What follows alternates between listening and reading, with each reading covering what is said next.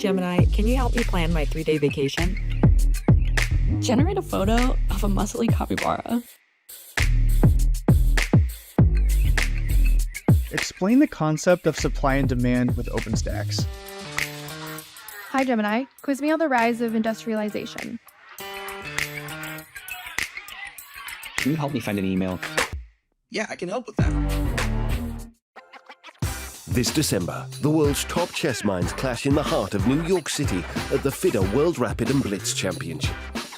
Witness world #1 Magnus Carlsen and other stars from across the globe. Rapid and Blitz, chess in its most thrilling form, unpredictable and unforgettable. Fast moves, tactics and blunders, and moments that will keep you on the edge of your seat. Witness the pinnacle of chess excitement. Get your tickets now at worldrapidandblitz.fide.com. This is the Google Pixel 9 with Gemini. And this is a look behind the scenes of a heated Fantasy League group chat, where Gemini's already made an image of a quarterback with noodle arms, a running back that's a snail, a Swiss cheese secondary, that's a new one, and now coming in hot, some wide receiver gloves made out of butter. Oh, let's see how they come back from that one. Still anybody's game, or anybody that has Gemini.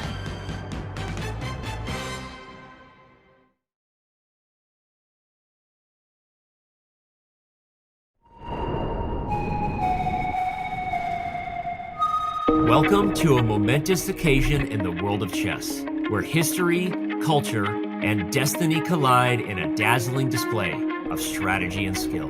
We turn our gaze to Singapore, the illustrious Lion City, a global crossroads where ancient traditions meet cutting-edge innovation and the world's bustling economic currents converge. Here, on this storied stage, the Chess World Championship unfolds, capturing the world's undivided attention. In one corner, we have Ding Liren, the reigning champion hailing from China, where a population over 1 billion stands behind him, fueling a relentless drive towards glory. Ding's journey embodies a legacy of strategic mastery and an unyielding pursuit of excellence. The road back to the World Championship has not been easy for Ding. This past year has been one of his most challenging, both on and away from the chessboard. Opposite him, from the shadow of the Himalayas, is Gukesh, the prodigious talent from India. Gukesh represents a new wave of chess brilliance from the subcontinent, leading a generation of extraordinary minds who are reshaping the landscape of the game. Since winning the candidates, Gukesh has been in top form, having one of the best ever performances at the Olympiad, where he and India won gold for the first time. As we watch these giants battle for supremacy, we are reminded of chess's rich history, a game that has transcended borders and ages, uniting diverse cultures in a single shared passion. From ancient palaces to the grand stages of modern arenas, chess remains a testament to the universal quest for intellectual triumph. In this grand spectacle, Singapore stands as the perfect host, a beacon of global unity, where every move and countermove resonates far beyond the chessboard, symbolizing the ties that bind us all. Prepare to witness a clash of titans, a celebration of strategy, and a moment where the world comes together in the name of the greatest game ever played. It is experience versus youth, Ding's unshakable resolve against Gukesh's unstoppable momentum. Who will emerge victorious as the 2024 FIDE World Champion?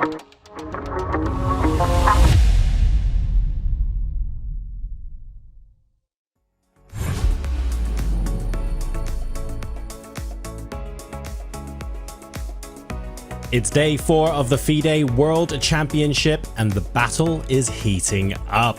Ding Liren's dominant start in Game 1 had us in awe, but the challenger held firm in Game 2 and delivered a stunning comeback in Game 3. Now, the score is level, and momentum could swing either way.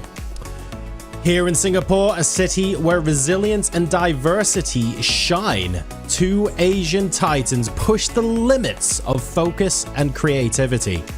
But perhaps only one will seize control in today's critical clash. The chessboard awaits. Let the drama continue. My name is John Sargent. Welcome to today's coverage of the FIDE World Championship. And joining me are Grandmasters Judith Polgar and Robert Hess. Judith, welcome back to the broadcast. Looking great. Well done on your travels. Glad that you're here despite the time difference. Very happy to have you again today.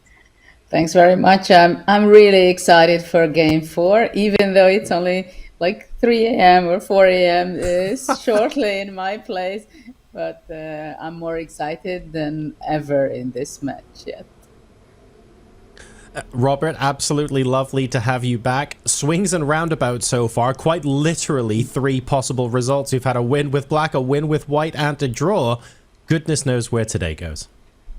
Oh, we can't be sure at all because Ding Liren has been in maybe a tough place in recent past, but he is 1.5. It's a tied match, so despite that defeated look on his face after Game 3, it's a new day, it's Game 4, and he does not have a deficit.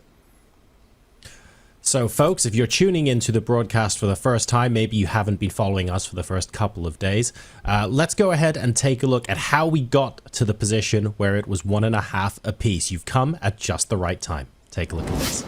Game number 3 of the FIDE World Championship is officially a go. Gukesh has made the first move. 1d4 from Gukesh, a pause from Ding Liren as he thinks, what does Gukesh want from me? H3. This choice, 7h3 from Gukesh, it's taking this game into unfamiliar territory. We might see a chaotic game. I am nervous for him. I mean, he's down serious time right now, and it's not just the clock. I think, in fact, it's the board that poses even more problems because he is not familiar and his opponent is. He has played the best move, knight b to d7. That was time very well spent by Ding Liren. Suddenly, I don't feel that there are such a huge dangers for Ding anymore. The last move played here, Judith, was a mistake from Ding Liren. We see the question mark, and the only proper reply that gives white the upper hand is this move e4. e4 has been played. It's Ding Liren on the back foot, and look at that, knight e6, the only move for black, and he makes a mistake here. He took on e4 first. I believe there can be equalizing the match before the free day. And knight e2 is on the board. Huge find from Gukesh. He's feeling good about his position. He has 1 minute and 50 seconds to reach move 40. 20 seconds for Ding Liren. You see he's confused. He doesn't know if he can capture that pawn on g5. He is super nervous. He has to make a move. I mean, he just has to. And he picks up his rook, and what's he gonna do? He hasn't moved. He's freezing. Oh my goodness. Back on the clock is Ding Liren to bishop h3, and f5 is played here. So Gukesh, he knows that he has the upper hand. It's now very clear. The evaluation bar is sky high, and for Ding Liren, he's probably not even going to reach move 40. Bishop f5. Look at that. Oh. Bishop f5. Wow, what a find. Game over. Gukesh Dommaraju equals the match. 1.5. I think we can hear some applause in the background, in the playing arena in Singapore. But Judith, wow, what a quick finish to that game.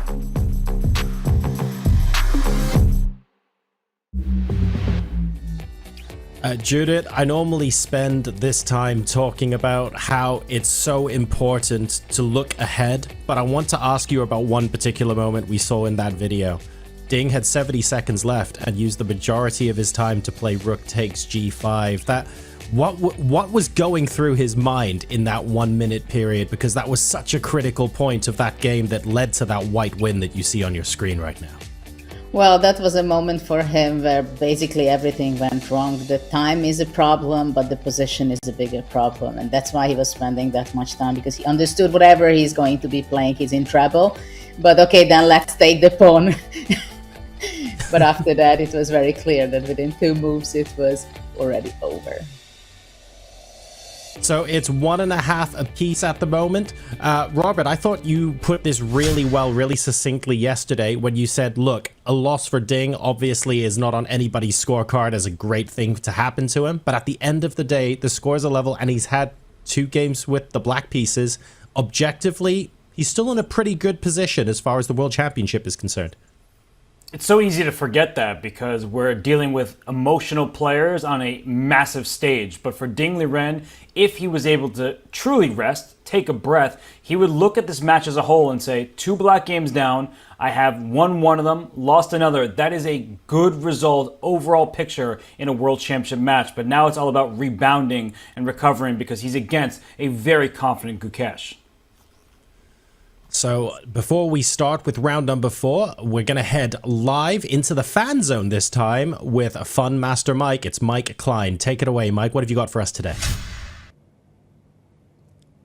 We are here inside the fan zone before round 4. And as you can see inside this plexiglass case, the trophy that's normally housed in here is missing. But you know what's not missing? All of the Indian vibes. As you know, Gukesh got his first win in round 3. And in doing so, all of the online Indian streaming platforms experienced record viewership. But that was far from all. We also had Grandmaster Vidit announce his engagement during one of the rounds. And the Singapore Open starts today. More than 40 Grandmasters are planning to compete, and that is led by an Indian. Grandmaster Ronak Sadhwani is the top seed.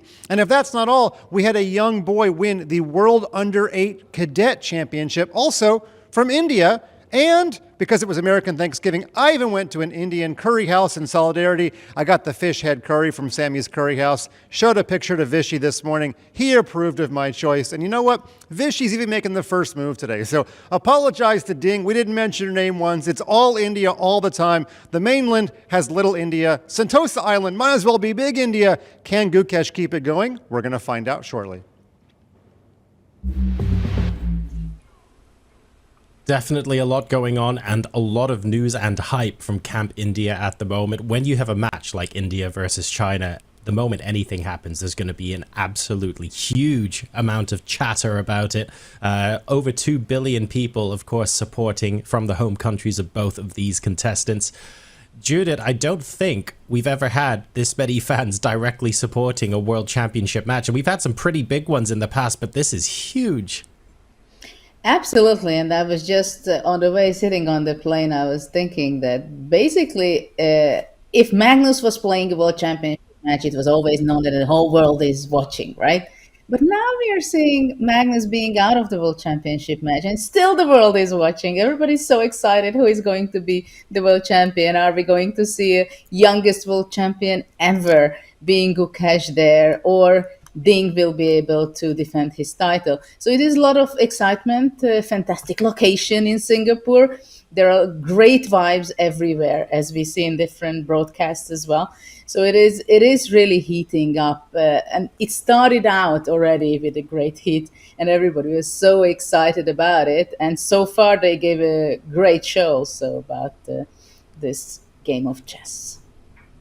And I want to latch onto that as well. If Gukesh wins the World Championship, Robert, I know it's way too early to be talking about that, but he would be not only the 18th World Champion, but the youngest ever World Champion as well. We're ushering chess into a brand new generation of players and people who are watching who have never followed the game before. This is a really exciting time to be involved in chess in general. Couldn't be any more exciting. I'm just actually shocked that I heard the words great vibes from Judith a moment ago. Like, I never thought I would hear the legendary Judith Polgar say great vibes, but I'm here for it. And I think the players both, they're back and ready. So Judith, thank you. That was music to my ears. Love it. Chatting with you guys before the show as well, guys.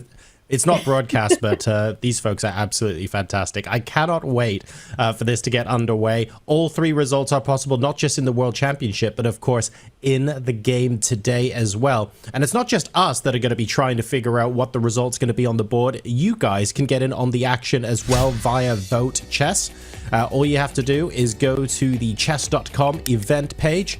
And once you click in there and you spot the current game from the World Championship, which is today's one, of course, you'll then be able to click into that, and on the top right of your screen, possibly underneath a TV screen, if we're live at the time, you should be able to see social.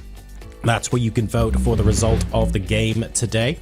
You can vote for a white win, a black win, or a draw, of course. And if you get your prediction correct, you can be one of 20 people who will be winning some pretty delicious prizes heading into the rest of today. The top prize is $400 worth of Chessable course vouchers, so an awful lot on the line, and all you have to do is go ahead and use the vote chess function on chess.com. We can see the votes already coming in. Draw is currently winning the vote, but Gukesh winning is not too far behind, so we'll see if Ding can mount a comeback on the vote front as we move into the games soon rather than later. You can see just over 5 minutes now until the first move is played. Wow, I've just noticed how dark the playing hall looks from outside the plexiglass, and then as soon as you go to the camera inside, it's so well lit. That's not the playing hall, right? But that is absolutely beautiful where everyone is sat. Robert, your thoughts on the atmosphere live in Singapore?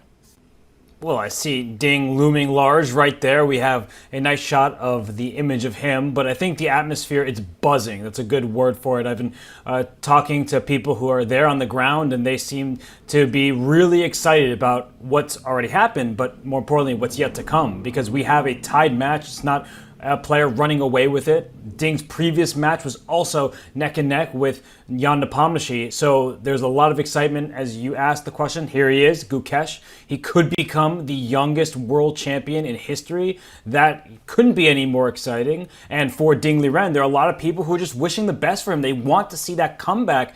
And it's funny because you say comeback. He hasn't lost the world championship title, but yet the last year and a half for him, it seemed quite negative. So we'll see if he can come back in a positive headspace, considering he just lost right before the rest day. And you mentioned that the last year hasn't been Ding's greatest. We've had examples before where world champions have been in slumps and then they've gone on to play the world championship match. A quick word, Judith, on whether we think a couple of draws here might actually be good for Ding and make Gukesh even more nervous, because Gukesh coming into the World Championship, maybe he was expected to be on better form. Well, we can speculate what is the strategy of Ding in the match, but of course we also see that Gukesh is extremely stable. He's losing a game, he's going to say roughly the same very confident things. If it's a draw, he's going to say the same thing. If he's winning, he has a much bigger smile on his face, and he's saying similarly. You can see his strengths, his stability. So going back to Ding, I think it's a very big question what he has prepared for the next game here, because we also see that the opening does matter. Even if for non-professionals, it seems like it's nothing special. A pawn move here, g4, a pawn move there, h3. The other one is a5, which we've seen some of the critical moves in game 1, 2, and 3. But it does make the opponent think, and they think a lot, and in that case, they can get in time trouble and time issues, as we've seen for Ding. It was part of this match very seriously. So I'm very curious what his strategy in the opening right now, and also in his mindset, whether is he okay to go for a draw or not. Welcome for All right, the ladies and FIDE gentlemen, World this Championship. is Maurice Ashley introducing us to round 4. Let's listen in. The Aquarius Hotel at the luxurious Resort World Sentosa in beautiful Singapore. I am Maurice Ashley, and it is my distinct pleasure and special privilege to introduce the two gladiators who will be competing for title of World Chess Champion. First, the challenger from India, Gukesh Dommaraju.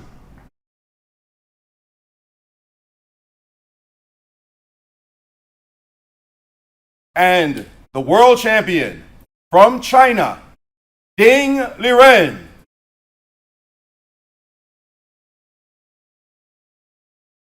The match is currently tied at 1.5, 1.5. The players have played fantastic fighting chess, regaling fans, millions of fans around the world with their fighting spirit, with their determination. And this match, this much anticipated match, has truly lived up to its billing. We have had a treat so far. And we have a special treat today. Two trailblazers, role models, mentors, and ambassadors of the sport who will make the ceremonial first move. First, she made history in 1993 when she became the first woman from Asia to gain the title of Grand Master. She is currently a FIDE vice president, and the president of the Chinese Chess Association. In 2019, she was inducted into the World Chess Hall of Fame. She is a 4-time women's world champion from China, Grandmaster Xie Xun.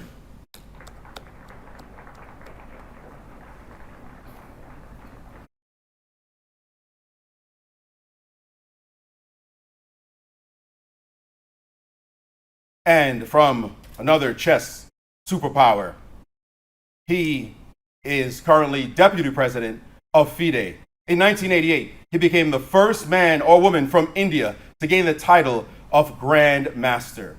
He is a 2-time World Cup winner, and he is almost single-handedly responsible for inspiring a generation of Indian superstars as they have scaled the mountaintop of world chess, including one of players here today. Indeed, a great talent, following in the footsteps of this man, a 5-time world champion from India, Vishwanathan Anand.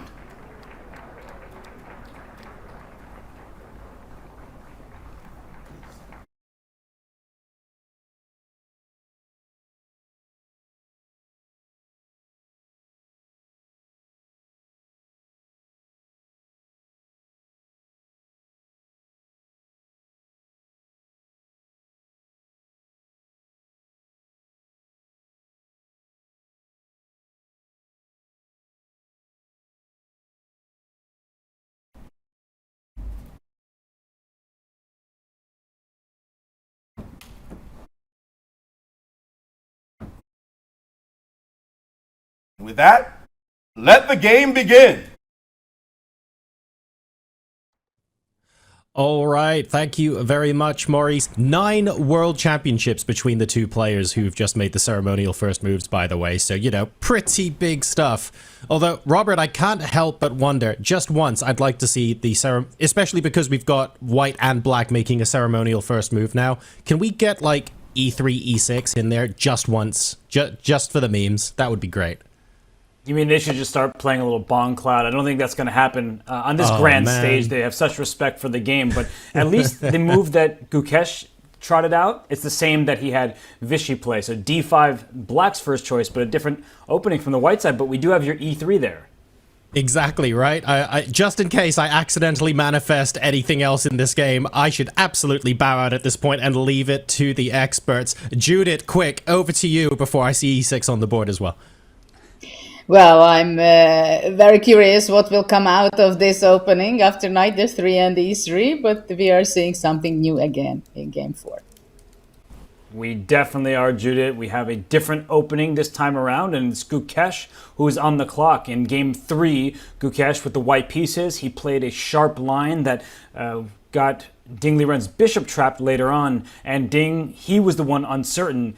It's not like this is some kind of sharp opening, right, Judith? At this early turn, it's just the second move of the game. What Gukesh is really doing is just thinking, what does Ding Liren want from me?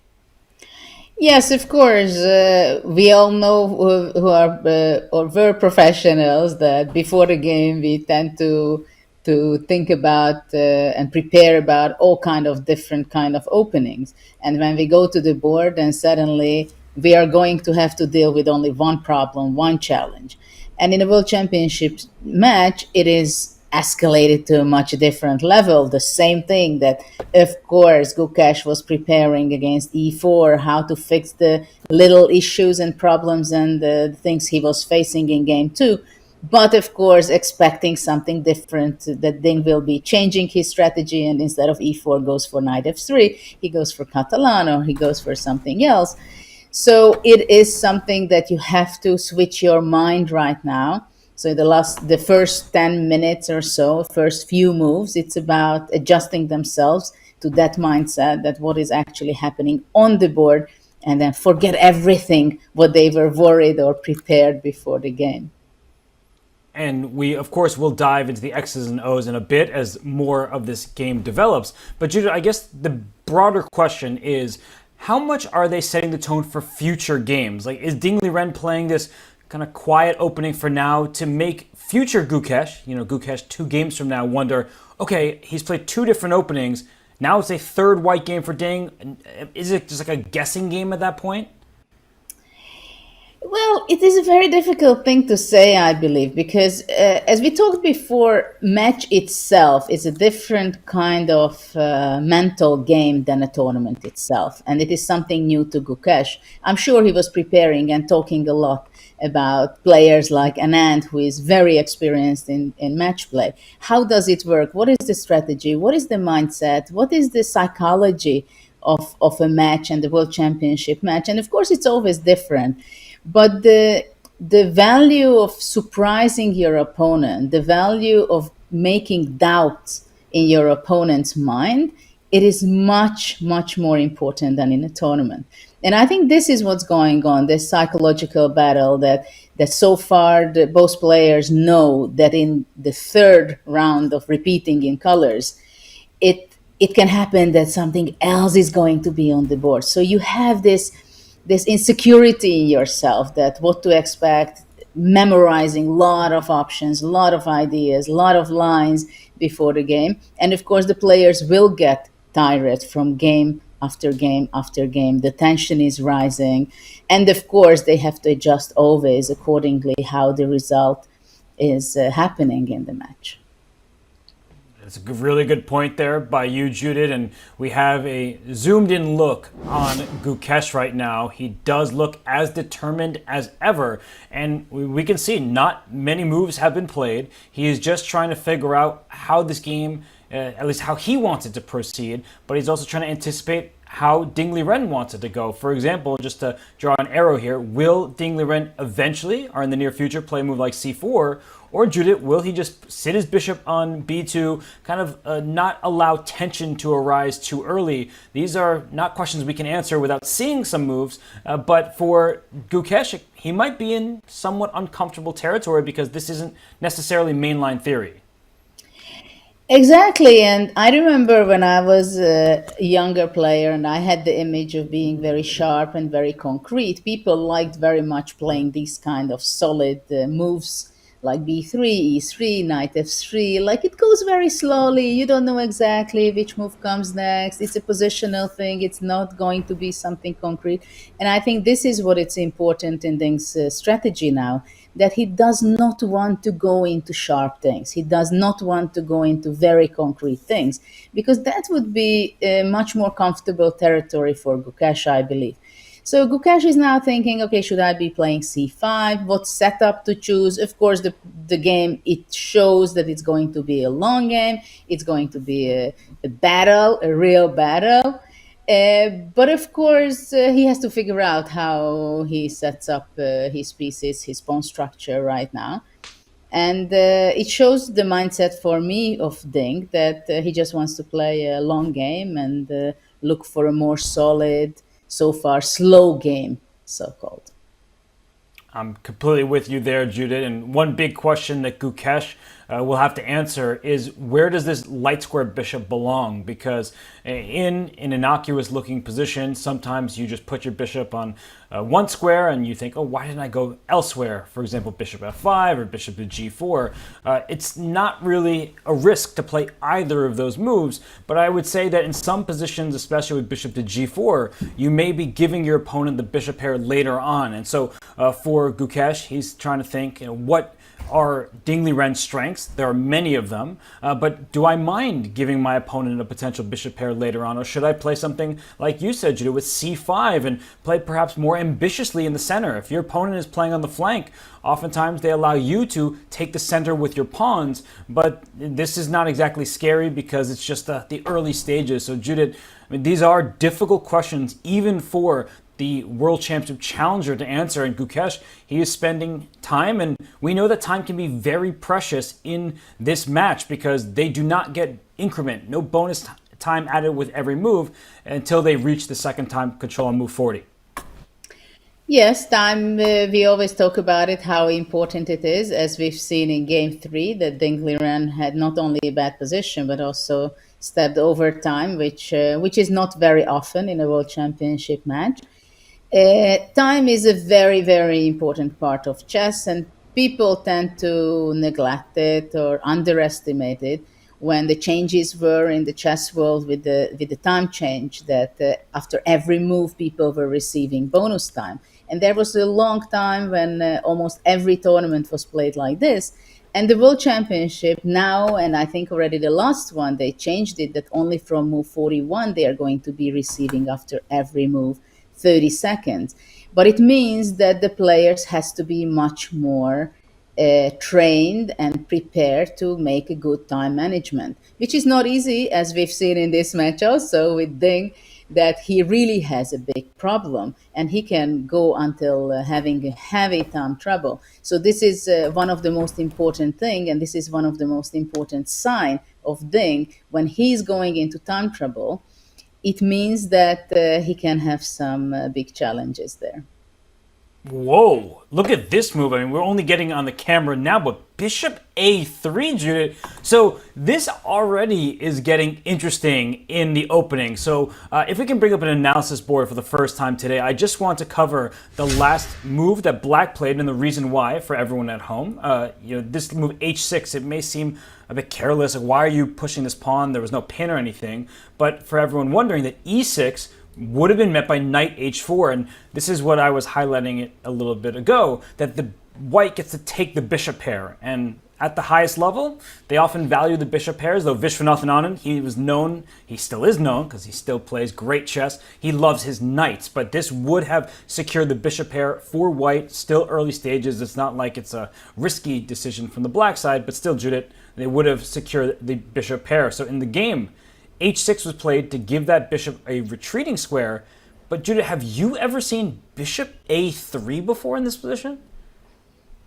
No, I'm also kind of surprised. The first thing comes to mind that probably it's Ding's second idea. Rapport is famous for all kind of non-expected moves like this. So I have a feeling that the Richard's hand is in this preparation as well. Very unusual. So the idea is, I guess, that first of all, Black cannot play c5 to start with. And if Black is going to push the e-pawn, then there is an exchange, and then the king cannot castle properly. Of course, artificially, that with extra moves, it can get there. The king, after e6, bishop f8, the king takes, king goes to h7, and the rook comes out. But we are already seeing something original, something little unusual, and we are just in move 5, right? So this is what chess is about these days, that how can you surprise your opponent, not necessarily that you're going to get a great advantage, but you make a surprise, you analyze at home, you know the ideas, you just change a little bit, but it means that your opponent will spend a lot of time on that because it has to be taken care of, right? Black has to take decisions. Should he go maybe even g5 and go bishop g7? Of course, he will not play g6 with having the bishop on f5. Or is he really going to go e6 and then no big deal, but okay, then he's going to spend extra 10 pieces for castling? Or should he go knight bd7 and try to play c5? But after c5, usually the knight wants to be on c6. So there are small details about it, and in every move you can spend 5-10 minutes, and it can eat up your time. And Judith, you just discussed a number of different variations, and that is exactly what is going through Gukesh's mind. Is this the line I should play, or is that? He has not seen this before. I strongly believe that, as you mentioned, Richard Report, the second for Ding Liren, he came up, he cooked this up at home, and now he's like, look at Gukesh, looking away from the board, trying to understand what his opponent and his team of seconds want out of this position. And you mentioned g5, and what Gukesh said after the first game is g4 when he was white is not a move you play without preparation. You disagreed with that because you are known for throwing your pawns forward and being ambitious.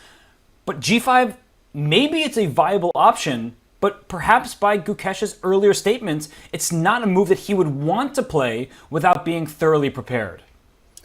Yes, of course, I mentioned it because as an alternative, and if you're at home preparing, obviously you may look at these kind of moves, especially in preparation using the engines these days. It can be a very natural and a move that you consider.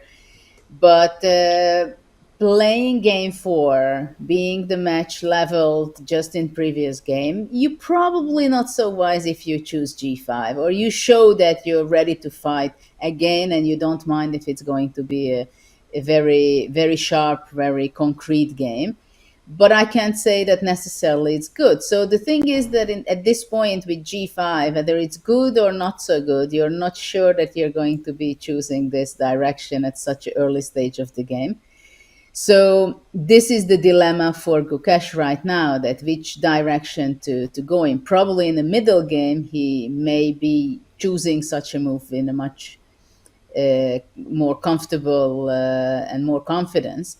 But now he has to think that, well, probably it's better if I play more solid with black, game 4. But I'm very curious how he's going to be continuing the game right now. And I just want to put a few things on the analysis board, because for Gukesh, some difficult decisions lie ahead. The first thing that Judith pointed out for all of us is that if black tries to play e6, this was the point of bishop a3, you capture on f8, and no matter how black captures back, you lose the right to castle. So king takes f8, sure, the king seems safe enough for now, but it takes some time to get the rook on h8 back in the game. You can see the evaluation bar saying just ever so slightly better for white, but it's far more comfortable, at least psychologically speaking. So e6, not what you want. And Judith, the other main idea that you mentioned, knight d7, trying to go for c5, I think that white could even consider striking with c4, and then black has this annoying problem again. You want to play e6, but then bishop takes bishop on f8, and castling won't be the most natural or easiest. And if you play c6, well, didn't you want to just play c5? So you can't really accomplish both at the same time. So it's not the biggest deal in the world, at least not at this individual moment, Judith, but these decisions, they really take time to figure out for Gukesh. And we see Ding Liren, he's back there eating, he's snacking, and he's making sure that he is fully energized for the battle ahead. Yes, it's kind of a good sign for him that he feels comfortable. He knows exactly what's going on. He's under control so far in the position. And probably he's kind of happy to surprise at such an early stage his opponent by playing bishop a3. I was just wondering, that after bishop a3, is it possible to play c5 anyway? Oh. Just okay, to so say, I'm just going to bite. Okay, you take I'm it. Gonna do it. What else? You know I'm going to take it. I want you to show me, what ambitious play you have in store. I had in mind just simply to play queen c7, attacking the bishop, and then later on push it with b6, so the c2 pawn can be under attack. Going right. See, I am scared about the c2 square with the bishop, because in game 3, that was Ding Liren's downfall. So what if I move back? You're just going to take on c2 with, I guess you walk into a pin if you take with the bishop, queen c1? Well, probably it's overestimating my options here with playing c5, because I do get back the pawn, but white will have a very nice position after queen c2. Probably just capturing and then playing knight c3, and white has a beautiful position. With knight b5 ideas, and if you leave that bishop there too long, jokes aside, that bishop will get trapped with d3, and it's not getting out from the c2 square. Okay, so this was a morning joke only, so knight bd7 played, supporting the idea of c5. Judith, what's interesting about that c5 pawn sacrifice, which we now know hasn't happened, is sometimes when players are uncomfortable, even at this great stage of the World Championship, they do make a move that lashes out, that they're like, at least I have some play and I feel a little bit more confident, because sitting passively, not that that's what Gukesh is doing, can be greatly challenging for these top players when they feel like their opponent is in a comfort zone, maybe playing for 2 results. It's too early to talk about a specific result, but the point is that a move like c5, a move like eventually allowing white to capture on f8 and black doesn't get to castle, as long as you get some activity, I think players tend to feel a little bit better about that than sitting quietly and just waiting for what the opponent is brewing. Well, activity is very important. The higher level you go, the more the players will give for having an active play. Most of the players or top players, they would give even a pawn for that, to have activity with their pieces, right? To have their great location, winning time, and of course, it means if you can have your pieces very active, as in most of the games you will see in Gukesh's games, it can serve you well. That's clear. I also always loved when my pieces are very active, and I was ready to give sacrifices for that. And but for now, of course, things are going very slowly. I was wondering that probably d4 can be the next move. What do you think? Stopping black from playing e5? Taking away E and C5. And before I respond to that question, I'm sorry to do this to you, I'm going to throw one back to you. Are you surprised that Ding hasn't moved yet? I mean, knight d7 is a very logical reply to bishop a3, so why do you think that Ding Liren has paused at this moment? I mean, he must have studied this exact position at home. Well, maybe there are several options which he considered that he can play. d4 is possible, c4 is possible immediately as well. And it gives a little different game, I believe. For now, of course, Ding has a lot of time and he can think. I think if he would be playing immediately, it would be more of importance of psychologically, that he shows to his opponent that I know what's going on, I'm prepared, I know what I'm doing. But maybe he's just going to take 1 or 2 minutes and then he's going to be deciding and making his move. Of course, you're absolutely right. Knight bd7 cannot come as a surprise at this point, because it's the most natural move to continue black's play, because he keeps the option for c5 and d5 as well, which both are very tempting. Yeah, well, we're getting word that Arturs Nixons, the popular commentator, grandmaster from Latvia and coach of Gotham Chess, Levi Rosman, he has had this position from the black side, slightly different with pawn on h7 rather than h6, but still many of the same principles apply. And in this game, you know, we are waiting for Ding Liren after castling to decide which pawn to push.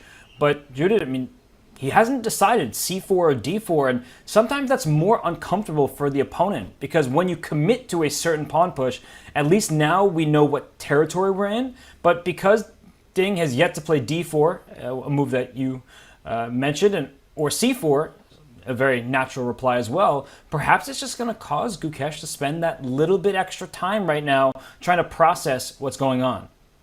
Well, so far, Gukesh was not spending incredibly a lot of time, but at least it's a good start for Ding to show that I know what I'm doing, I have my preparation, I surprised you again. And we can say that this is out of the 4 games, 4 times we've seen surprises. So all the players who are playing with the white color, they do make the surprises towards to their opponent, which is already a small gain in the beginning of the game. And we'll see whether it will be further little psychological gains for Ding. But this is definitely a good start. It was the same story in game 2, where he posed little problems and inconvenience position for Gukesh. The only thing is that Gukesh solved it very well, how to handle it. But so far, they are well prepared and they know somehow how to surprise the opponent, which is very important. It is critical in this kind of match environment. And Judith, I know it's early for you, at least in terms of the time zone, but you're always a fighter, I know that. So I'm going to ask a question in your style. The knight went to d7. Is c5 a move that we actually want to play, or is Ding Liren goading Gukesh, saying, come on, make that move, knight d7 step 1, c5 step 2? Let's bring up an analysis board, because I do want to ask, you know, c5 seems to be on the agenda, but as you pointed out, the black knight on d7 would prefer to be behind that pawn on c6 to challenge more for the center. But is there an immediate drawback that you see for black playing the move c5? We see e6 on the board. Gukesh played that. I don't see a problem, really. I think probably white would be going c4 and then only later to play d4.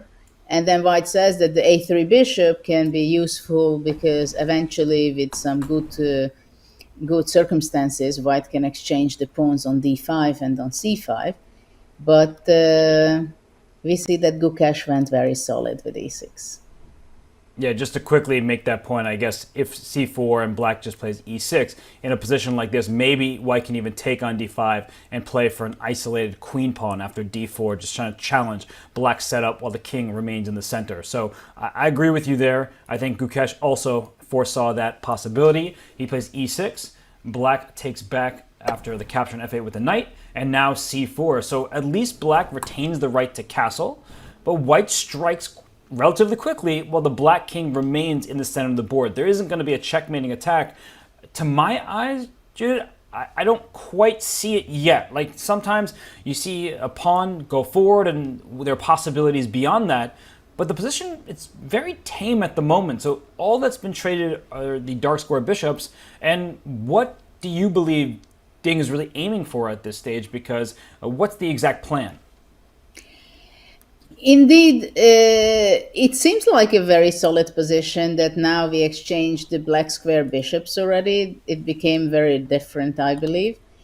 I would think that there are several ideas for white. It could be, first of all, the question is where black is going to be moving his knight from f8. Is he going to move forward to g6 and keep it there and castle? Or which I would think it's more logical to go back to d7 where it came from, because somehow it will be better placed, supporting c5 and stuff like that. At the same time, I'm thinking whether white will play d4 or not, because I would vision white would be playing knight c3, let's say. Also, he might be bringing his queen to b2, possibly.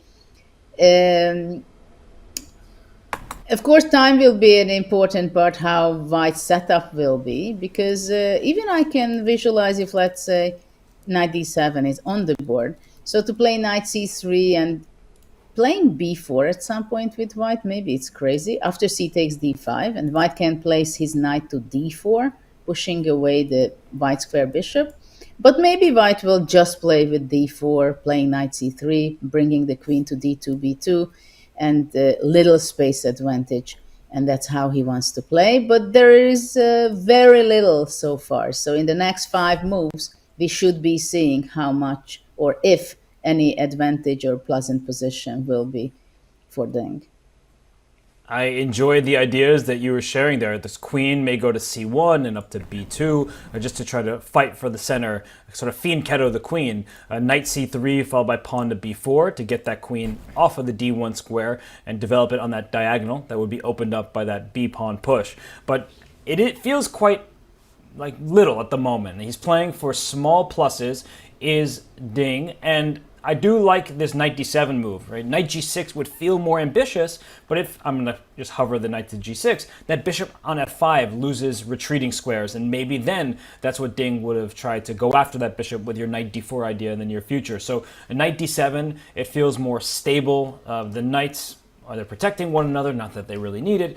Every single piece that could be attacked, at least in the immediate future, is safe and sound from Gukesh's perspective. So I like your b4 idea. That's what sticks out to me the most.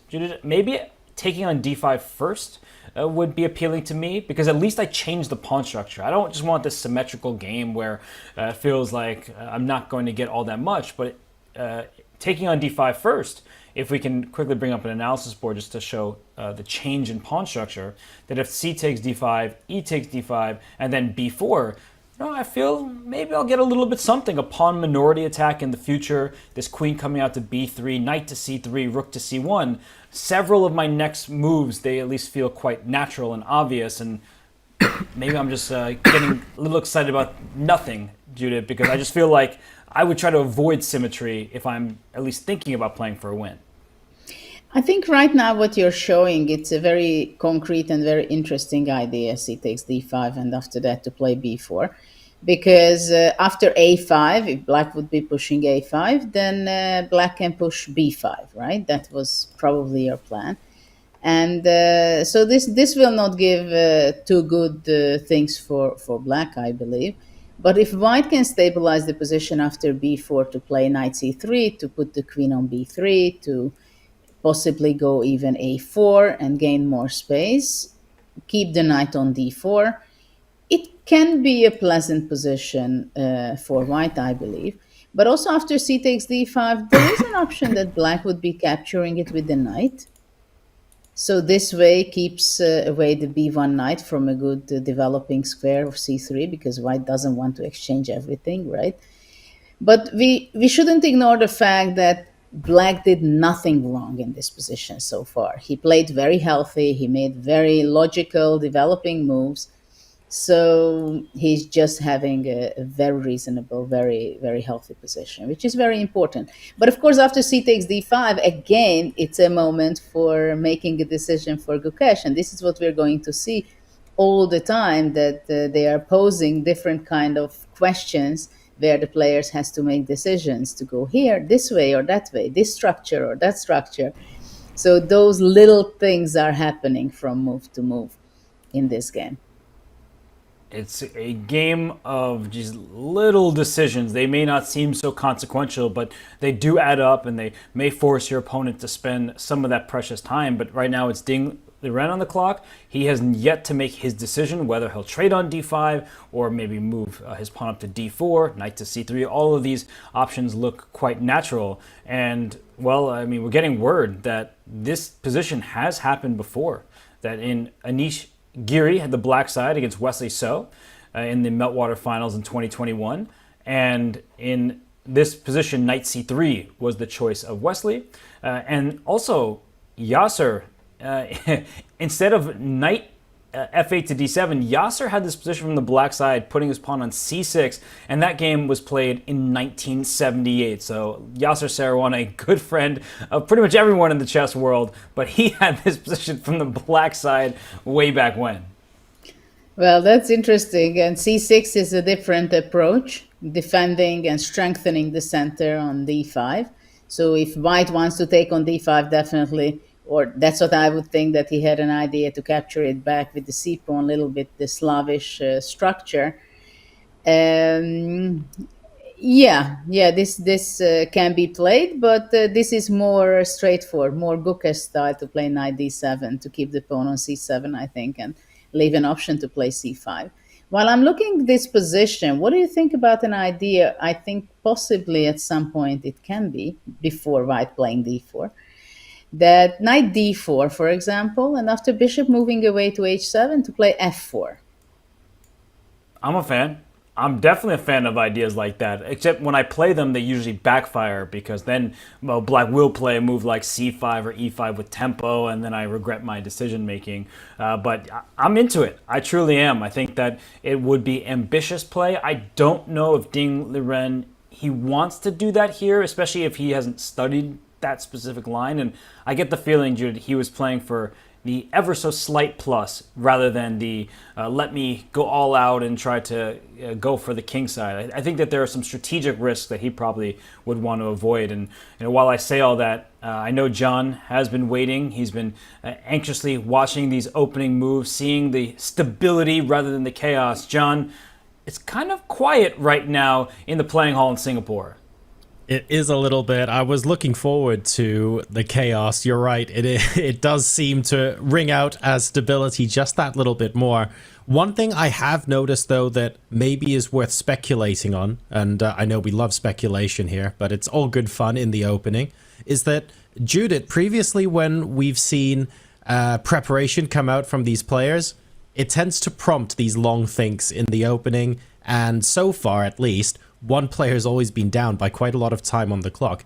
In this instance, it was Ding Liren who played bishop a3. Feels like to us that he's relatively prepared for what's going on, but he's the one thinking, and he's only 5 minutes ahead on the clock. Can we read into that at all? Well, maybe we can say that this is the first game where in time they are very close to each other, even though that Ding made a surprise to Gukesh. But Gukesh was able to handle it very quickly. He didn't have to think too much of his time. It was basically strategic questions, how and which way and which direction he's going. I think he starts to get into this match mood where I'm pretty sure that the experienced 5-time world champion Anand, who is very close to Gukesh, was telling some ideas that the world championship match is very long. It's 14 games, so you don't have to burn bridges. You can go slow and very modest. Look after your pieces, and if you can choose in the very early stage in the opening, very sharp or very modest when you get a surprise, obviously it's good to consider to go solid. And this is what Gukesh is doing. You can see that he was handling this challenge very comfortably so far. And Robert, there's almost something else implied in that as well, which is if Ding Liren has played something that's a little bit unexpected, that's definitely in preparation, and Gukesh has responded quite quickly, and he's showing that he's settling into the match, saying, look, I don't have that much experience in match play. I'm also the challenger here. I'm not the world champion, but I'm more than capable of handling anything you can throw at me.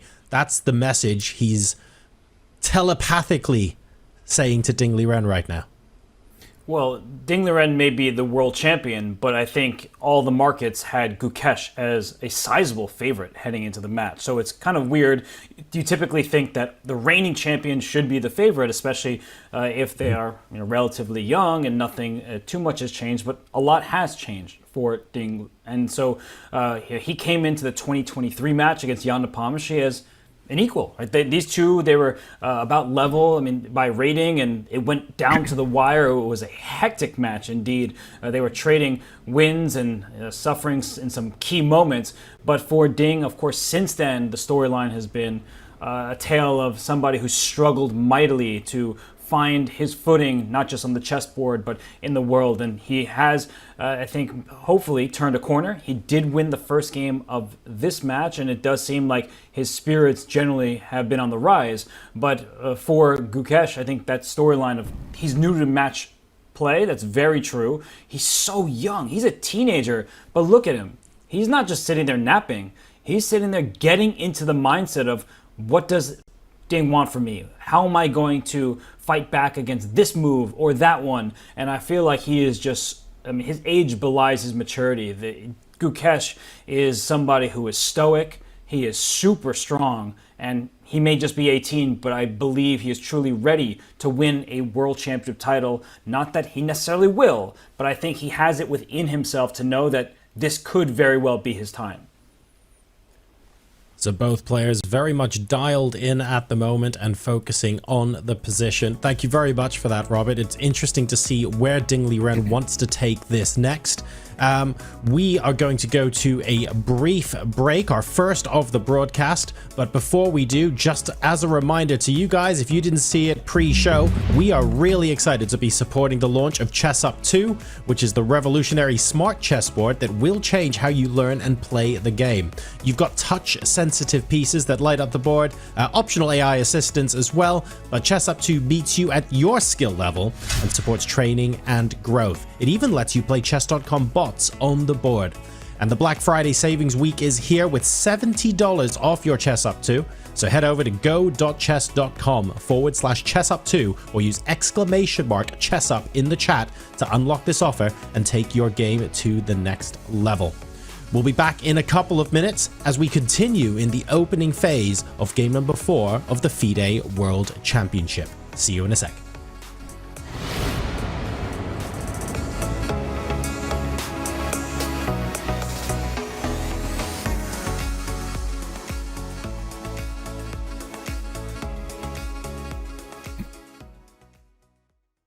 Has this ever happened to you? Oh, shoot. Another mouse slip. What about this? Oh, well, holy bishops en passant. I think I'm getting carpal tunnel. If only there was a way to play online chess with a real-life board. What if I told you you can with Chess Up 2? That's right. With Chess Up 2, you can now play over the board online. Wow. Simply connect your chess.com account to our state-of-the-art Chess Up 2 and get a game started. Every time you move, our revolutionary board will transmit the data online directly to your opponent. And as soon as they move, squares will light up, signifying which piece is going where. Well, shucks. This Hikaru guy seems pretty good. With chess up 2, mouse slips and sore wrists are a thing of the past. My carpal tunnel is gone.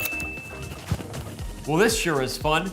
I'm playing online against my new friend Hikaru. Who needs a family?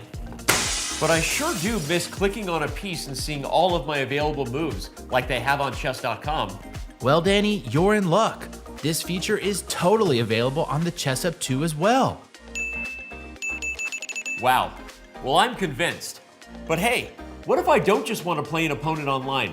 What if I want to use one of chess.com's other great tools? I thought you'd never ask. With Chess Up 2, you can fully take advantage of the chess.com integration by playing bots, analyzing your offline games, and even using our optional AI assistants to visualize the quality of moves with color-coded hints. Well, holy Chess Up, you did it.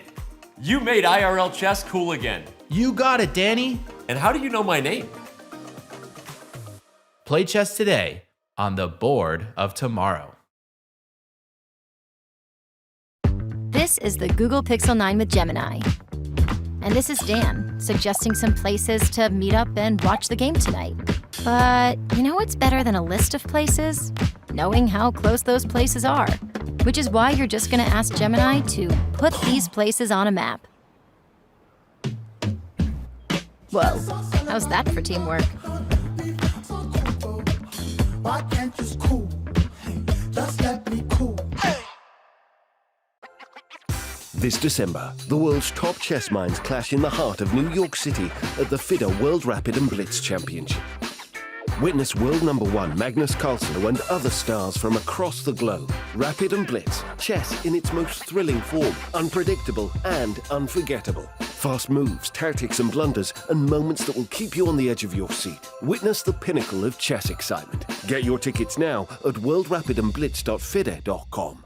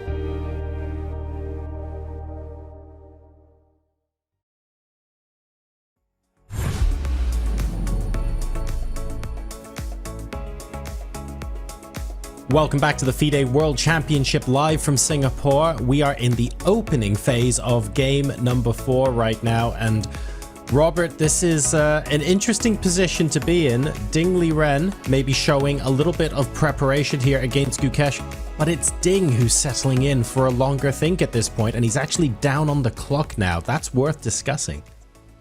Yeah, the position is quiet, so it's not like they need all this time to figure out will there be a sacrifice or a checkmating attack. Perhaps Ding is just thinking, do I want this game to end peacefully? I don't think that he can force a draw, but he can just make sure that nothing exciting will happen if he so chooses. So let's take a look here. We've had the knight, of course, go out to d7, capturing on f8. So Judith, crucially, keeping castling rights for black, and then calmly moving straight back to d7 and saying, here's your tempo. What do you want to do with it? And white has some decisions to make here. Well, indeed, white has to make some decisions, not big ones, but strategic decisions, I believe, to play d4, to play c takes d5, to play knight c3, to go knight d4. And so he has to make a plan, and which is surprising to me that Ding is he did not make a decision beforehand. He didn't have a plan, or as it's not such a concrete position, probably he does choosing from the different plans, and he decided to go knight c3, not to make committal move with the pawn on d4, I think he might be still happy to keep that place for the knight. And only after black is playing c5, let's say, only then he's going to be playing d4. That makes perfect sense to me, and I think that the one downside of starting with knight c3 rather than capturing right away, while we're often taught to keep tension until it favors us to release the tension, that after c6, that we may enter a position where we could just have a symmetrical pawn structure. And when there's symmetry, it means that you're fighting for the same files. It doesn't mean that you can just play and try to get some kind of ambitious ideas going. Oftentimes in a symmetrical position, it's just a quiet maneuvering affair. So for you, Judith, from your perspective, do you think that Gukesh is just going to play a move like c6 and be ultra solid? Or will he say castle first? I don't see tremendous risk in these decisions, but white may be preparing to take on d5 because, as you mentioned, that if the knight were still on b1, black would just take back with the knight on d5 and keep that white knight at bay. Now that the knight is already out on c3, your ideas with b4 and queen b3, they definitely are at the forefront of my mind. Yes, there are decisions to be made by Gukesh, but it's not such a huge ones, right? So, for example, even queen e7 is possible. Just a little bit stopping white from thinking about moves like b4 in the near future. c5, it gives a completely different structure. I'm not sure how much Gukesh is so comfortable there. I think this is what Ding is aiming for, that after c5 he can capture on d5 and then to play d4 and hoping for an isolated pawn kind of position. And I think right now, really Ding is trying to steer the game in a position where Gukesh does not feel so comfortable. This is the main goal of Ding. It's not to get a great position, great advantage. No. That would be too optimistic. And that's not the point. The point is that somewhere he can play and maneuver a long game and try to provoke his challenger a little bit and steer the game in a position where he just feels very good. I mean, this position, what we have on the analyzing board, I think it would be like a fantastic achievement for white. So this is the thing that Ding is trying to get the position where he can enjoy himself a lot. And black is very much under control, castle. So they both developed already, both sides. That's why knight c3 was kind of very logical and I believe an important move. So let's see how Ding is going to be continuing. I think he will withhold the move d4. Because after d4, black can go knight e4, which is a great spot for his knight in many cases. And for this kind of structure, the knight on d7 stands perfectly fine because many times it can support the e4 knight with the knight d7 to f6. I'm with you there, Judith, that d4 may be a bit premature. I'm not really sure, if not for d4 in the live position. I mean, c takes d5, I keep repeating it. I feel like a broken record that at least this changes up the pawn structure. It makes a small imbalance of having black with only one central pawn, white with two of them. So if we just show that c takes d5, black can take back with the knight, but I think taking back with the pawn is just going to illustrate my point. And then in a position like this, you and I were talking about this a little bit earlier, that black has this c-pawn, white does not have a c-pawn, but white does have an e-pawn instead. So we have at least an asymmetrical pawn structure with chances for white to play along the c-file to get this queen out, maybe rook f to c1, and just hint at the queen side being advantageous for white. Generally speaking, I quite like this kind of play with white to take on d5 and play b4. At the same time, maybe white wants to play more solid to go rook c1 immediately to keep the tension and still asking questions from Gukesh. Are you going to play c5 after all, or you want to really go to c6 or queen e7? It's also a possibility for white, I believe.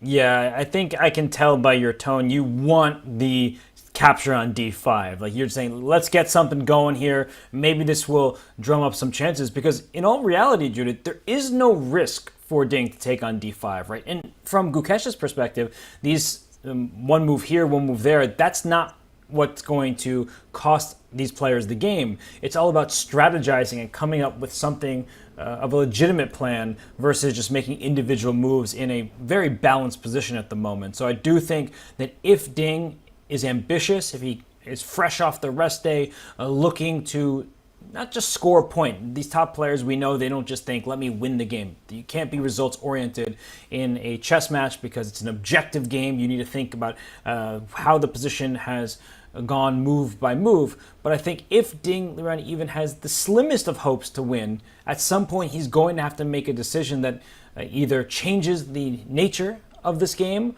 or perhaps does what you said earlier with like a knight d4, pawn to f4, just throwing some pieces forward. Yeah, I mean, knight d4, f4, I would like to have. If I have an extra 3 tempo more, probably, then I would be more comfortable with that. So far, the most straightforward plan, I think, is still c takes d5 and b4. This is what something that comes to my mind. But I can be too concrete myself. I was not playing these kind of structures with white at all, and even with black, I was not really going into these kind of positions. It usually is very slow. That things are happening in a very slow manner. Move here, move there, maneuvering. You're placing your pieces in there, and then little changes all the time. After c takes d5, e takes d5, and b4, white has a very straightforward plan to bring his queen to b3, to play a4, to possibly, as you said, bring the rook to c1, f1 rook. So that seems to be a very, very possible continuation for white. So this is a big question, whether is he going to be playing solid, very solid, or just more actively solid. And there's this expression that I often resort to is the side that controls the pawn breaks is often the side with the advantage. And if we can bring up the analysis board again quickly, that if after CD, ED, this pawn on E3 it's really hard to get to. But after white plays B4 and does go forward with these plans on the queen side, if black ever plays C6, we can see white use this pawn minority attack idea and play b5. So it does feel like, and we just saw Ding capture on d5, it does feel like white does have a little bit more control of the queen side than black will get of the center. The center seems very sturdy from Ding's perspective. So this does look like, and he has played b4, Judith, we may be in for I'm going to speak for myself, that I think we're going to be in for a longer battle than I initially thought, because I did think that he might allow some symmetry and a peaceful game. No, Ding Liren says, I'm going to go with these ideas that we've been talking about, and now it's up to Gukesh to find the correct continuation. And Judith, I'm going to pass the baton over to you. If you were handling this position from the black side, I think a number of moves come to mind, but ultimately, what plan do you think that Gukesh is going to aim for? Well, first, I want to say that I like the approach. I like it that Ding decided to take c takes d5 and b4, because it's a very straightforward decision, and goes for some strategy, gaining space, which is very important in this kind of game and structure.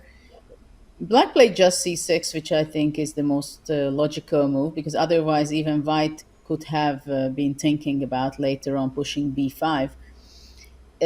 So after c6, I think a5 is something that black considers at a later stage for sure. The queen most likely going to be placed on e7, I believe.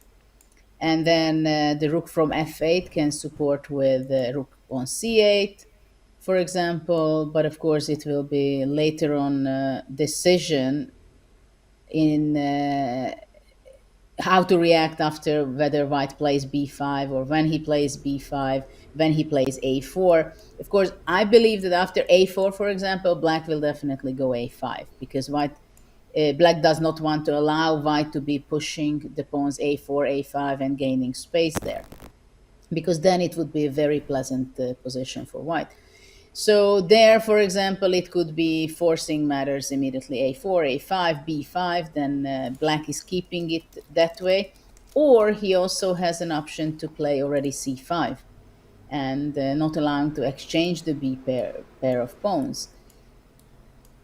Yeah, after b5, I think c5 is also quite a reasonable move. And because already here after d4, black can be pushing c4.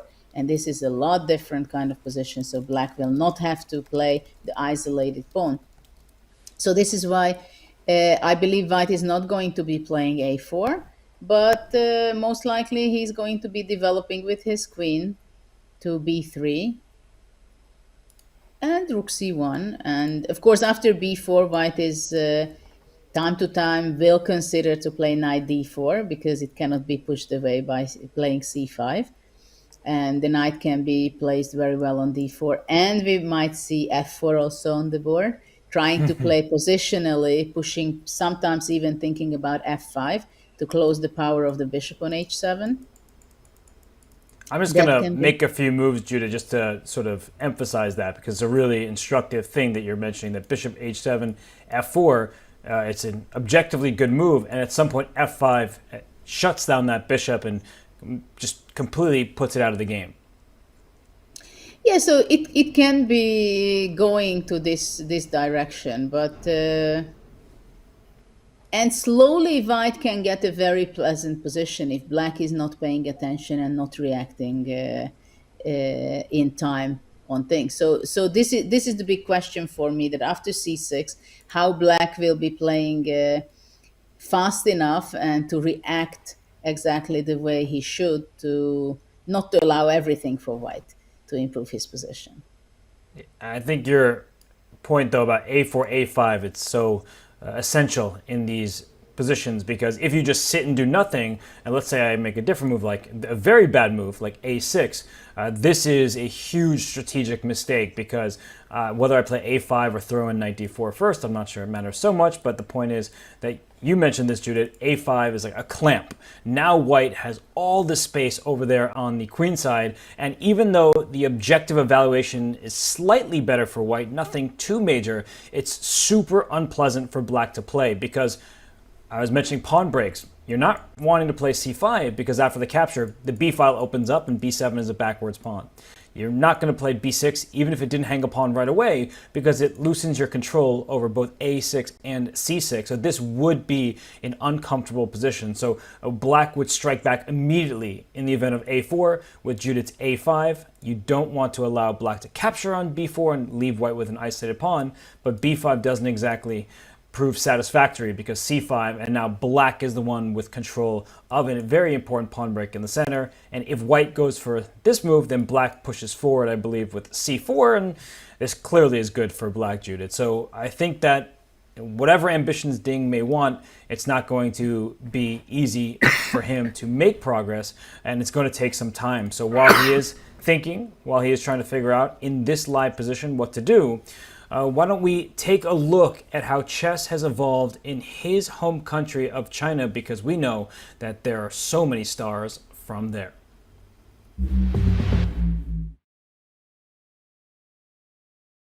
Played chess for a millennia, but perhaps not the form you're familiar with.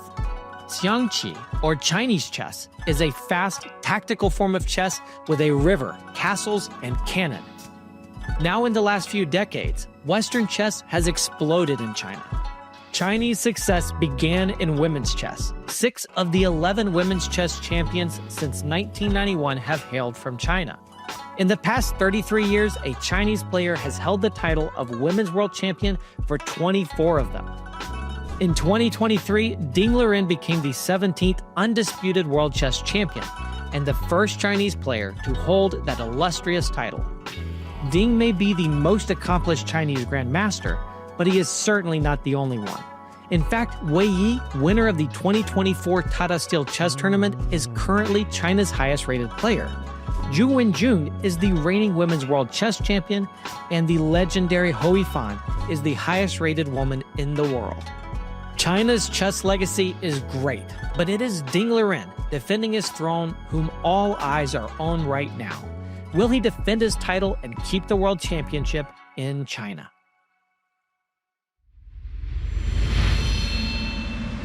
There are so many superstars on the chessboard from China. Ding Liren, the world champion, he, of course, is chief amongst them. And Judith, there was a mention of Shangqi, or Chinese chess. I really enjoy that game. I've actually played against Rustam Kazimjanov and some others over the years, just for fun. I don't pretend to be any kind of expert. Have you ever dabbled with Shangqi? I've seen it people playing when I was visiting China for educational chess purposes, but unfortunately I never tried to play it. It seems to be more complicated to me, maybe because I'm not playing it and I don't know exactly how it's done. But I know that in China it is very popular, and of course I was even in a small club or restaurant where everybody was playing, so it was very authentic. It was very nice. But I hope I can try it one day just to experience it. What is the magic in that game? I think you have to approach it and just have fun, because what happened to me the first time I ever played, I was in high school and someone's like, oh, you're good at chess, like I'm going to challenge you to Chinese chess, and I'm here thinking, oh, it's pretty similar, but there's a river in the middle, there's a cannon that like jumps all over the place, over pieces, so it's a different game. Just have fun with it if you do try. But on the chess itself in China, I've only been once, and it was many years ago now, but I remember visiting a chess school and seeing how studious everyone was, but also just like how the coaches were loving, and they really provided binders of chess openings and positions and really dedicated themselves to bettering all the students. I mean, what has your experience been like? You said you've visited before, and of course it's now they're brimming with excitement given that Ding Liren is playing this World Championship.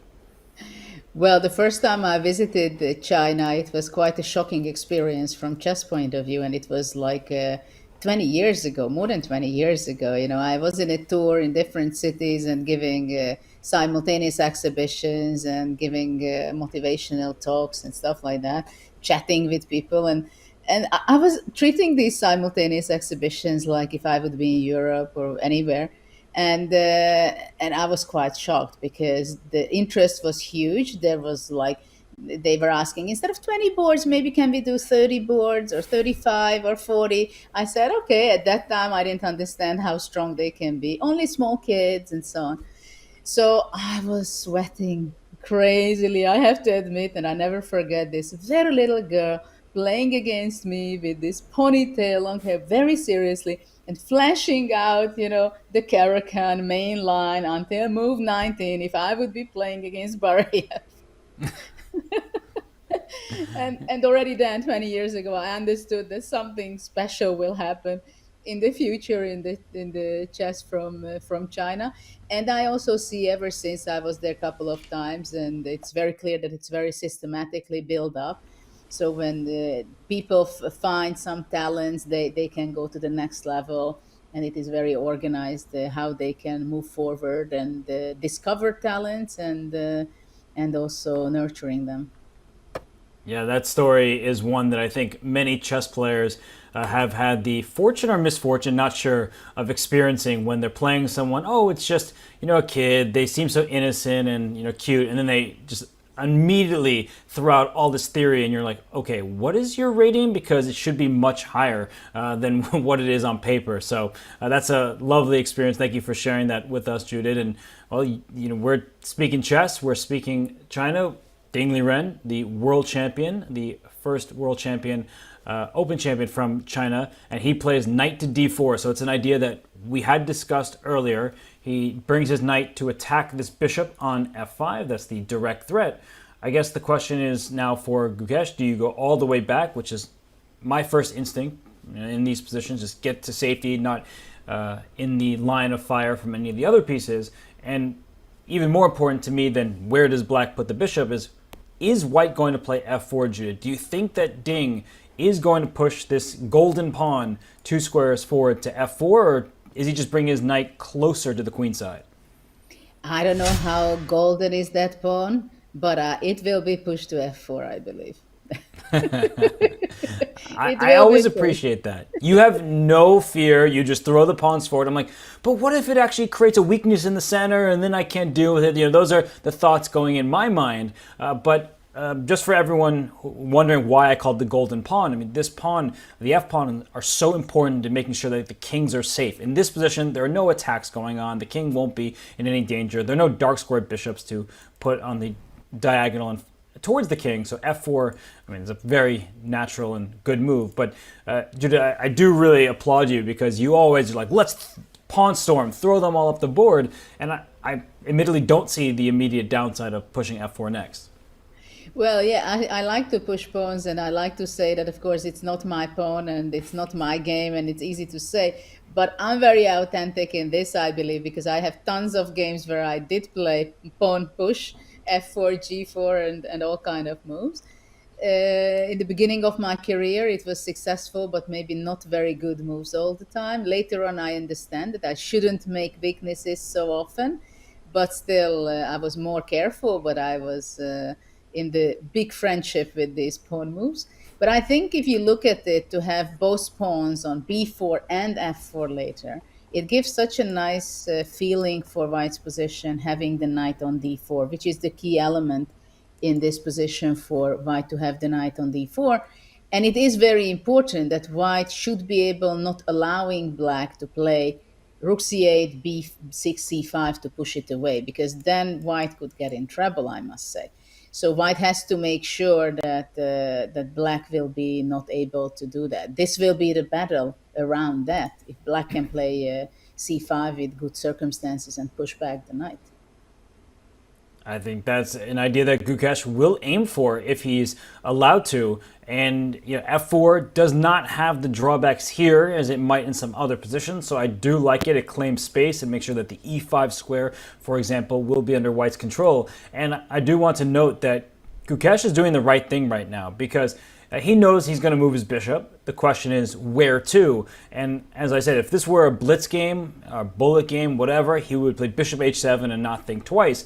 But perhaps there's a reason, Judith, where bishop g6 might just be a little bit better. It gives the king a space, some luft to escape to later. Not that we're thinking back rank checkmates now, but these are the types of nuances that can be important. But I know what you're thinking, Judith. I don't attempt to read your brain, but if bishop g6, you're inviting f4, f5 with tempo if the bishop were sitting in the pawn's path.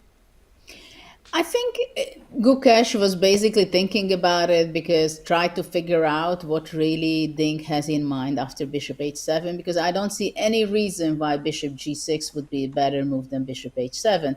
Because indeed, after f4, clearly white at some point may want to go f5 to block the bishop, and it can be very unpleasant for black. Though we see not f4, but queen b3 first. Still, I believe the bishop on h7 stands better than on g6 in the long run. But also, we shouldn't forget that Gukesh right now is in the position where he's up in time, more than 10 minutes. So he could afford just spending a minute. He was not spending too much time on this decision. I think Gukesh should be very happy with his position because he was the one surprised by this bishop a3. Instead of fianchettoing the bishop, Ding brought it all the way out on the diagonal, and it just caused a little bit of confusion. But Gukesh, the strong player that he is, said, all right, I'll just calm myself down, calculate a little bit, and he has worked his way out of it. So queen b3, this hints that white is going to press forward on the queen side. Makes perfect sense. Later, rook f to c1, and then a4 will be an option, but don't push a4 too soon. I think this is really the key in this position because a4 will often be met by a5, and if black plays a5 right now, Judith, I think a3 will be the response. So at least you can protect your pawn with another because this b4 pawn does cover this very important c5 square. Indeed, as you say, the b4 pawn is essential to cover the c5 square. Well, I'm thinking right now that can we figure out why knight d4 is more important to play first for Ding and only after that playing bishop queen b3? Is it something concrete that he had in mind? Why the knight stands better on d4 already before playing queen b3? Or it's just a decision he made? because sometimes, sorry, just sometimes, I want to say that the threat is more powerful than actually the execution, and knight d4 was always there to play in the next move. So I guess if I'm reading into this correctly, so queen b3 first. Is there some reason that knight d4, bishop h7, that inclusion felt necessary now? Yeah. Could it be in the event? You mentioned this idea earlier, Judith, so I'm just trying to use your teachings wisely. Is knight e4 a possibility now where knight d4 won't happen because d2 is loose in many of these positions? So maybe could this be a bit of a difference or not really? I think it's a very good reaction what you're pointing out by playing knight e4, and this can be. But you see, the reason why I asked this question, because these are the very small details which can lead the game built up to an advantage and later on to a win, where we don't necessarily see why exactly, but this can be a conclusion or a reaction to queen b3. And also that he wanted to gain space and improve the position of the knight first. But indeed, knight e4 seems to be pretty logical. But after knight d4, bishop h7, queen b3, knight e4 is also possible, isn't it? Yeah, knight e4 can definitely be played here, and I'm wondering, I'm also trying to figure out the difference, like, why is that knight just on d4 so important? Would that even give a plus? And we see that nothing has really changed, at least from the objective evaluation.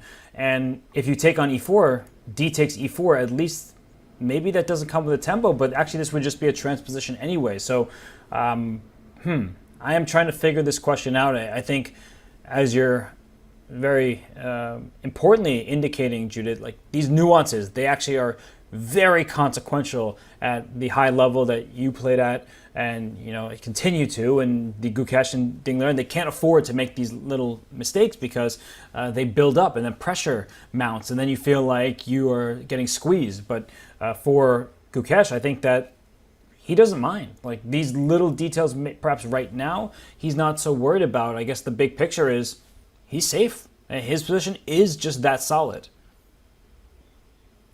Black's position is very solid, but let's say if White would be playing several moves, White can improve his position very clearly. Rook c1, maybe even knight a4 and knight c5. Like after rook fc1, if we forget about all these kind of plans which we were talking before to play f4, which I still believe at one point it may be on the board. So rook fc1 and then play knight a4 and improve the other knight's position and play knight c5. And only after that trying to play a4, a5, b5. I'm just going to put a few moves on because it's an important variation that, let's say black plays a6 or something kind of quiet, knight a4 comes, and then I'm just going to sort of waste a move with like rook c8 and then knight to c5. So this is Judith's point, which is an extremely good one, that if black were to ever take on c5, something that you definitely don't want to do, look at how the transformation of pawn structure impacts the position. This b7 pawn is what we call a backwards pawn. It would love to move forward, b5, but don't forget about this little French rule called en passant, because c takes b6 and white is just completely winning. If white couldn't take en passant, then black is just hanging in there. But because that rule exists, means you have a big, big eyesore on b7, and you're just on the defensive for the rest of the game. Yes, so we can say that this is the dream plan of white, right? But Gukesh is not going to be sitting there and actually comfort and support this plan of Ding. So he will want to do some reaction. And also, of course, after knight a4, knight e4 can be even more powerful from black side. So it's not so easy to execute this from white side. Yeah, and actually, if you want to avoid all these ideas altogether, perhaps knight e4 right now for Gukesh might be an advisable move. Just forcing a trade of knights, because the knight on c3 is in contact with the knight on e4, and knight takes d2 would be a threat. So actually, you are just forcing material off the board. And I guess the question is, Judith, with trades, what trades would you want from the white side, And what trades do you think that Gukesh from the black side is aiming for? Well, I believe right now, well, if I can choose, I don't want to trade anything. But one thing is sure, I don't want to trade my knight on d4. But there is not even a chance to trade that one. So actually, black can go rook e8 with an idea to go knight f8 and knight e6, trying to push back the knight from d4. But there is a good chance that it's going to be pretty slow, or too slow for playing this way. So knight e4 is something that black should be considering. The other idea that he's just playing solid and slow, maybe to play queen e7 and queen d6 also, that I think would be a great spot for the queen. And knight e4 is always something that black should be considering. So now there is this maneuvering kind of game starts, because white wants to improve his position on the queen side very clearly, and black wants to be ready for any action. I don't know if, let's say, we would take off the white square bishop, what it would give for white and black. And in one hand, the f5 square would be a weak one. But for now, I don't see that white can really do too much with that. And I think it would be possibly more important for black to go knight g4 options. And the way white can be better is because of the structure. The pieces are not such a big deal for the moment, I think, in difference. The d4 knight seems to be very comfortable there, but it must not necessarily be there forever. And Judith, when you say the structure, this pawn chain, we love pawn chains. That means that we have don't have to use more valuable pieces to defend a pawn. So the b7 and d5 is healthy, and I guess you're saying that because of that, black is just very solid, and thus, while the pieces are less active from the black side, at least the pawns are well defended, and there's not tremendous risk there. Yes, the pawn structure there is very stable for black, absolutely, and it is so difficult to crack with white. Especially now that the knight is on d4, the only breaking point is to play b5 on the queen side. And for now, when the knight is on d4, that cannot be the plan of white, because after c5 comes with the tempo, black is just doing very fine, very important tempo, which is gaining by black. So there are some maneuvering, and piece improvement has to be done for white. But somehow I feel that f4 will have to come. It's the only thing that queen b3 was more of a priority for Ding. I'm also curious, of course, where white is going to bring his rook. But right now, actually, that we are talking about this, maybe a4 can be a threat. What do you think? Because if black plays a5, because that should be the good reaction for black on a4, a5, maybe white can capture b takes a5, and the b7 pawn is hanging. But maybe black just plays knight c5 with a tempo, and after that he can capture back the a5 pawn. So probably a5 would be early. Yeah, it's frustrating. It feels like that's an idea you'd want to go forward with, but as long as black can meet a4 with a5, as you've astutely pointed out many times, then black is the one who's happy about those pawn pushes. So we'll try to see if that can be worked out. Gukesh is deep in thought, and I guess, Judith, quickly, I want to ask you, as Gukesh continues to ponder his decision before we head to break, do you feel like this position is more up one player's alley than the other, or do you think both are comfortable in this kind of dynamic?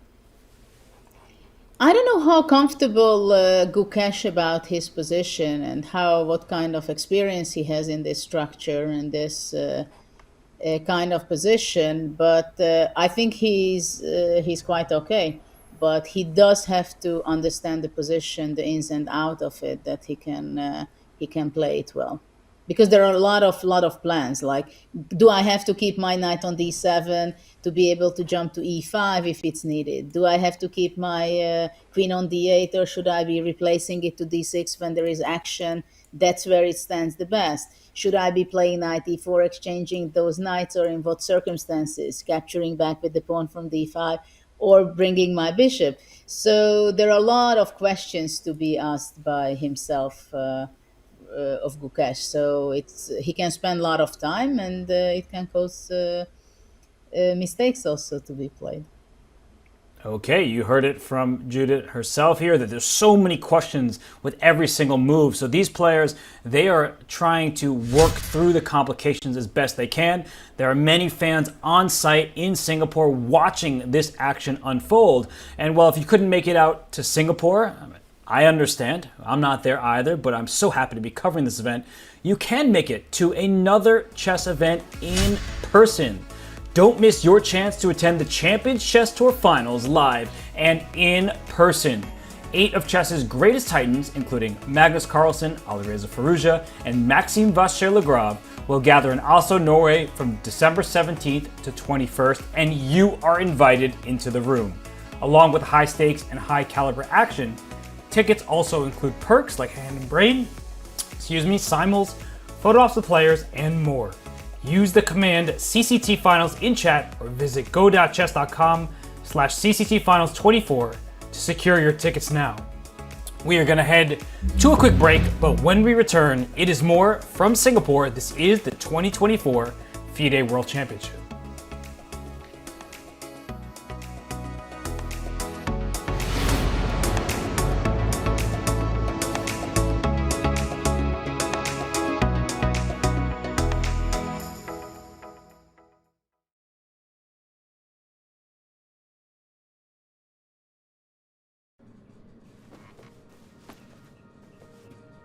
Mom wore this to my wedding. Yeah, she did. We'd each make one move every morning before starting our day.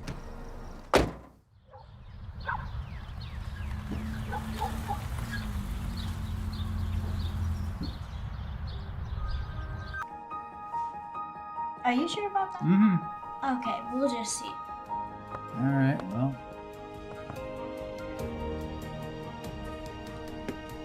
Gotcha. Oh my. Oh. Smart kid. How does she do that? That's incredible. Nice going. You underestimated her, Grandpa.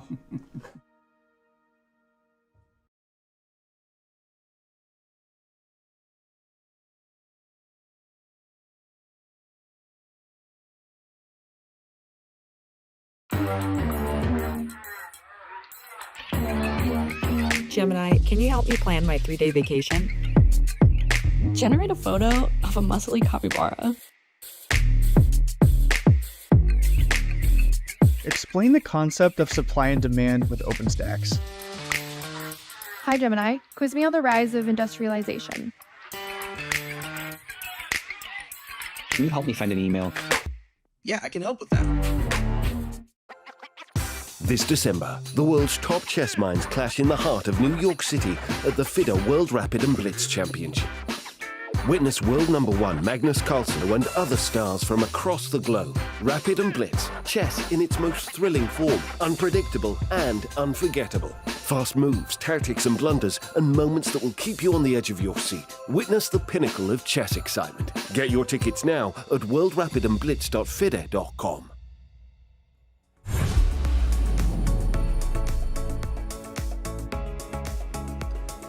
Back in Singapore for the 2024 FIDE World Championship. We do have our world champion Ding Liren. He is in the big picture there. He takes on the challenger, Gukesh Dommaraju, the teenager from India, a superstar who's on the rise, and he can become the youngest world chess champion in history. We see Ding looking relatively relaxed. Gukesh, he's the one who's focused right now because he is on the clock. And for Ding Liren, suffered defeat before the rest day just 2 days ago. So Gukesh even up this match and is looking to continue his good form. I'm Grandmaster Robert Hess alongside Grandmaster Judith Polgar. Judith, it seems like Gukesh, he has not figured out what to do here Are you surprised by the amount of time he spent, or do you think that it makes sense given all that we've discussed, so many different possibilities? I think it makes a lot of sense what he's doing now, because I think we can say that it's a critical moment, the first real critical moment of the game, because now we see what structure we have. We see which pieces got eliminated from the board, only one pair of black square bishops. And now it's time to make up his mind what plan he's going to be doing. And this is one of the most difficult things in chess, that you end up in a middle game and you have to make your planning. And if something goes wrong, you have to replan yourself, right? So here, before the break, we were already discussing that there are quite a few alternatives for black to choose from. And yeah, it also depends on the player's style, which direction he wants to go. But of course, there is objectivity as well to it. And when people start to learn openings, I always tell them, which is not very new, but that's how I was raised. And I studied my openings, which was very different in those times, how to learn openings. But I think one thing is very important. No matter what opening you're playing, you have to understand the middle game structures and the ins and outs and the ideas, where to put your rook, to e8 or c8, or leave it on a8. Where do you put your queen, d6 or e7? Where does it serve you better in the long run? Where do you keep your knights? Do you regroup it if you have the opportunity to e6, or you keep it on d7 and go to knight e5 because there is a weak square on c4? So those things you have to understand in the middle game position. And I think this is what those big guys these days are playing for, that I understand the position better than you do. It's not that I have a big advantage. And we have a move knight e5, which is a very healthy, active move. Provocation of f4. What do you think about that? I think f4 is really tempting, but I'm going to refrain, and it may go against my better judgment, but I think that now we can play on the other side of the board. We were talking about how a4 for white could be met by a5, and you point out that the b7 pawn is in the queen on b3 sites, but the response is going to be knight to c5. That's no longer available. If we can bring up an analysis board, I do think that there is quite a critical distinction in what we've been discussing. a4 was always meant to be met with a5, and after b takes a5, if you could get the knight to c5, which could happen from d7, hitting the queen on b3 and protecting, very importantly, the pawn on b7, that's not available anymore. So, Judith, I think now would be the time for white to press forward instead of with f4, but over there on the queen side with a4. Yes, very good observation that I cannot go knight c5 at this point, but the question is whether can I still be playing a5, because what about capturing back queen takes a5, and maybe after queen b7, I was thinking of playing c5, but then knight b3 or knight c6 also possible. So that's not a good way of playing with black, I believe.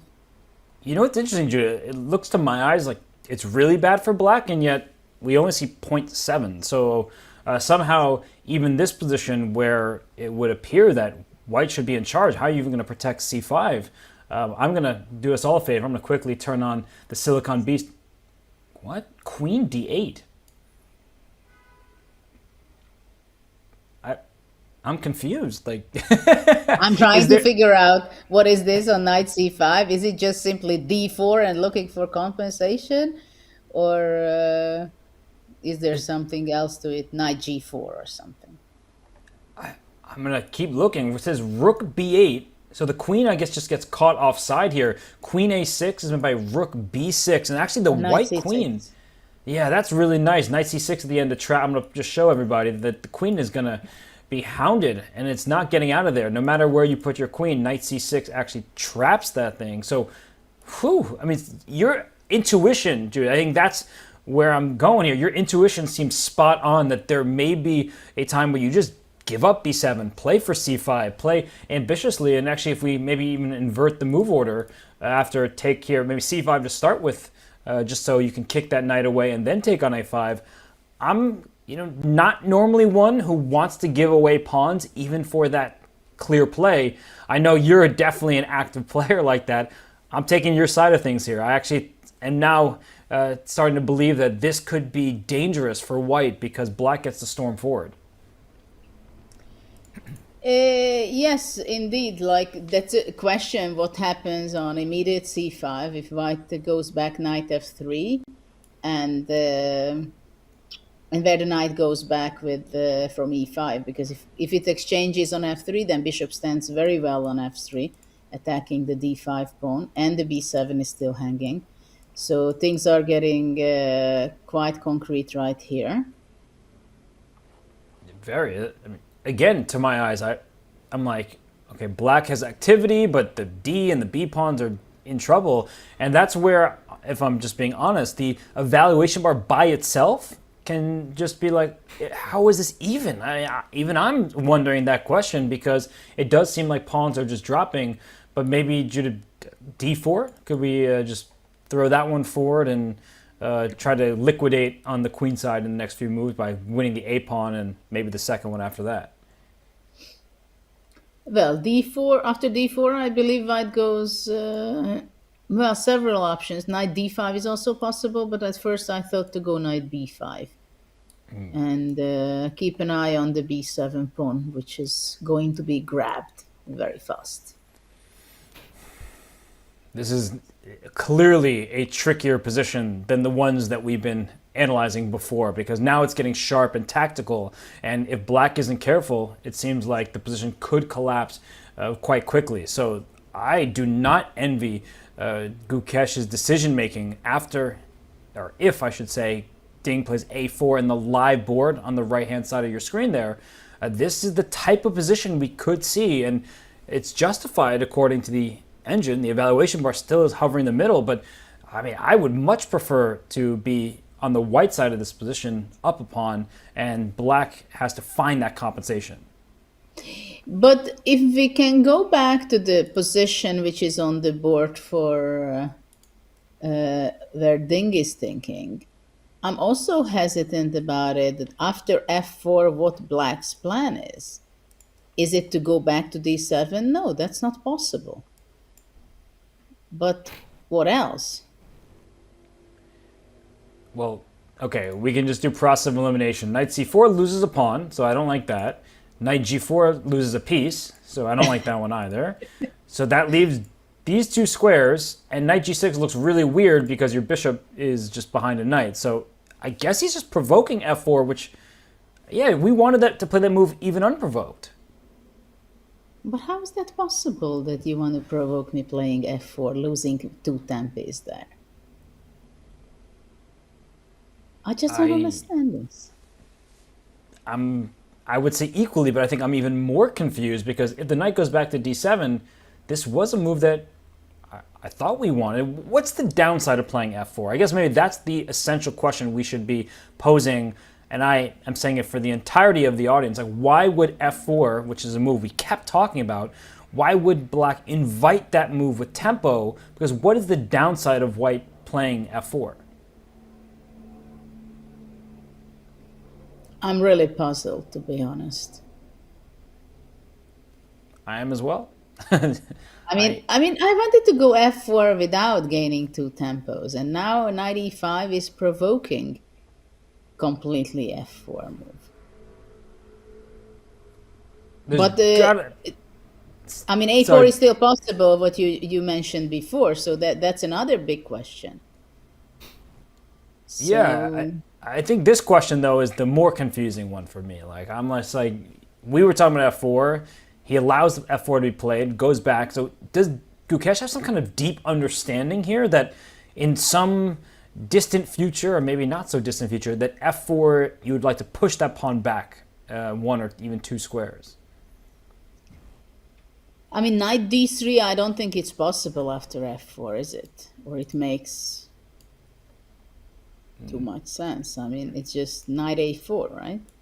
Yes, I think knight a4 is a big problem, because that knight is now trapped in there. Knight d1 also. Okay, now I'm a little bit puzzled. This is what I can say, and I'm just looking f4, like, is it such a bad move to give away two tempes? Okay, I'm going to go back to g6 because I don't understand retreating to d7. So is there a world where knight g6 somehow is just step one and we're going to keep moving that knight around? Knight's tour. Oh, well. I mean, you have to admit that it's not a very tempting move. You do it because there is nothing else, right? But, well, yeah, that bishop is something unique, right? After knight g6. But black can try to go knight h4 afterwards, but somehow it seems a strange regrouping and maneuvering for the knight to g6. Well, of course, if black... Sorry. No, go ahead, Judith. I just thought that knight e7 or knight h4 and then possibly knight f5 to get rid of, push away the d4 knight. But still, I'm confused about that, as if black has enough time for that. I guess that is the claim, that the knight on d4 is so strong that you're willing to invite f4 with tempo, move your knight all around the board as if we're doing the knight's tour, and all that said, just to get rid of this knight on d4, which actually makes a lot of sense. Like, now that you mentioned it, and now that we're here, I'm just going to make a couple turns. Let's say I play a4 and knight e7, and we go forward with one of the other plans we talked about. Once we get here with knight f5, if these knights get traded, black does have this big idea with pawn to d4, and now we see the drawback of f4, because if that pawn were on f2, white would play d4 in such a position. But you're not playing d4 with this e3 pawn becoming an immediate target. So I'm trying to justify, at least retrospectively, the decision making from Gukesh. The evaluation bar still is relatively towards the middle, so we know it wasn't some kind of big mistake, anything of the sort. But Judith, is this the deep plan? Just to trade the knight from d4 and then try to play d4 yourself? Well, this seems to be pretty nice for black because d4 is threatening, and obviously once you play f4, you will not play d4 in this game with the white pieces. So you have to be watching very much after d4. But I think white would not have to allow this for black to go knight f5, because after a4, as you pointed out, knight h4. What about white playing f5? Can I do that? Or after knight e7? Maybe now. Oh, so a4 is probably a bad move from white, but I think it's because of these a5 and c5 ideas. So I will not make that incorrect move with a4, and I don't know, what else can we do instead? Maybe bring a... Well, there's a question to ask, what about bishop d3 to exchange the white square bishop, and then come back with the queen to c2 if it's necessary to control those white squares. Or the other question is whether, if black goes knight e7, I think f5 actually it's not very possible because black can go b6 and with the plan of c5, and it's very hard to stop it with the white side.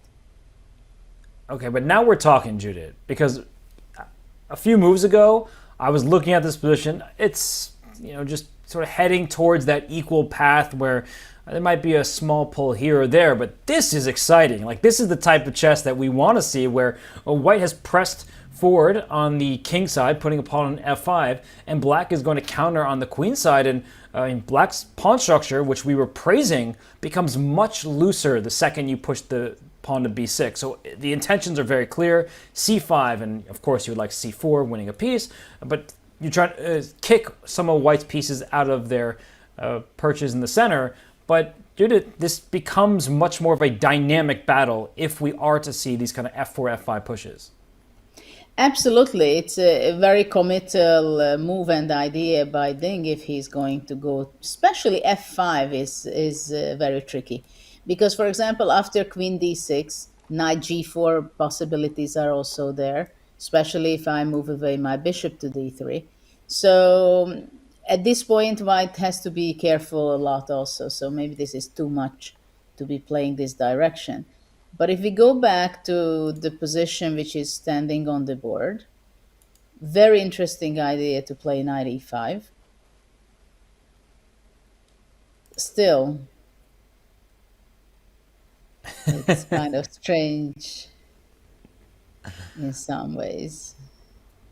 I feel, Judith, that our initial reaction is just one of hesitation because it does feel like it allows white to proceed with f4 and also a4. And both options, they look promising to some extent for Ding. But this knight e5 move has also caused Ding to spend time. He's investing in this current position because f4 is not a move you can take back. a4, of course, you also can't take back. When you push a pawn, that one is not going to be able to return. So both of these decisions, a4 may allow a5, and then it can become tactical on the queen side. f4, if you do play f5 later, you open up some pathways for black's pieces as well. So big moment here. You were saying it's a critical moment first for Gukesh, and now he throws that right back to Ding, saying, what are you going to do? Which pawn are you going to push? Yeah, knight e5, again, we see that basically Gukesh played the most active move in the position. He played the most active move, like knight e5, straightforward, provoking white to play f4. If white is not playing f4, then why not to have the knight on e5? Also, at some point, black wants to get ready to play b6 and c5. But it is a very unexpected plan for me right here in this position, that provoking f4 and then possibly really black goes back to g6 and regrouping his knight to e7, where it supports this very much this b6 c5 idea. Because white's key piece is the d4 knight right now, which cannot be kicked out in the next few moves for sure. And c5 is the only way to kick it out, or to try to exchange it with the knight maneuver. a4. Yes, a4. Ding decides not to kick that knight out from e5. And Judith, your idea with queen d6 is also one that we should continue to mention because that knight was in the way of the queen stepping forward. But maybe queen d6 not threatening here because the bishop remains on e2, covering that g4 square, and white can continue pressing forward on the queen side with a5. That's the space grab that frustrates players from the black side of all sorts of, I was going to say Marazzi bind because I'm just thinking too much of Carlsbad structures. When you have a Carlsbad structure like this and black has this lovely pawn chain, white can either try to break the chain with b5, but we keep talking about how black wants to play c5, so b5 not available here, but a5 can threaten to shorten that change with a6, and if after a5, a6, give me all of these dark squares with knight to a4 coming very shortly. So, I mean, Judith, so many possibilities here, such a rich position, and I'm starting to feel like both players, they're settling into this game, which was once quiet. It's not that quiet anymore. No, it's getting very interesting. Also, knight e4 can be a move which follow up for black, by the way. With an idea, well, first of all, attacking the d2 pawn, and if there is an exchange on e4, then after d takes e4, there is a space for the knight sometimes on d3, though I'm not saying that black would be rushing to do that. But black can play later queen d6, king h8, f5 kind of moves as well. And it's not so clear how white can get advantage, because after a5, black would be playing a6. So there is a stabilization on the queen side. Very beautiful knight on d4. I think Ding had, if I remember, was it game 1 in the candidates where he had this kind of pawn structure with knight on d4, but there was some heavy problems on the king side at the end. Maybe was it against Nepo in game 1? That's correct. Yes, it was against Nepo. It was some kind of structure like this, having the knight on d4 and black had knight on e5. So not very nice memories from there for Ding. But this could make some nice memories for Gukesh because, I mean, I look at this position, Judith, and I know it's in your style. I don't even have to ask. But queen can come out to the h4. A rook lift is in the future, rook d8, rook d6.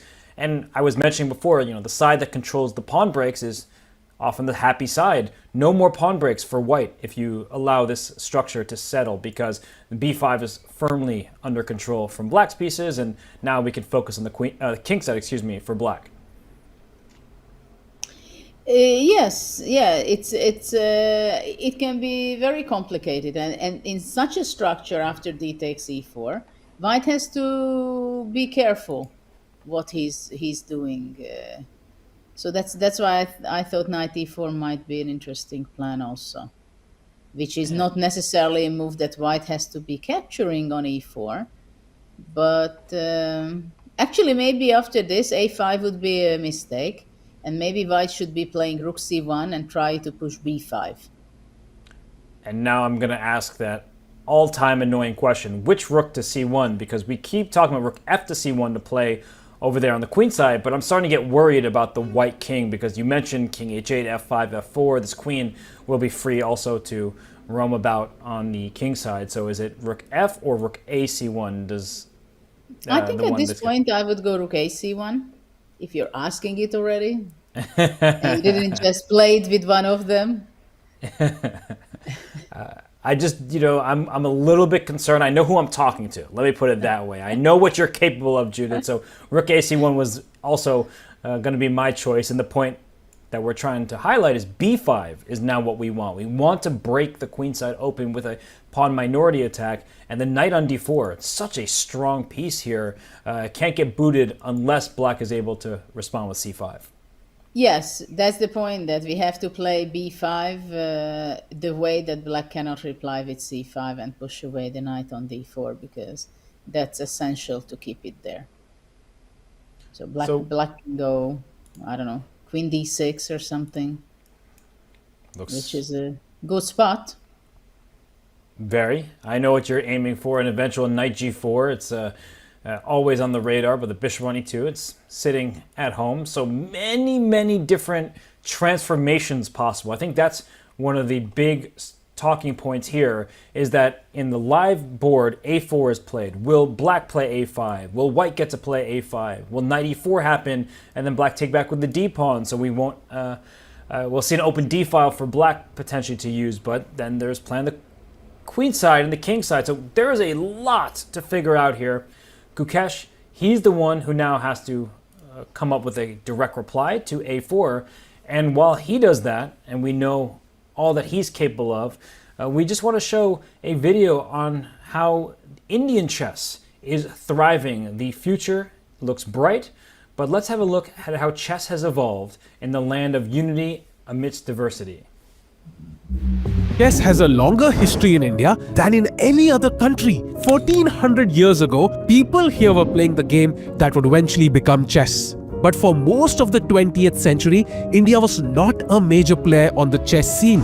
That all changed thanks to one man, Vishwanathan Anand. In 1988, Anand became the first grandmaster from India. It was just the beginning of what would be a historic career. By 2007, Vishy had become the world #1 and the undisputed world champion. At that time, there were still just 16 Indian grandmasters.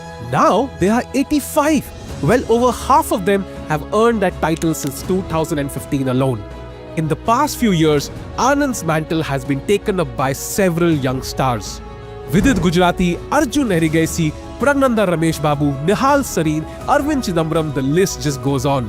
But right now, one of them is firmly in the spotlight. That is Gukesh Dommaraju, the challenger for the 2024 World Championship. Still only 18 years old, he would be the youngest undisputed world champion in history. The most populous country in the world is at his back. Gukesh can enter the history books with Vishy Anand as the first two Indian world chess champions. And with the strong state of chess in India, they just won the Chess Olympiad with a 95% score. Even more champions could follow in the years to come.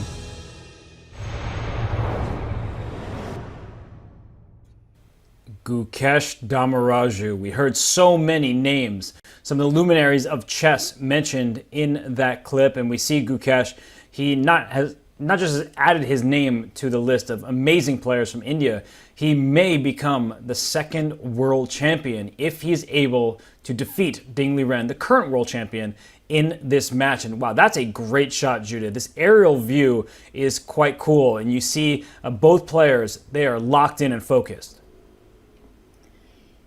They have all the reasons to do so, I must say, because the game is heating up and every move has its strategical point and sometimes tactical point as well. So now, again already, Gukesh has to make a decision, which actually a4 should not have to be a surprising move for him, because after knight e5 there was two options, right? a4, which you said immediately, instantly, and we are talking about it, and f4, which would be the very move which was kind of knight e5 was played to provoke f4. And now after a4, there are questions, of course, because first question is whether does white really want to play a5 to allow a6 and stabilize there in the queen side? So this is question number one. The other question is, if we say yes, then of course black has to react. Can he play a5 in this position? Because that seems to be the most natural move to be playing.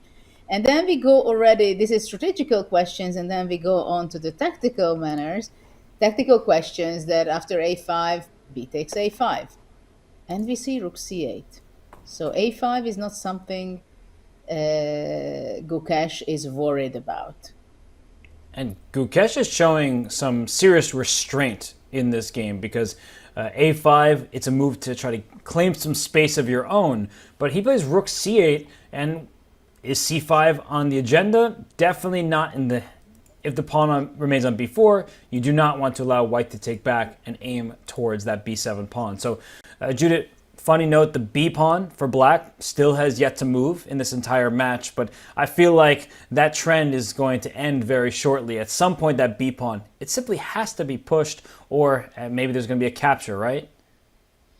Well, actually, after a5, I think black would not go for a6. Black's plan is to play b6. So he really wants to push away that d4 stable, powerful knight from the center. So actually, his next move wants to be b6, very straightforward. I want to go b6, c5, and ask this beautiful knight on d4, where are you going to be moving? And if it has to be moving away, then black can take over in this game. So this is the big question. How can white stop that from, stop black from playing b6 and c5? This is the big question right now.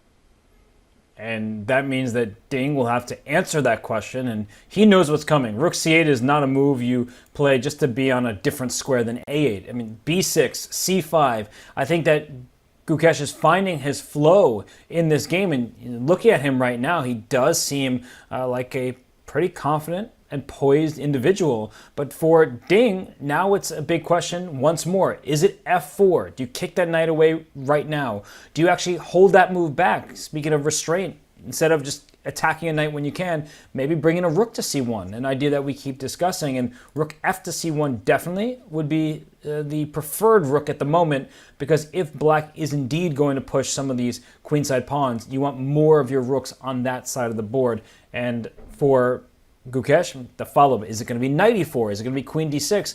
We keep asking similar questions, Judith, but I think it just goes to show that with every single turn played, the position changes bit by bit, and you have to account for all of these nuances.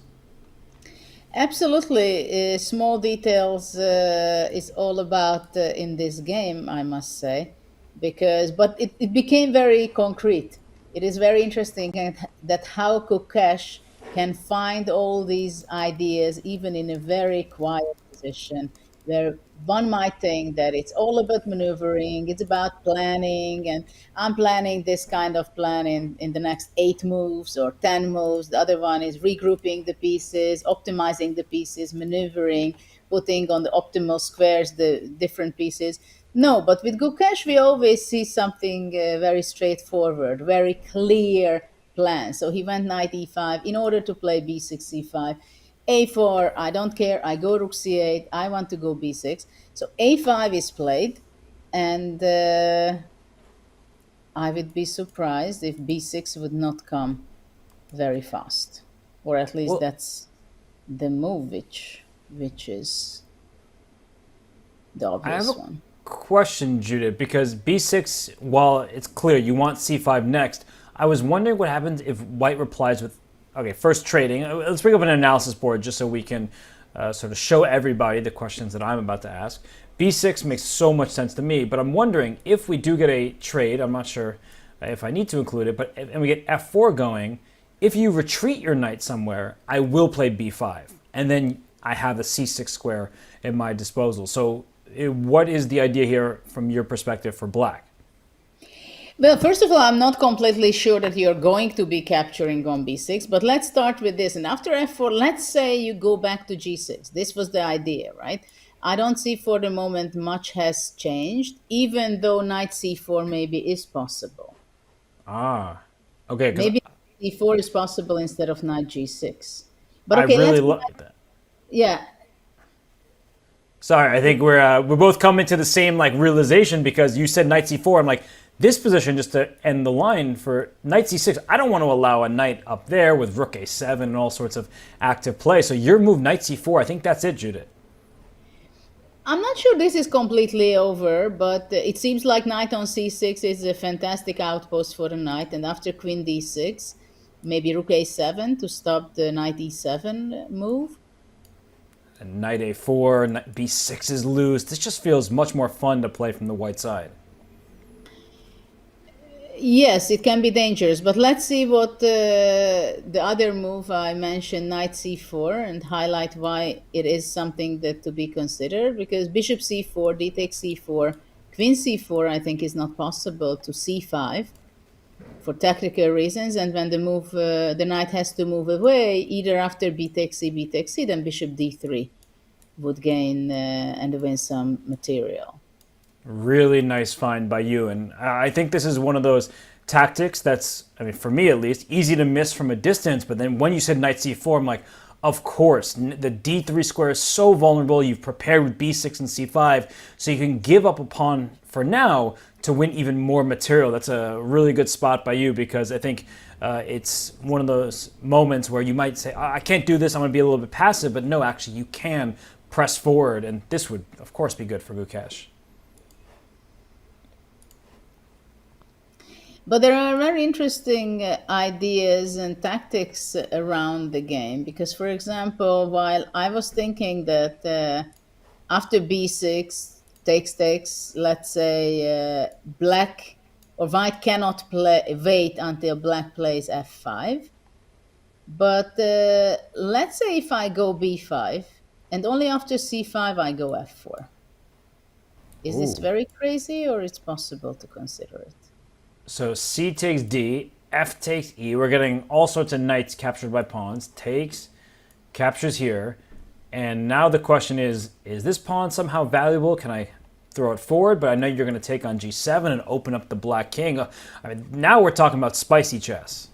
I mean, maybe you go d4. I don't know. It's just getting crazy. d4, not even on my radar there, but just throwing more pawns forward. And crazy is an understatement. fg7, king g7. And we have b6 on the board. Look at that. It's getting sharp.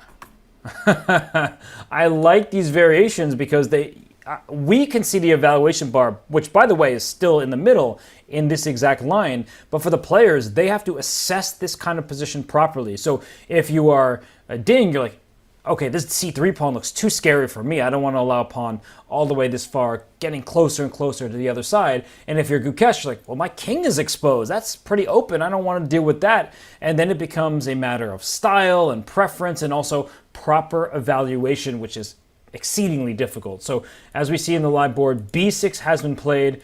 I see you, John. I know you've been just watching all these moves unfold. But John, I mean, we have turned this game, well, the players have, from a quiet affair, and now they're about to start throwing some punches.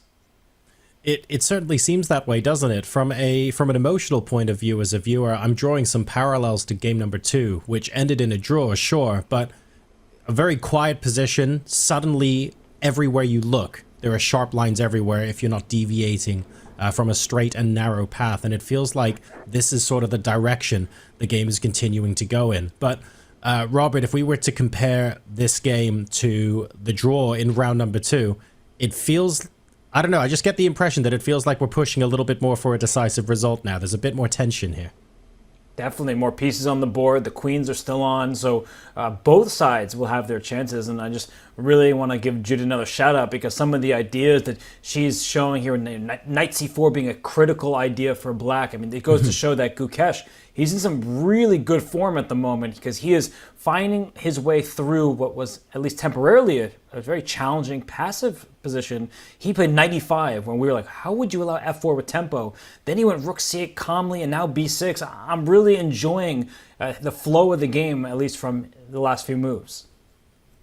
So f4, potentially very committal, but it looks like it's not on the board just yet. Plenty of stuff to talk about here as we get ready to hop into our next break here at the FIDE World Championship.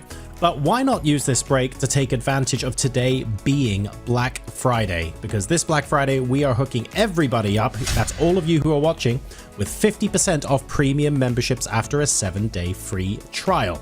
So that's half off unlimited game reviews, unlimited puzzles, ad-free gameplay, and a whole lot more. Head over to go.chess.com/Black Friday 24 or use !Black Friday in chat to cash in. So folks, the b7 pawn after 4 rounds has finally made its way off its starting square. He is just that chill guy. What can we say? We will be back with more from the FIDE World Championship right after this break.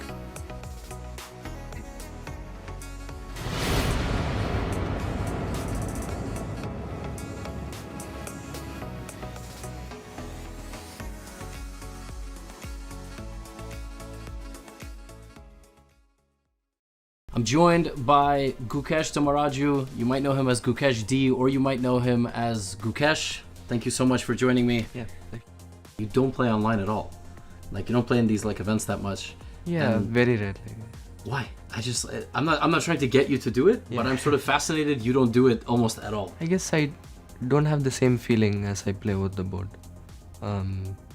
Not saying it's bad or anything. I mean, I'm sure a lot of people like it and it's perfectly fine, but for me personally, it's just not as enjoyable and not as intense as board the board chess. Is it kind of interesting for you that it's when you play the team events and you're sort of coming up together, it's like the squad, but all these events are individual events ultimately. The most important events are individual. Is it a little bit hard to strike that balance, or for you it's just your friends off the board and when you play it's... I wouldn't say we are like really close friends off the board, but okay, we have good relations, pretty much everyone, and apart from the time we play chess, we sometimes even hang out, and we have a very normal relationship. But yeah, when it comes to chess, it's fully competitive. There is no friendship on the board. So at the elite tennis level, the top 20 are all the same level in tennis. They can all beat each other. Yeah. It's all mental. Yeah. And do you feel like chess is the same? I'm sure mentality plays a huge role. But I wouldn't say it's all mentality. I mean, I guess there are different styles, and also it depends on, certain styles suit better against certain opponents and stuff like that. But surely mentality plays a huge role. I really focus on physical fitness. I do something, either sports or some workout, yoga every day. But what is something that you do in your life that you love but you're very bad at? I love tennis. Okay. But I would say I'm quite bad at it. Okay. Me too.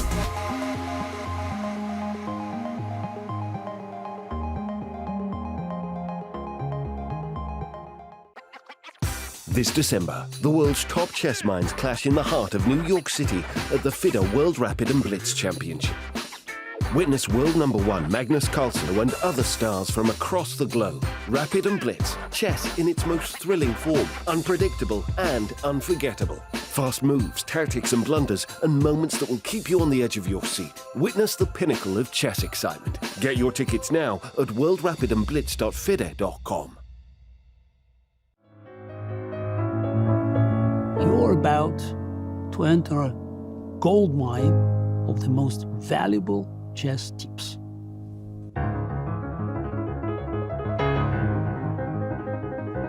To apply the ideas that we learned by studying these games into our games.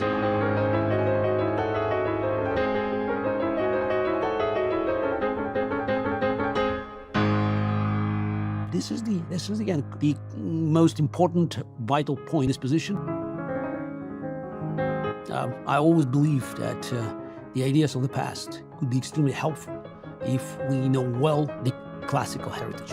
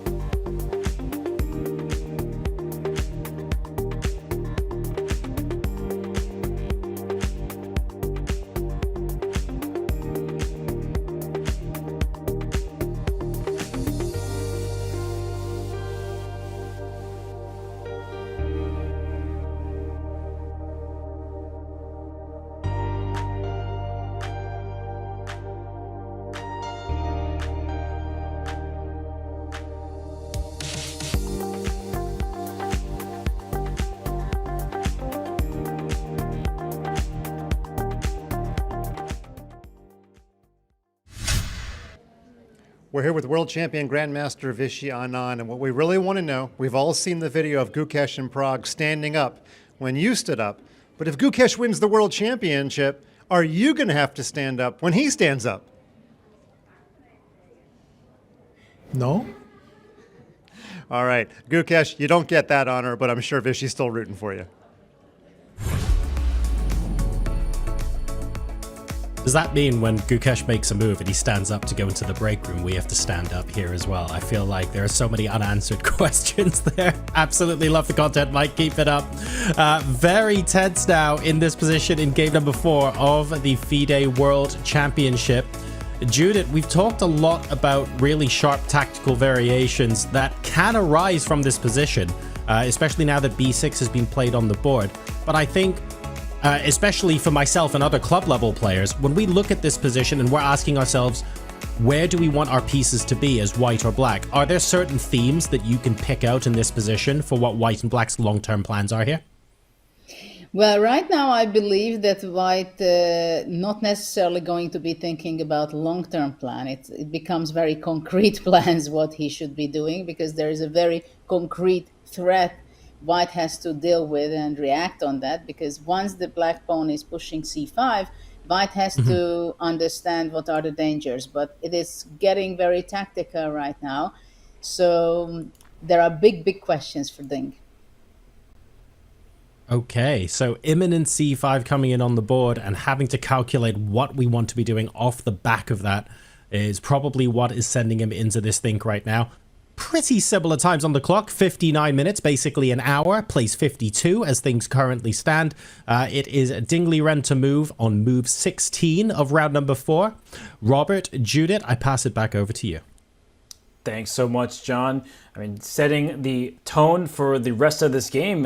And Judith, during the break, we were just spitballing different ideas back and forth. So I feel like we didn't even look at it on the board. We were just doing the analysis in our heads. Maybe we should kind of dive into some details here, because this is a critical moment for Ding Liren. He needs to find an active plan, because Gukesh is bringing the heat, at least on the queen side.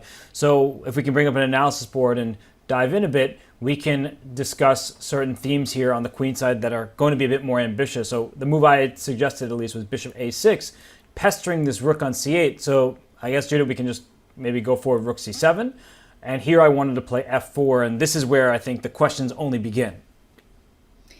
Exactly. I was kind of surprised on your move bishop a6, but definitely this is one of the moves which has to be considered by Ding. And not only that bishop a6 itself, but also one of the biggest questions before that is to capture on b6 first with the pawn or without that. And you have your reasons why you didn't capture that pawn. Exactly. So after f4, yeah, the question is whether is black going to be moving anyway to c4 with the knight. So maybe we can point out what was your real idea behind f4 after bishop a6 is to take, and after queen takes, after c5, you have an intermediate great move, knight c3 to b5, right? This was your plan. Exactly, and I think I've been inspired by you this whole time. And oh wow, I mean, Ding just made a retreating move, knight to f3, so he's not actually pressing forward on the queen side, but these were the types of variations that you and I were talking about, where you leave a knight hanging on d4 because the rook on c7 is loose, and there's all sorts of tactics here.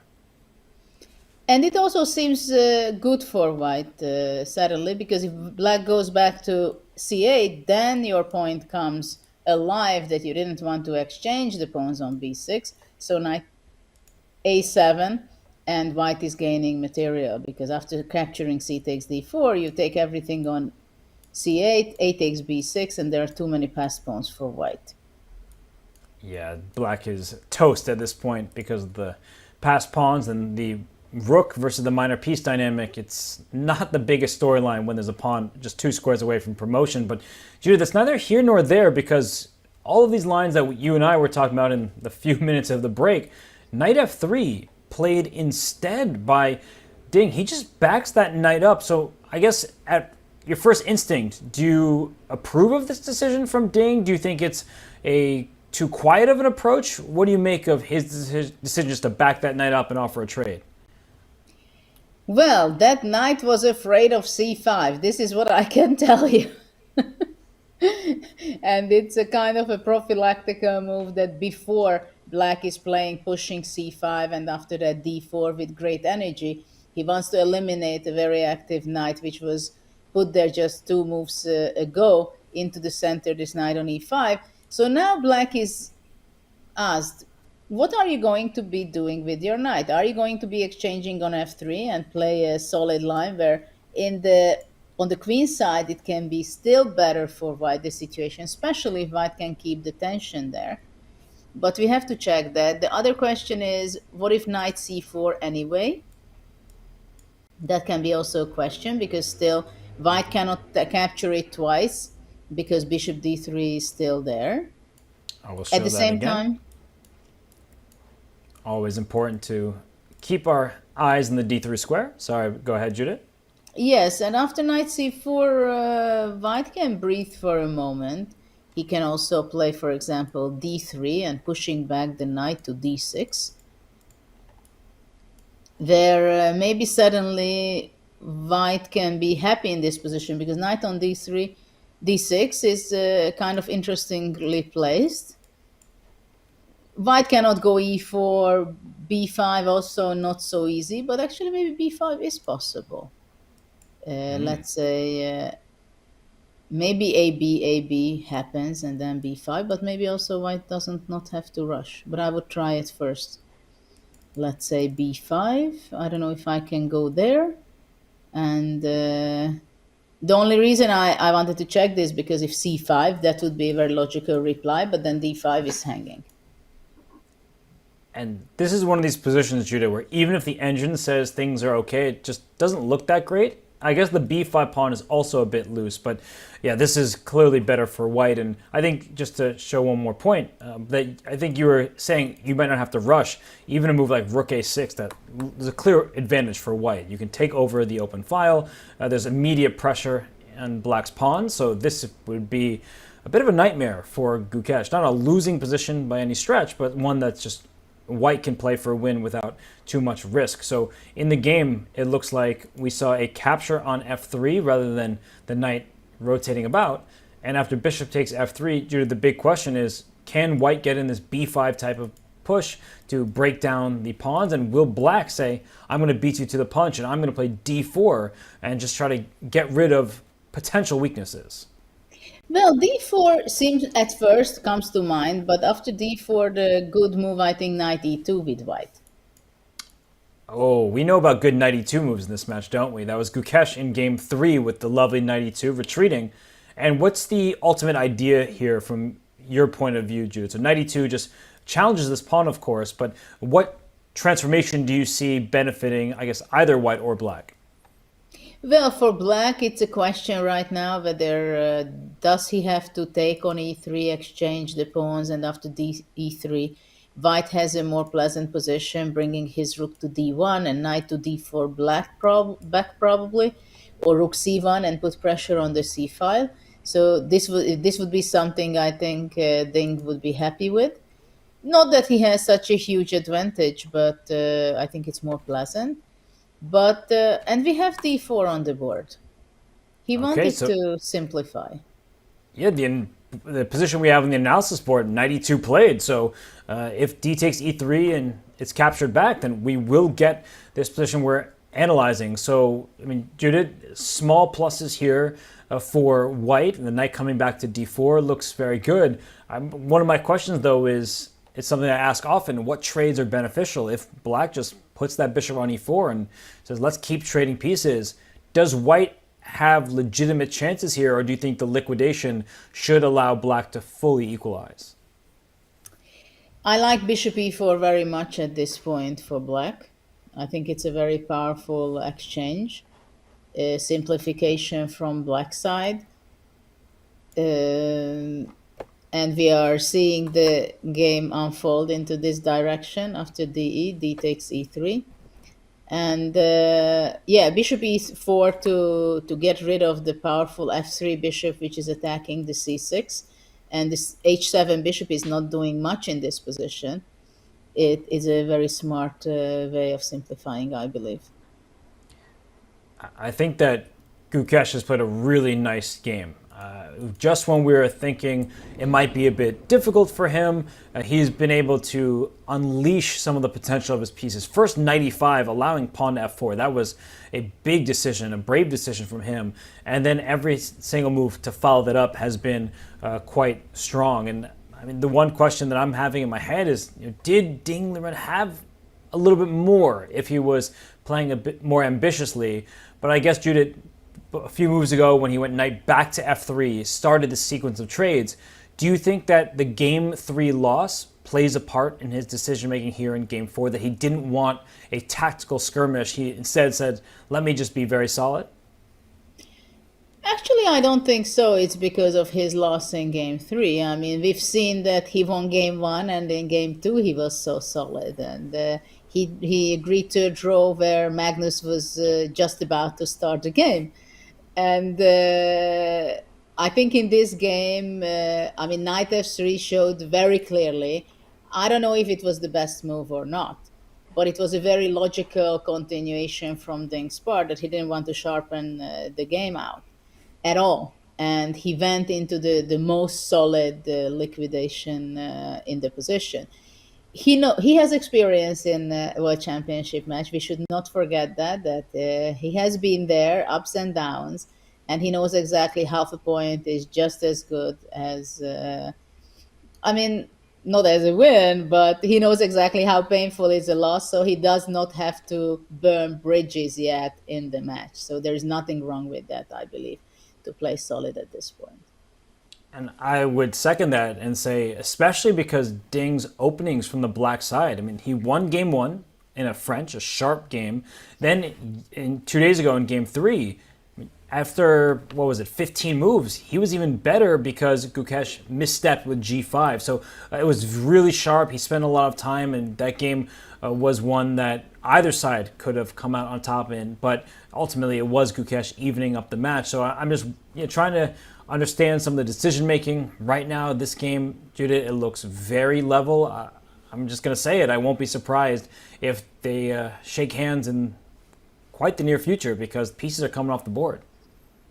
Well, it may be something that the players would like to agree to a draw, but they are not allowed to agree to a draw unless, before 40, unless they are going to make a repetition of moves. But there is a great chance that it will end in a draw, this game. That's very clear now that we have a simplification of a pair of knight and now a pair of pawns, and now we're going to see a pair of bishops to be exchanged. So there is a very good chance, and we can see also on the players that Gukesh feels very comfortable with his position. Ding knows as well that it's pretty much equal right now, this game. Before there were hopes, and his pieces were very active, but now they're not really much more active than blacks. Of course, on the queen side, having the pawn b4 and a5, it's a little bit more comfortable, more promising for white. But because of the simplification, I don't think there much can be done by white. Played rook fd1, I see, pushing away the queen to e7, I believe. That's the most natural spot for the queen right now. Looks very solid, and queen e7 played, and I just want to highlight that feature chat that was up there a second ago, saying that Gukesh has also been great with the black pieces. So while the games when Gukesh is white have resulted in decisive battles, when Ding is white, it feels like, okay, Gukesh was slightly worse in game 2. You said Magnus was like, oh, that was a dream type of world championship position from his perspective. He would have loved to get that out of the early stages. But here in game 4, Gukesh, it looked maybe a little bit uncomfortable for him from our vantage point, but from where he's seated in Singapore, Gukesh has everything under control. So yeah, I have to give the youngster a lot of credit. His team working very hard, but he seems to just be super solid. But also somehow I have the feeling, that Gukesh's strategy is to play extremely stable with the black side, to stabilize himself, that no, Ding, whatever you do, you cannot crack me with white. And then let's see when I'm with the white color, how much I'm going to be pushing. And there where we're going to have those battles. And it would be a smart idea, of course. And of course, it's not such an easy strategy to execute. But it seems so far that it is something that will work for him. And when Gukesh is white, he surprises Ding with g4 ideas. And when Ding is white, he surprises Gukesh with ideas in the a file. First, that pawn push to a5 in game 2, and then here in game 4 with bishop a3. So we're sort of seeing a bit of a theme. I'm not going to read too much into it, but at least in these first 4 games, 2 with each color, we can see where the players are aiming and how they're reacting. Yes, yeah. We see that the games where Ding is playing with the white pieces, so far it is steered to a very solid, very positional way, while when Ding is playing with the black color, somehow it sharpens out whatever happens. So solid play is the name of the game for Ding Liren when he has the white pieces. And for Gukesh, I don't think he's going to complain, because in the candidates, how Gukesh even got here, he was just outplaying people. He didn't take too many risks, with the exception being a game against Abbasov, where he brought his knight back to h7, and it was maybe a bit of a dubious opening, but one that he knew very well. There was, I don't call it dubious, that actually feels a little bit too extreme, but it was not some kind of mainline theory that he was trotting out. But the point overall, I would say, is that Gukesh just typically plays very principled chess, and he doesn't seem to fear anybody. And that's a great characteristic from a youngster, because sometimes you face off against the Ding Lirens, the Magnus Carlsens, and you think about how much success they've had throughout the years. But I don't think Gukesh cares. We've seen him in the Olympiad 2 in a row. That's like the biggest stage, where in 2022 in Chennai, and then this recent one that was in your native Hungary, he played with great success, and in this case led India to a gold medal. So I really just believe that he fears nobody, and he is a confident youngster who knows that he can compete on equal terms with pretty much any top player. Yes, indeed. You can see his self-confidence and understanding about what is the situation. If he was able to win the candidates, he could make this fantastic performance and play in Budapest at the Olympiad. He understands that if he has a good preparation, if he has a good opening choice, if he is going to be playing very well, the maximum of his potential, then he is capable of winning the match. And this is what he said also in the press conference, that in that case, he has all the chances to win, whether no matter what kind of Ding, what form he is in. So he has a very healthy self-confidence. And it is very important to point out that it is for the public also. It's known that he's working very much on his mental attitude and strength, that he can stay in the reality, in the presence, and control himself not to get overexcited on a victory or too much disappointment on a loss. And maybe this is the most important in a World Championship match, that whatever happens, you go with it and you stay under control whatever happens, and you don't break in any moment. And even though he's very young, he's a very young player, he can show this stability. Though I have to say that in some points in game one, it was clear that he made some fast moves, some time management. At some point, it's not so good when things were shifting around. And also, yes, in game three, it was very interesting for me when he was already winning and Ding had like less than a minute. And it was very clear that he's winning, but he had, I don't know, I think 6-7 minutes or something. He had quite a lot of time. And when he played bishop f4, I had this feeling that he got so excited that he couldn't control himself, playing the bishop f4 move, last move of his in the game, basically, so fast that it showed that he's so excited. But generally speaking, I think he can control his emotions and himself very well, and stay very much in the game, which I think he can actually reach to this point also, because we see him meditating or closing his eyes and put himself very much into focus. I think this must help him also. Yeah, no, he is so mature, Gukesh, just the way he plays. And I was just thinking while you were speaking about a recent loss of his that I remember against Andrekin in the European Club Cup. And Gukesh does not lose frequently, but he did lose that game. And I remember the opening was just a bit uncomfortable for him. He was taking some time, and then his pawn structure was ruined on the king side. He ended up dropping a pawn, and the game just got out of hand for him eventually. But I think that Ding does need to pose some challenges that are static for Gukesh. Like give him double pawns at some point. Try to outplay him in those kind of end games, because the way that this game has gone today, I've been very impressed with how Gukesh has been able to handle the pressure. And I think more of what happened in game two, that's really, I think, where Ding can shine, because when he gets these small pluses, of course, Gukesh is phenomenal, and he is not just going to lose a game because his opponent is slightly better. But I think that for Ding, that's the type of style that I believe he's best suited for. And for Gukesh, I mean, to press the youngster, it's such a big stage, Judith. I feel like he's settling in very nicely, but the World Championship is new to him, and there could be a moment where he just feels that discomfort, and then suddenly that's when Ding can pounce. So I think Ding needs to show some ambition with his white games, but of course I trust his team more than I trust my own words.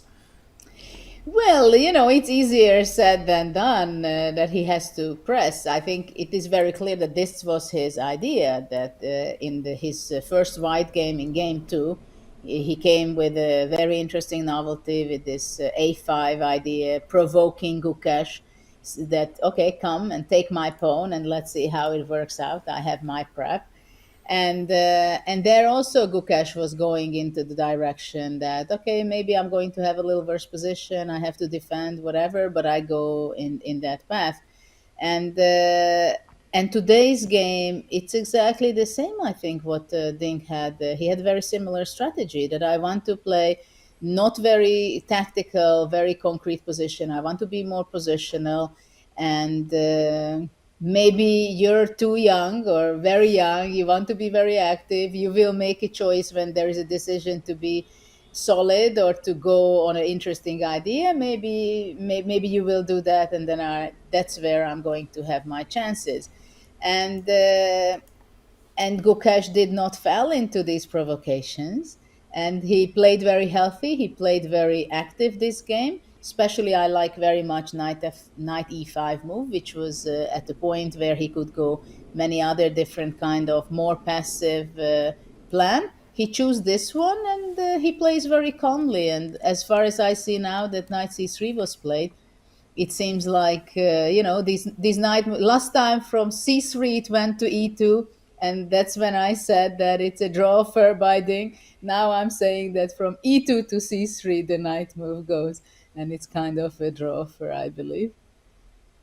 And this game for sure is going to end with a split point, and part of the reason why Jude and I have been talking and not analyzing so much is because of moves like this. Knight c3, the knights get traded, some rooks may get traded, and there's just not enough material remaining. It's equal material. It's not pawns on the same lines. We see black has an extra pawn here on the queen side, the c pawn, and white has a nice extra pawn in the center, but we will see mass liquidation, and as you said, no draw offers allowed, at least not directly, but you can repeat moves. So I think that's what the players are thinking about right now. How do we actually head towards that draw if they are trying to make it before the 40th turn? Yes, I mean, after the knight exchange, and it is kind of logical by Ding that he wants to exchange the knights, because the black knight simply stands very good on e4, right? It's just the most optimal place for the black knight, putting pressure on the f2 pawn and being very active in the center. So now the question is for Gukesh how to simplify the position that it's going to be a draw. At the same time, you can also say that he cannot just play without paying attention, because you still have to make the best move, not to spend, let's say, needless energy to spend if there would be a simplification. Let's say everything goes very badly for black, and the two black pawns will be exchanged for the only one white pawn. And even that position is without queens and only one rooks on the board.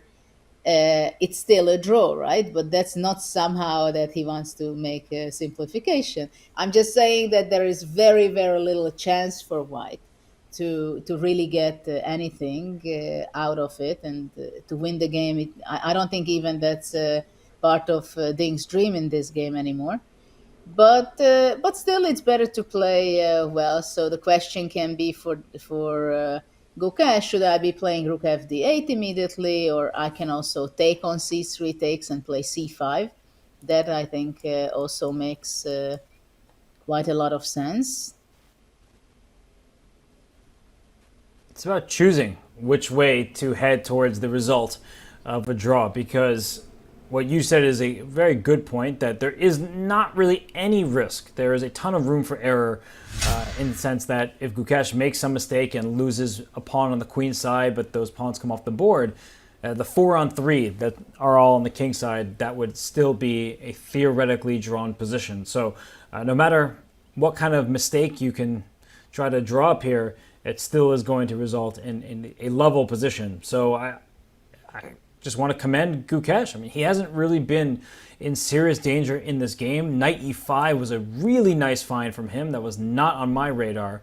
And now that we're at this point, I mean, it's just about how do I ensure the draw will be reached. You don't want to assume. You definitely do not want to make a quick move and just say, no matter what I do, nothing can go wrong. That's how you lose games, not at this level, but for those of you watching at home. So both these players know that this game is going to be a draw.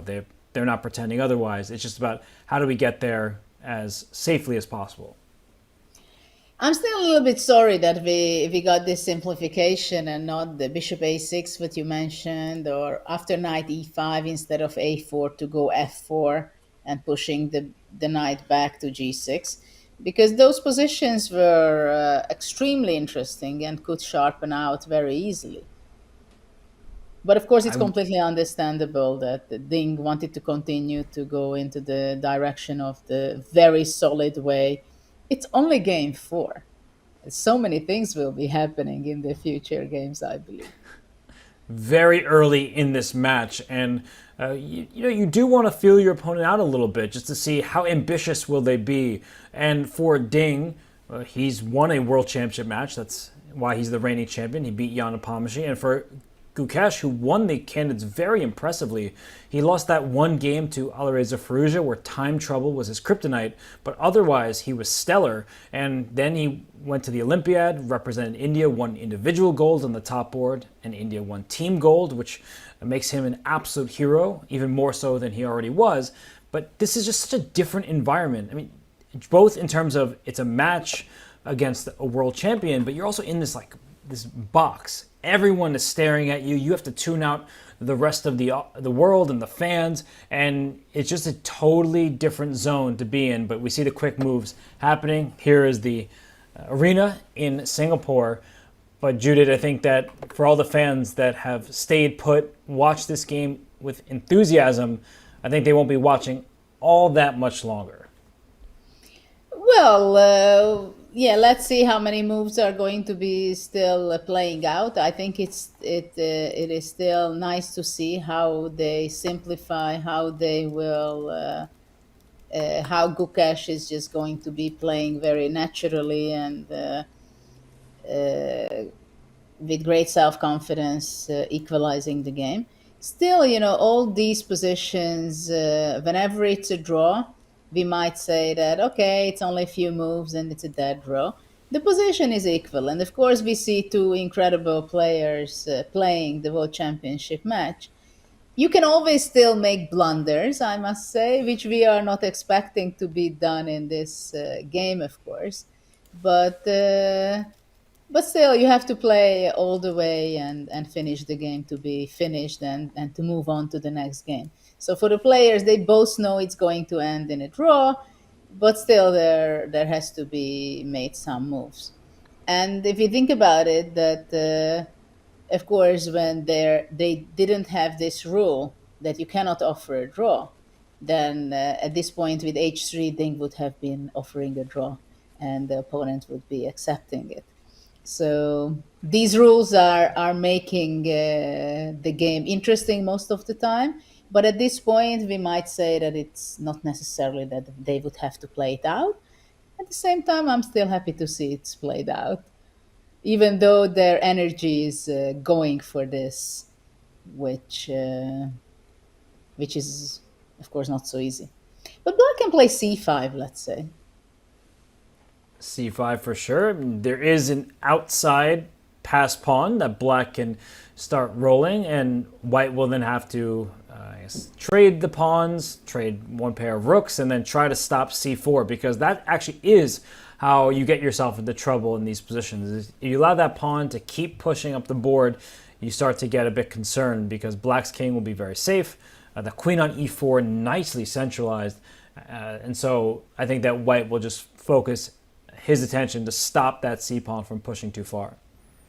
Yes, I mean, some moves can come, let's say, following this position that Black plays c5, White is capturing on c5, Black captures back, then we see an exchange on d8 with the rooks, takes, White goes rook c1, Black goes queen d5, let's say. We are simplifying all the one of pair of rooks, one pair, well, not one, but the queens we swap off, and of course it goes up to the simplification where they can agree to a draw. So this is the most likely what we are going to be seeing in this game, of course. But then the queen on e4 is just so superb standing there. The queen is in the center, is just so beautiful, putting pressure on the b4 pawn, controlling some very important squares, c4, c2, protecting the c6 pawn. The d5 square can be sometimes also important. So it's nice to see that queen on e4 for Black. That's for sure. If a Black rook could lift up the board and say get to g5, there would also be the outline of a checkmating attack. So of course, rook doesn't move like the arrow I've drawn, but if White were to be quite careless and the Black rook could venture on over to the king side, that is how White could find himself in harm's way. So Ding Liren and Gukesh both, they're just trying to be as smooth as possible. You don't want to be reckless, but this position, it remains just completely even. And for Ding Liren, I wonder if in the press conference he will express some disappointment, or if he'll just say, my opponent played well. There really wasn't much to it other than that. But as we talked about, Jude, there were some moments where Ding could have played more ambitiously, but also it would have been more risky.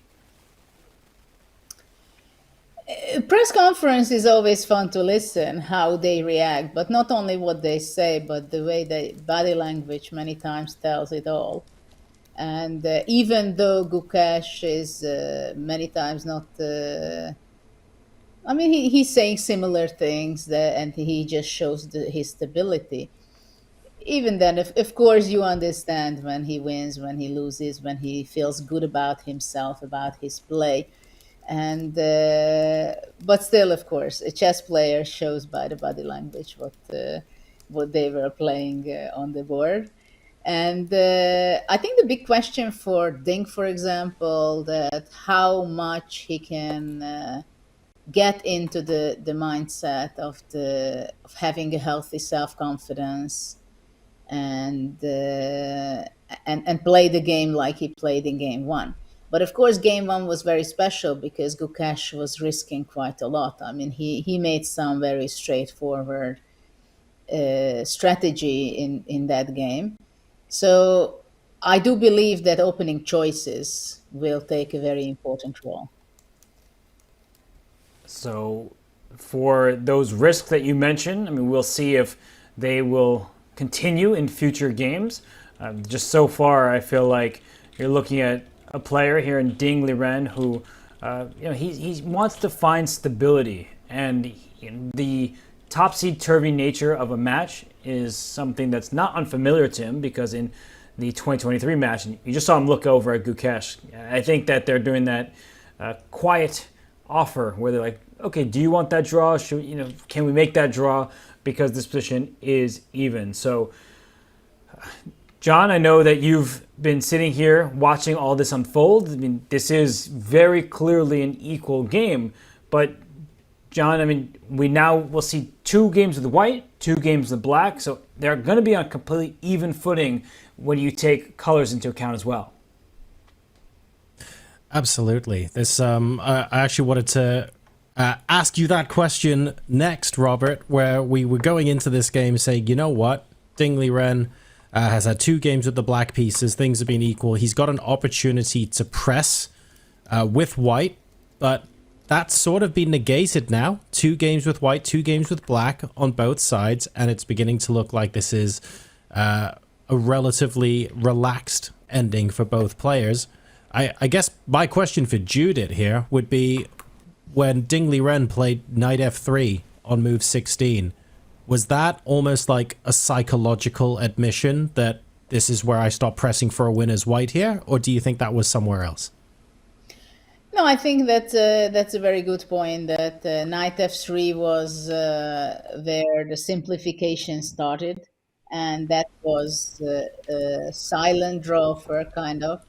Basically, Ding decided that after Gukesh played his previous 3 very good moves, knight e5, rook c8, b6, straightforward going to c5, he didn't see anything very, very good for him in the complications, and then he decided that I go knight f3, we simplify the position, game 4, still 10 to go. Fair enough. And psychologically, Robert, I guess the game...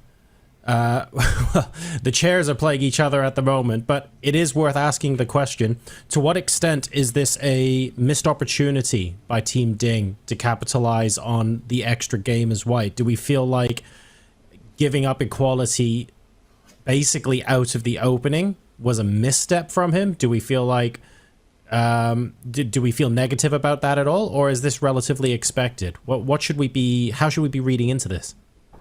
I think that Team Ding, if anything, should just feel respectful of Gukesh, because they came up with an idea that he was not familiar with, and Gukesh responded accurately. And then there were moments where Ding could have pressed for more, and as we just see empty chairs, I just want to point out, it's funny to me, the difference in size. Like, one chair looks absolutely ginormous and the other looks incredibly small. So it's just amusing that the players have their preferences in that way. But it's all about the gaming chair.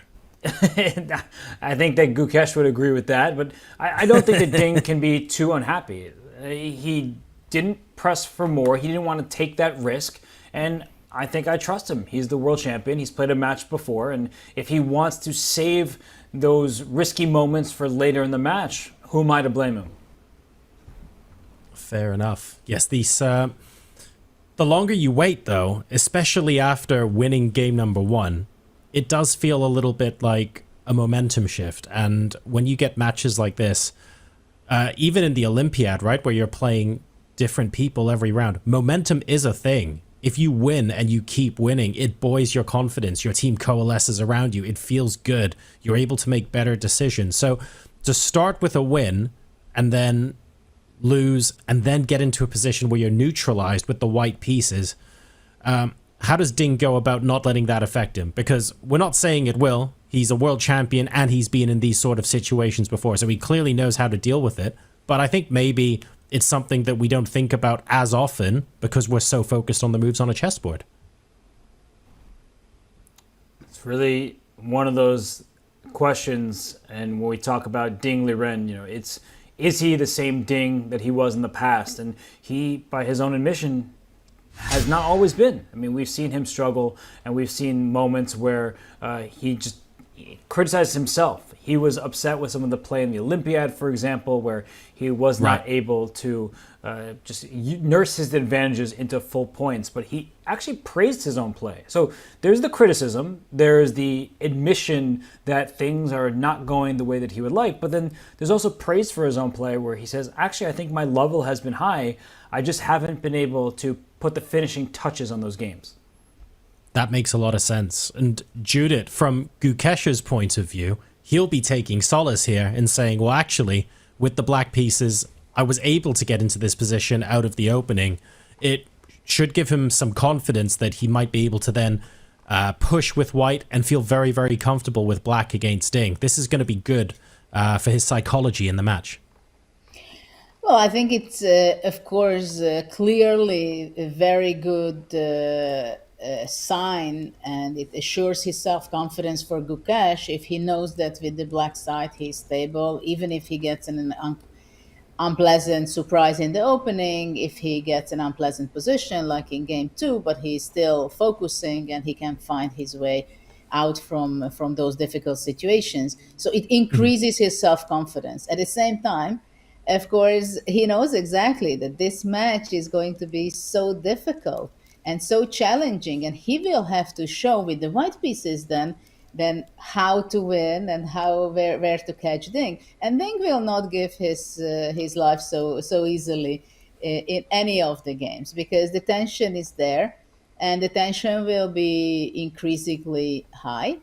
But draws like this is a very natural flow of a match. I mean, if you think about it, in 2016 with Karyakin and Carlsen, they made one draw after another. And actually, it was Karyakin who won the first time. And it was the whole world collapsed in Magnus, I think. And he was shaken. So we don't know what kind of mental roller coaster and things the players are going through. Sometimes they blunder, like we've seen also with Gelfand and an end match where Gelfand won first, and next day he just trapped the queen of Gelfand. So things are going up and down, and I think this is what I'm expecting in this match also. Thank you very much, Judith, and it certainly looks like it's going that way at the moment. Let's ask a practical question, something that we maybe didn't fully consider or go too deeply into, Robert. When we are looking to make the draw for this game, which we believe is inevitably going to come, in order for that to happen before move 41, of course, we have to have a repetition of moves. Now, of course, you can make, I guess, not the best move in the position to invite your opponent to repeat moves, but you make a move that's too bad or too far from the best line, and then you run the risk of your opponent going, hang on a second, I've got an advantage now, I'm going to press. How do you choose the correct moment? Is there one on the board right now? Where are the players trying to maneuver to?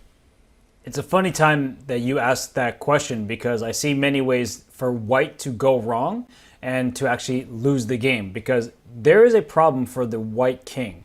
its escape square is in the line of sight of this black queen. So even if it were white's turn, the c5 pawn is not actually hanging, because if you take that pawn on c5, I'll just draw this with arrows. If you take this pawn on c5, rook d1 check is going to be played. It's a deflection tactic. The white king can't escape. As I mentioned, the queen covers the h2 square, and so that if white were on the turn and took, the rook would have to take, and then you deflect that rook, and the queen would be lost on c5. I can put these moves on the board very quickly. It's not going to happen, but if you're not careful, if you just assume that everything is fine, even here, like queen c3, let's trade queens, because if the queens trade, it would be a draw, but the queens aren't going to trade for one another. Rook d1 check, the same exact tactic. The king can't escape, which means you have to deal with this rook, and then you drop your queen on c3. So for everyone watching at home, yes, these players are going to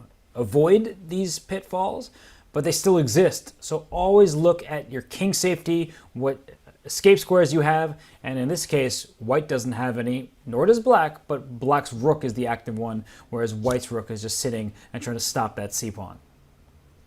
So a couple of tactics left in the position if white isn't careful. They're just trying to maneuver to a position where the draw can be safely agreed.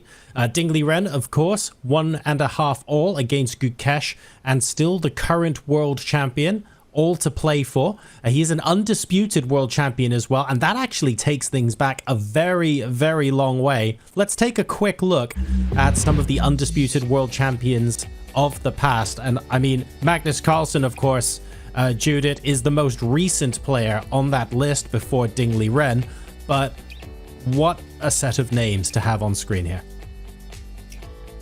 Well, it is amazing. Chess history is amazing, and we can say that, well, from my youth, of course, I was admiring quite a bit Spassky, but for him as a world champion, he was more famous for losing his match against Bobby Fischer.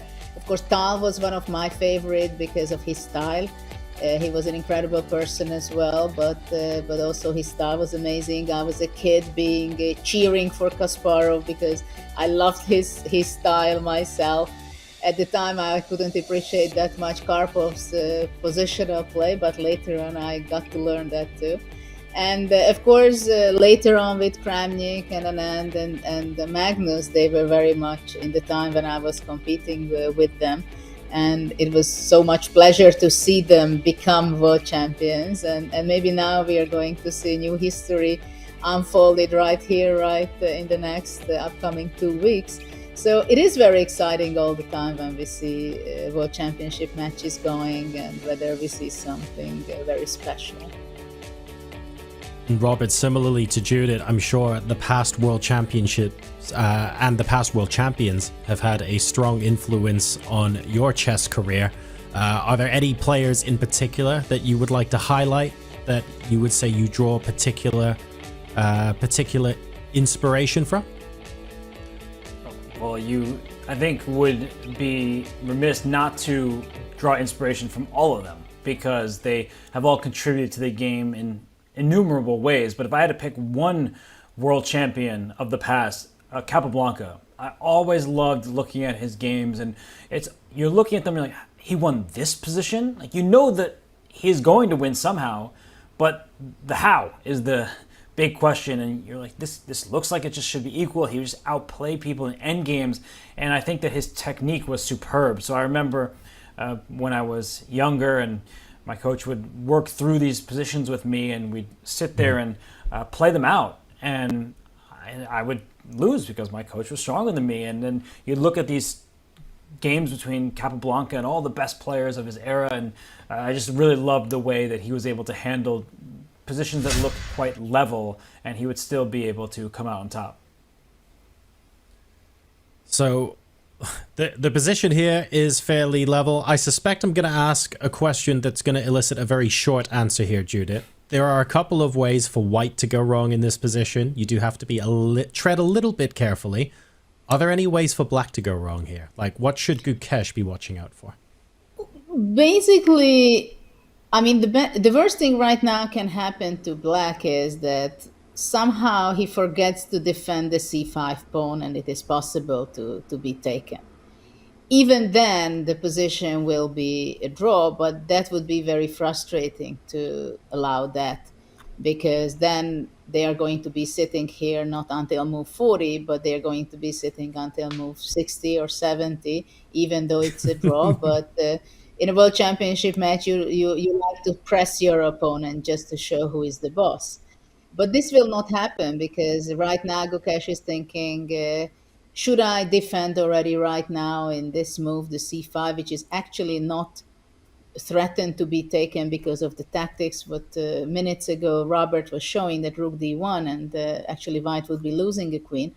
So his question is whether should I be protecting my pawn from the back, from c8, or from the side, or should I be playing, let's say, h5, a move which cannot hurt my position, and only after that to defend it. He has the time for it. He can do whatever he wants, and there is no chance to win for either side unless there is a huge blunder some of the player will make. So at the same time, I think Gukesh is enjoying the moment that he had a good game. There is not too much to think about in this position, but still they have to go all the way until move 40. Maybe he can also think about it, that what is the move that we can make repetitions. But indeed, the position itself, it doesn't give all the need to spend too much time on it. And Robert, I'm going to ask you to put coach's hat on just for a second. Let's imagine that the players decide that torture is the name of the game, and we are going to go to move 60 or 70, even though it looks like this is going to end in a draw. Let's say the queens come off. We have an endgame where white has one extra pawn on the king side, but black has a pass pawn, admittedly an isolated pass pawn on the opposite side. Both sides with rooks on the board. Again, theoretical draw, but it is fairly technical, and there are more things that can go wrong. Yeah, it's a very good question. And when you think about trading pieces, you should always try to visualize what happens when those pieces are removed. So in the early stages of the game, we often like having pawns in the center, and white has this e3 pawn and black does not. Black has an outside pawn, the c pawn, and early stages, it means you don't control as many central squares, but in the later stages of the game, like we're in now, it means that you can sort of distract your opponent's pieces. If the queens and the rooks came off the board, then the white king would have to come over to the c file to help out, and that passed c pawn could be used as a distraction, a decoy, saying, go on, go fight that pawn off. And then the black king would try to venture forward and, okay, this is a long ways away, but try to then go play on the king side. Even that would still be a draw, but you still would then consider some options for black. And trading all the heavy pieces, that would be a good thing from black's perspective. Not going to happen because Ding knows exactly what I was just speaking of. So I think that the more pieces that remain on the board, the less likely it is for black to have any chance of winning this game. So I think that for Ding, he will only trade when the time is right. Both players still sat at the board in a fairly deep think. I'd like to cast our mind back just a little bit, Judith, to what Dania said, GM Daniel Naroditsky, a couple of days ago on this broadcast, where he was giving us a wonderful tale about how you sit there with a draw for 15 minutes and then you realize, oh, hang on a second, I was just thinking about how to beat my opponent the next day. Is that what Gukesh and Ding are thinking about right now? What their openings are going to be for tomorrow? No, I don't think they go too far as that. It's not a stressful moment for them to sit there and think. And the thing is that they have to. They cannot offer a draw to each other. So it's illegal. It's against the rules. So this is very important. And I think what he's thinking right here is to go rook c8 or rook d5, from which side he wants to be defending the pawn, or can he force a perpetuate check in some way, giving up the pawn. Okay. But of course they will have a press conference. Maybe they say, okay, what was the crucial moment? why Ding played knight f3. So when things are starting to sharpen out, then immediately Ding pulls the brake. So this is something he will be thinking, of course, later on. And of course, we didn't talk about the coaches, the seconds so far. And we shouldn't forget that it's not only these two guys are playing there. There is a huge team working behind both of them. And of course, the team, for example, they are not watching this game, of course. Many times they are going to sleep during the time when the players are at the game. And of course, they come up with the strategy. So I think for me, it's always very interesting that how much does the strategy comes from the coach, and the coach initiates the next game strategy, and then the player is reacting to it. I like it, I don't like it, we go this way. Or is the player who initiates the idea in a World Championship match? And of course, it's also a fact that we know from each player one that who is the second. It's Rapport from Hungary. He's a very creative player. Ding has a good relationship with him. He was his second in the previous match also, when he won the title. And for Gukesh, a former coach, Gajewski is the coach of him. And we don't know, the big question marks, who are the other coaches of the team? And I think this is so interesting, how in a World Championship match, who is the brain, who is the hand, who is the strategist, who is what, and what role they make. I mean, I know a lot of stories from different coaches and world champions, but it is really so many layers of preparation. And here we see just the boring position, which is going to be a draw. But it's part of this very intense match. We should delve into that a little bit, taking a look at who we think the seconds are and what the preparation looks like behind the scenes, because that's always fun to speculate and have a guess and work out who's been seen with who in the hotel and things like that. For now, though, while we wait for this game to slowly reach its conclusion, let's go ahead and cast our eyes back and take a look at the history of the FIDE World Championship, because there's quite a lot to cover, and it all culminates in 2024 in Singapore. Check it out. No chess event has more prestige than the World Chess Championship. For nearly 140 years of rich history, we've had amazing stories, legends, and epic battles between intellectual giants. Since 1886, we've had a World Chess Champion, the title passing from victor to vanquisher.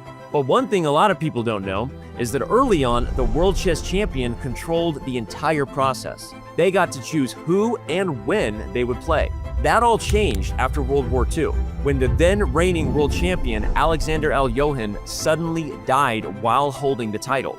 FIDE would then step in to fill the void and take control of the process. In 1948, Mikhail Botvinnik became the first ever FIDE World Champion. The title of World Chess Champion became a political symbol, controlled and flexed by the Soviet Union.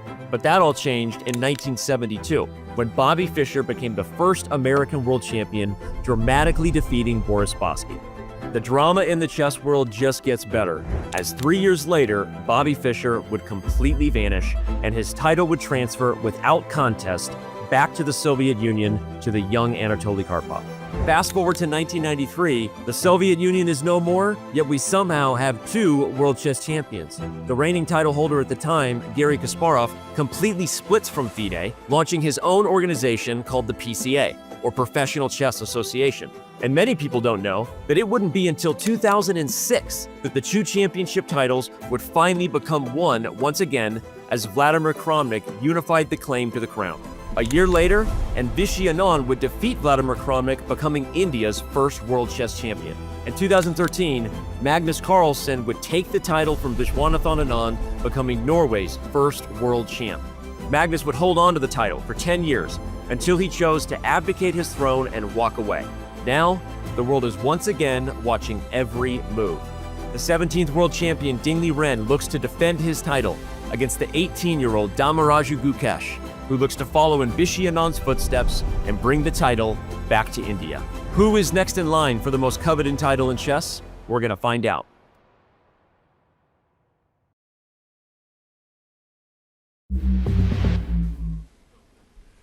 So a very interesting history there of the FIDE World Championship. There wasn't always one World Championship as well.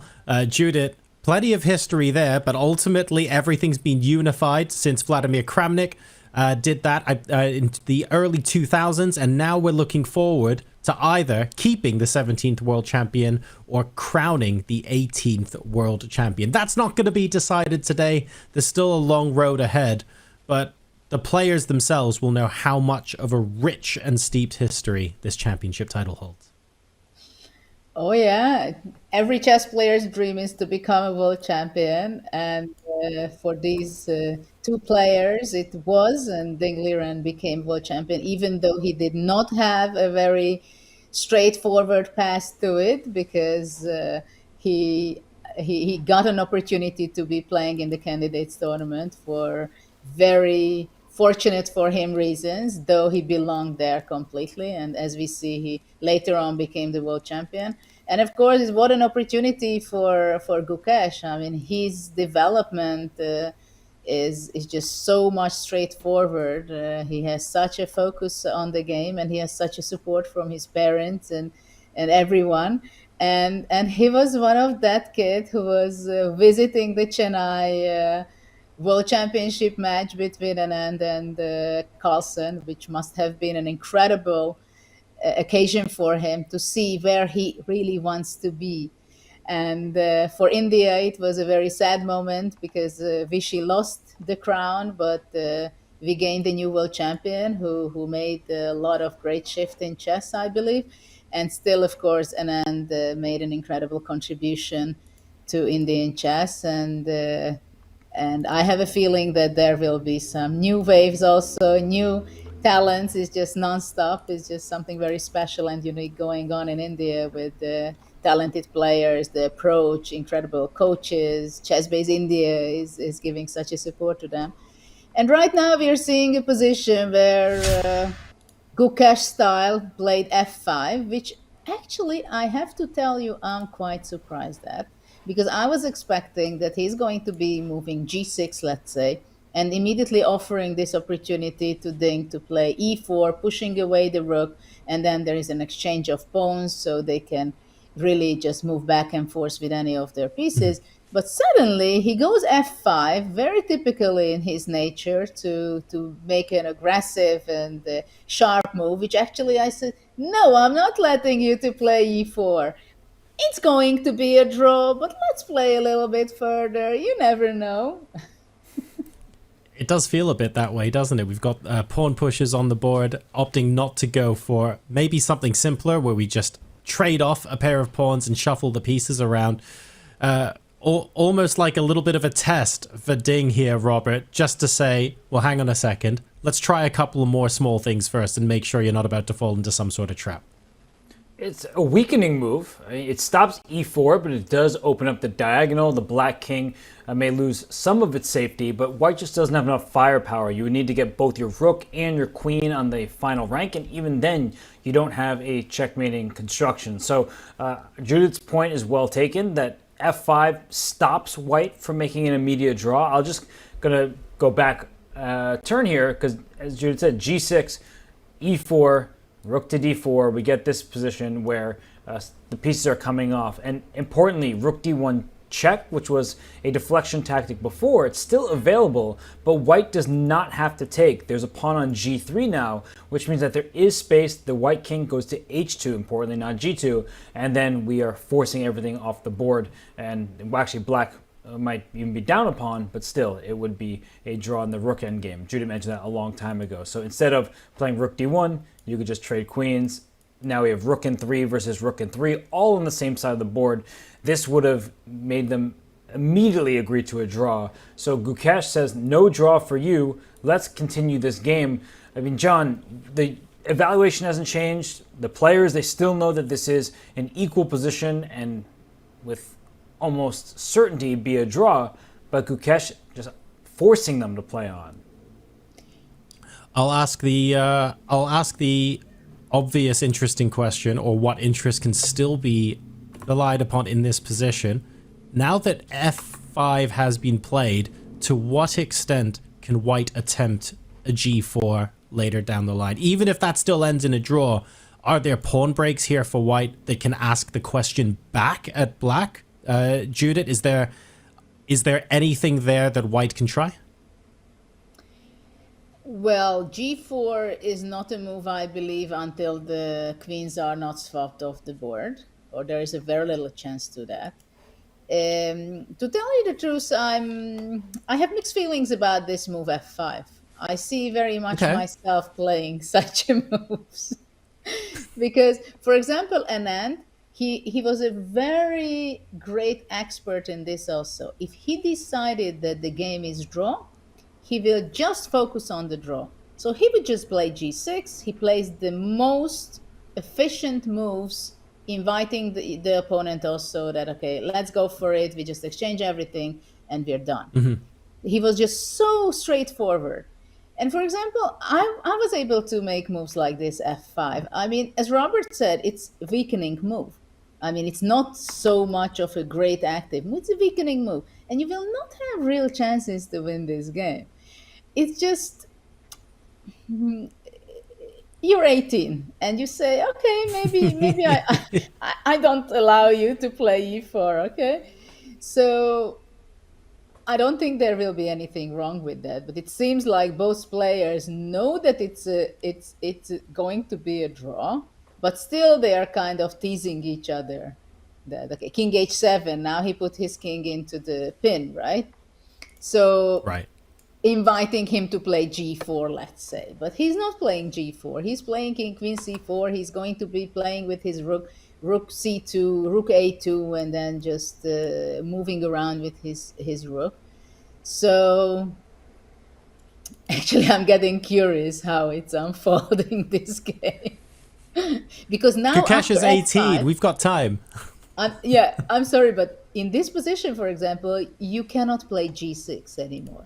Don't play g6, because after that already rook b1, rook b7 on the 7th rank, something can go wrong. So sometimes it's better to just sit and wait or to be very solid. So from this point of view, f5 was something that I would really like to pose the question to Wishy. You know, what do you think about f5? There are certainly, like, white is asking black a couple of questions right now. I think the one thing I want to ask Robert is, now that white has played queen c4, the number of moves you can use to shuffle around the position, it's not massive right now. The rook can't move sideways. You're still busy defending c5, for example. So black's options, while this position is still completely equal, it can be, they're a little bit limited here. I do think it's a bit riskier for black than it is for white, because as Ding is showing us, he can just go back and forth, and the rook on d5 is stuck protecting the pawn on c5. So yeah, this position, Ding is not risking anything, and Gukesh, he knows he's solid, and I like Judith's explanation. He's 18, why not just play this on? All right, well, he's playing it on for now, even if we believe the game is steering towards a draw. We're going to go for a quick tea and coffee break. Go ahead and top up your drinks, and when we come back, the likely conclusion of game number 4 here at the FIDE World Championship.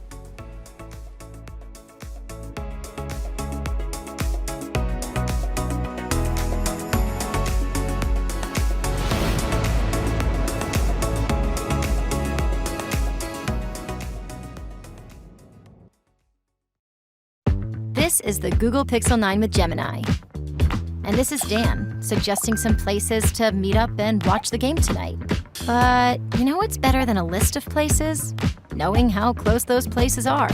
Which is why you're just gonna ask Gemini to put these places on a map. Whoa, how's that for teamwork? Why can't you cool? Just let me cool. Let's dive into Gukesh's top 3 show-stopping moves of his career so far. And at number 1 is a huge game from the candidates. This is round 8. Vidit Gujarati with the white pieces against Gukesh Dommaraju. Now Gukesh has just lost round 7, the only loss that he had in the candidates against Ali Reza. And this is how the 17-year-old bounced back right after. Playing with black, It has been a model game against the Italian. A brilliant one. In case you missed it, I highly recommend you take a check on it, because the whole strategy was around Gukesh infiltrating from the queen side, one side of the board, and then eventually ending the game with a checkmate on the other side of the board. He's kept the pressure on Vidit for pretty much the entire game. And here, Vidit made the move, G-pawn, moving 2 steps forward, clearing the way for the white rook to attack the queen and hitting the black knight at the same time. 2 pieces hanging. And this is the moment I want you to pause. I want you to channel your inner Gukesh. I want you to channel your Puzzle Rush God mode. Black to play.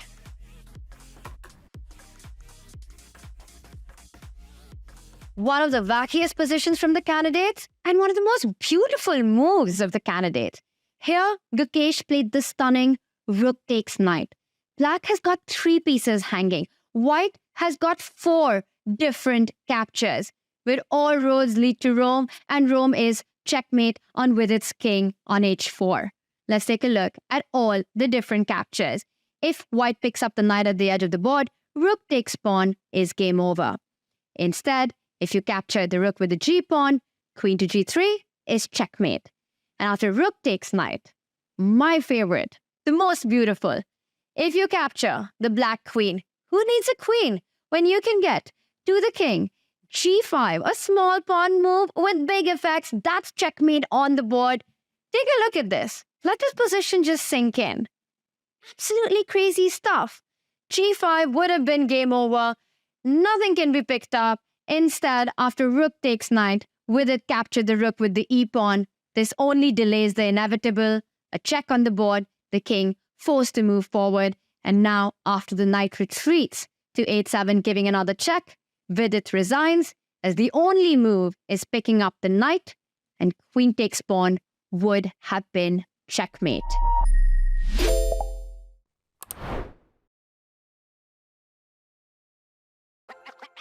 This December, the world's top chess minds clash in the heart of New York City at the FIDE World Rapid and Blitz Championship. Witness world #1 Magnus Carlsen and other stars from across the globe. Rapid and Blitz, chess in its most thrilling form, unpredictable and unforgettable. Fast moves, tactics and blunders, and moments that will keep you on the edge of your seat. Witness the pinnacle of chess excitement. Get your tickets now at worldrapidandblitz.fide.com. No more fancy openings, no swashbuckling middle games, no attacks. We're here to tell you about what comes after that. I'm taking the time for prophylactic moves in this apparently pretty sharp position. Probably at this point the knight is better, but the game shows that it's possible to play around it.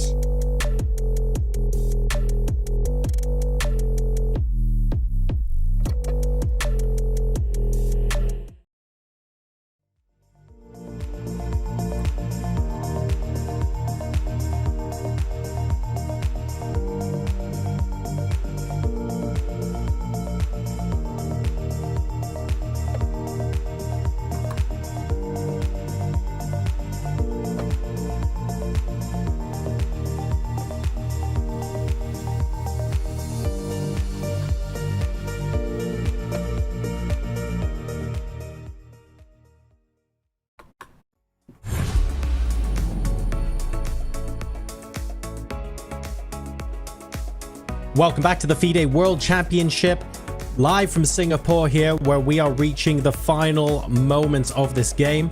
The queens are now off the board as well. We've got the king coming into the center. We're looking for an opportunity to repeat or similar, but this position is just constantly simplified. So Robert, Judith, looks like this one's ending pretty swiftly. Oh, it definitely is about to end. We have hit move 38. They cannot offer a draw until move 40. And I think, Judith, we always do this thing where we look to see where can the draw be made. Now, rook d4 check was just played by Gukesh. I think king e3, rook d5, king e4, that's going to be the draw of choice. I fully agree with you that white will be going back to e3. At the same time, king e5 could be an interesting try. But after that, black would be looking for counter chances and counterplay and starts attacking the white pawns from the side on rook d2. And then if the white pawn is pushed, then the black rook will be attacking the new weakened pawns on g3 and h3. So I think this is exactly the right time to play king e3 and finally repeating the moves, even though they reach move 40 in the next move, and they could even offer a draw finally. But will they? That's the big question. I feel like it's become more and more popular to play the game out until stalemate. For example, if it's king and pawn versus king, instead of just agreeing to a draw, it's playing until the bitter end. And I don't think in this game that they will do that. I think they'll just repeat moves. But the fact that Ding is thinking here, Judith, is there a universe where he wants to play king e5 and is hoping that there would be, I mean, I can't even call it winning chances, because even if black loses the c5 pawn, it's still a theoretical draw. I can bet now on any money practically that he's going to be playing king e3. Maybe it's a very brave thing from me, but he was looking on the score sheet. He's looking back. He's just spending a few seconds and thinking, but he's not really thinking. He's just playing king e3 shortly. There is no reason. Sorry, there is no reason to play king e5 because after rook d2, it's nothing white can look for there. No, of course, and I was just going to say that sometimes players, they drag these games out because they want dinner to open, but it's already quite late in Singapore, so they don't need to wait for any restaurants or anything of the sort.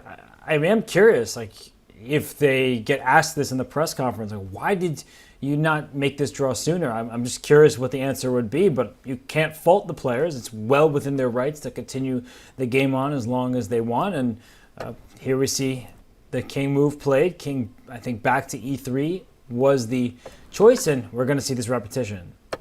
Of course. I didn't lose my money, you see. I made my bet on king e3, so this was an obvious repetition, and we have 2.5, yeah?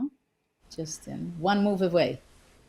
Yes, we're going to get to that draw in game 4 here, and I think that was move 40, so they could have asked for a draw, but they will just force the draw. Everyone who may be unfamiliar with the rule, if a position repeats itself 3 times, the game concludes as a split point. And there it is. The handshake is in. The draw is agreed to. It is 2-2 after 4 games here in the 2024 FIDE World Championship. Judith, you see the players, they're signing the score sheets. They're not even talking about the game. Do you feel that they don't think there's that much to discuss? We don't know what kind of atmosphere is in this fish tank. I mean, of course, it's a draw. Who knows? Hopefully we will figure out in the press conference who has what feelings about this game. But I think in this game there is not too much to talk about with each other, partly because the opening was interesting, and in the opening they don't want to talk about because it's, in future games it can reveal some important secrets. So that's clear, and otherwise, yeah, it seems like the tension is huge, with good reason, and they both go to the press conference. They will tell their thoughts, but maybe it's not something that they want to do, that to talk to each other right now. At least I see that Ding just left the board immediately, and I think it's quite okay, this draw. Nothing really problematic happened to Ding at all. It's 2-2. So the tension is growing, and the match is staying extremely exciting. It certainly is exciting. 2-2. We have an even score after 4 games. John, the game finally came to a conclusion. Both players knew that the draw was going to be the result, probably pretty early on. But what do you make of what we just saw there at the end? The players finally acquiescing to the fact that, yes, there is not going to be a winner in today's action. Interesting that they were quite animated chatting about some of their previous games. But yeah, there was no conversation at all. Ding leaving straight away. Maybe they could have agreed the draw in time to get chili crab at the local hawker market. I don't know, but maybe that opportunity is past now. We're going to hear a little bit more from them in the press conference. I think the talking point from today's game is that we again had what looked like it could have been quite a quiet opening, but then before long, Judith, we started entering into a middle game where both players again were walking a little bit on a tightrope, where any deviations could have resulted in some really big explosions over the board. We didn't necessarily see that, but it was constantly being threatened for a number of hours. Yes, the opening was an interesting idea played with the bishop a3, so that the white can exchange the black square bishop. After that, when Ding centralized the knight to knight d4 and he played the push of b4, trying to get some space advantage in the game, that seemed to be that Ding is taking over and gives a little discomfort for Gukesh in the game.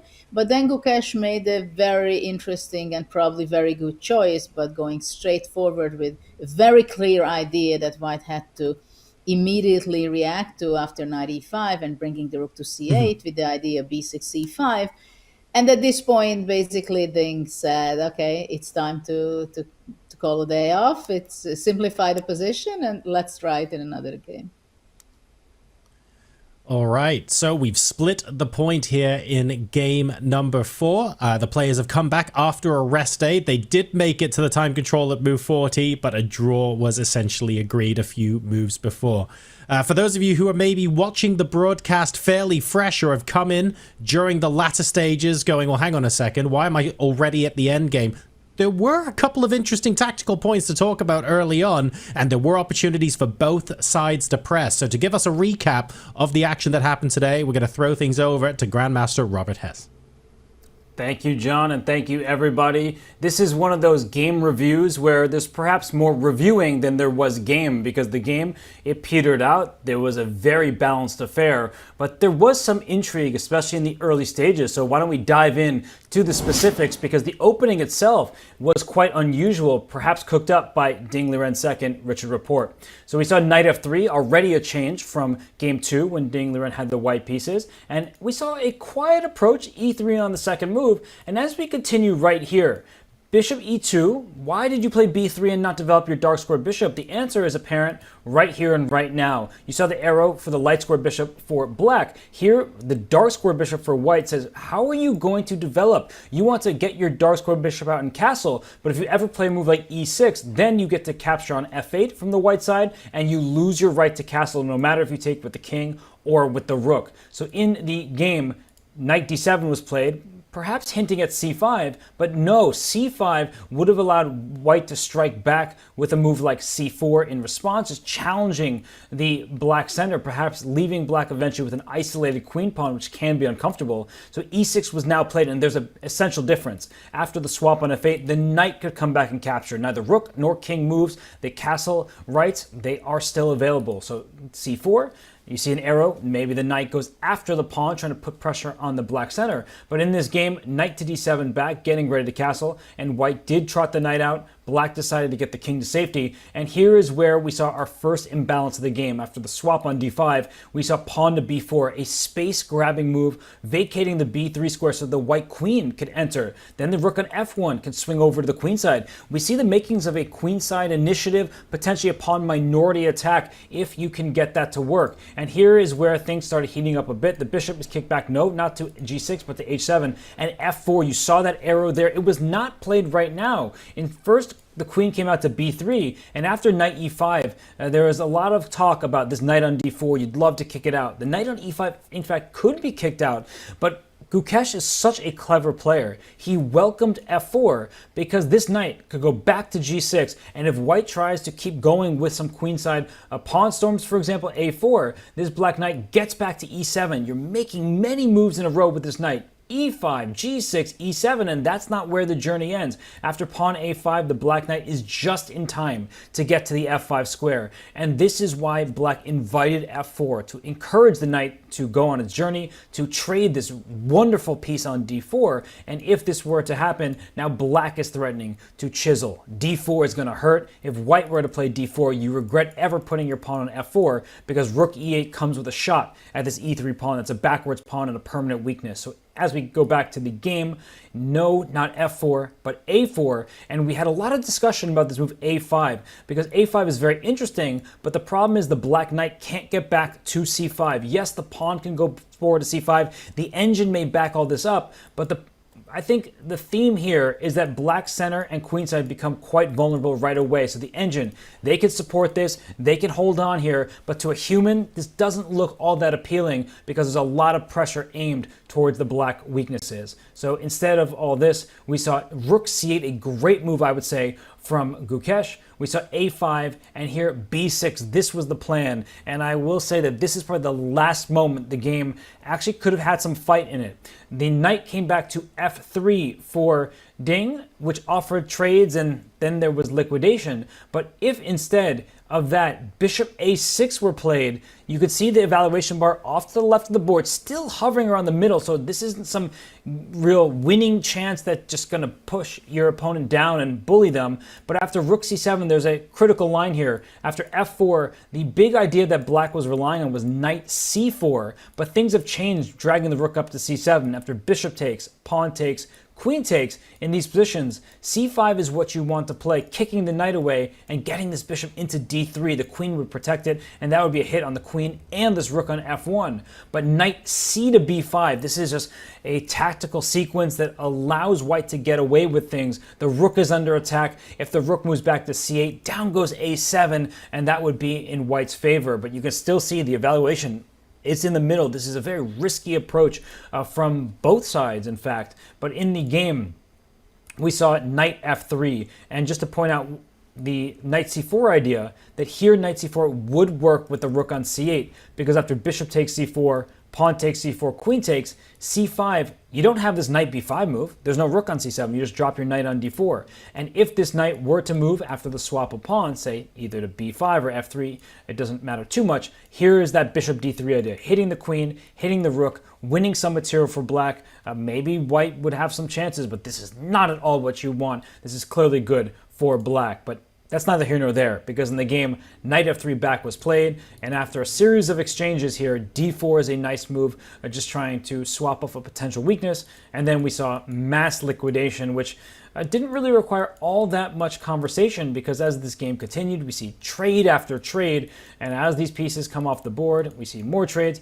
The last moment that actually required a little bit of thought here is, say, this move queen to c2. If you were to play queen c3, offering the trade of queens, that seems like a good idea, but immediately the bar plummets, because instead of the queen trade, which would be equal, you'll see go right back toward the center, this is clearly an equal game and a draw, that black has a tactic available, and instead of queen c3 is where the tactic is. This queen covers h2, no escape square, no luft, and that means that it's war. Rook d1 check, deflection tactic. The rook has to capture because the king can't escape, as mentioned, and after rook takes d1, queen takes c3, black would be up material. But that, of course, was not going to happen, and after a bunch more moves, there was some small thing here or there where things could have changed, but ultimately, when all is said and done, the queens came off the board. We entered a rook endgame that is just clearly drawn. The draw was concluded on move 42. So an interesting opening, bishop a3 by white instead of fianchettoing. Then an opportunity to perhaps flick in the move bishop a6, but there would have been some risk. But when all is said and done, it was a good hold from Gukesh with the black pieces. A draw was a fair result, and that means the match is 2-2. So John, Judith, fun game there. That is game reviewed, over and done with, and now we know the match is tied still, and both sides have played with the white and black 2 times. Thank you very much for that, Robert. The players, maybe they're eager to talk about the opening, I don't know, but to my knowledge, they're already sat down for the press conference. So without further ado, we're going to head straight there, live from Singapore, to hear what the players had to say after game number 4 of this World Championship match.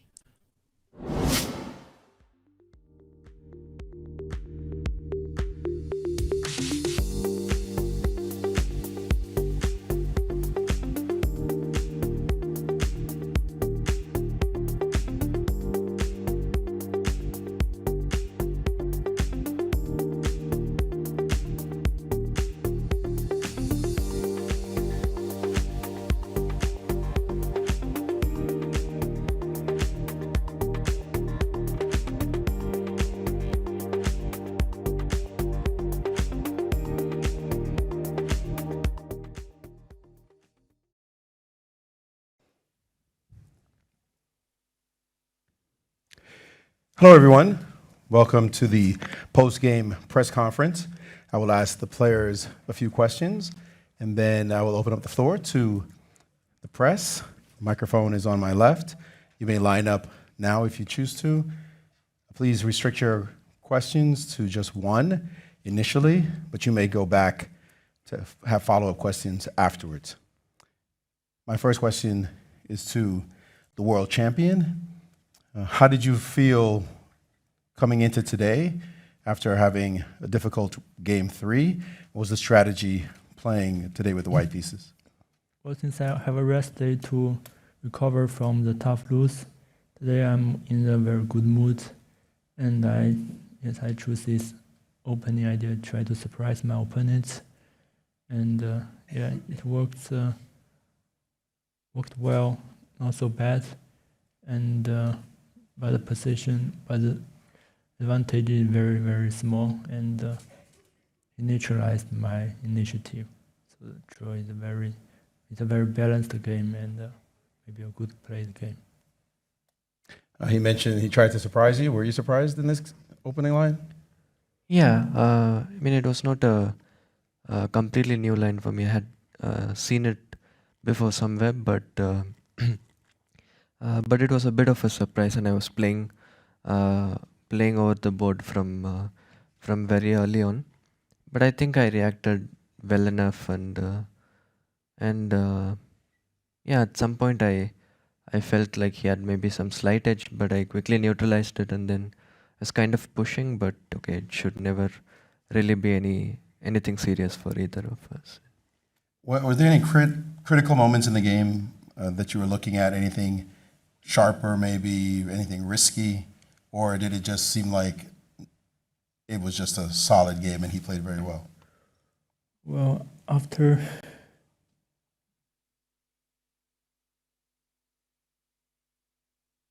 95,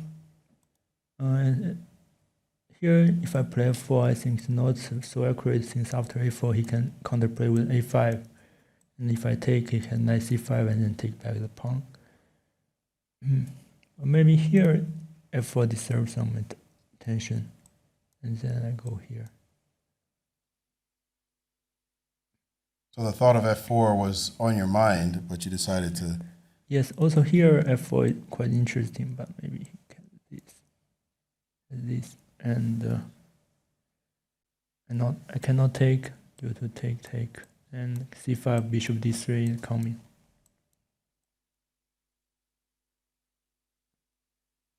So it's mainly about f4. If I want to pressure, I have to play f4 at some point.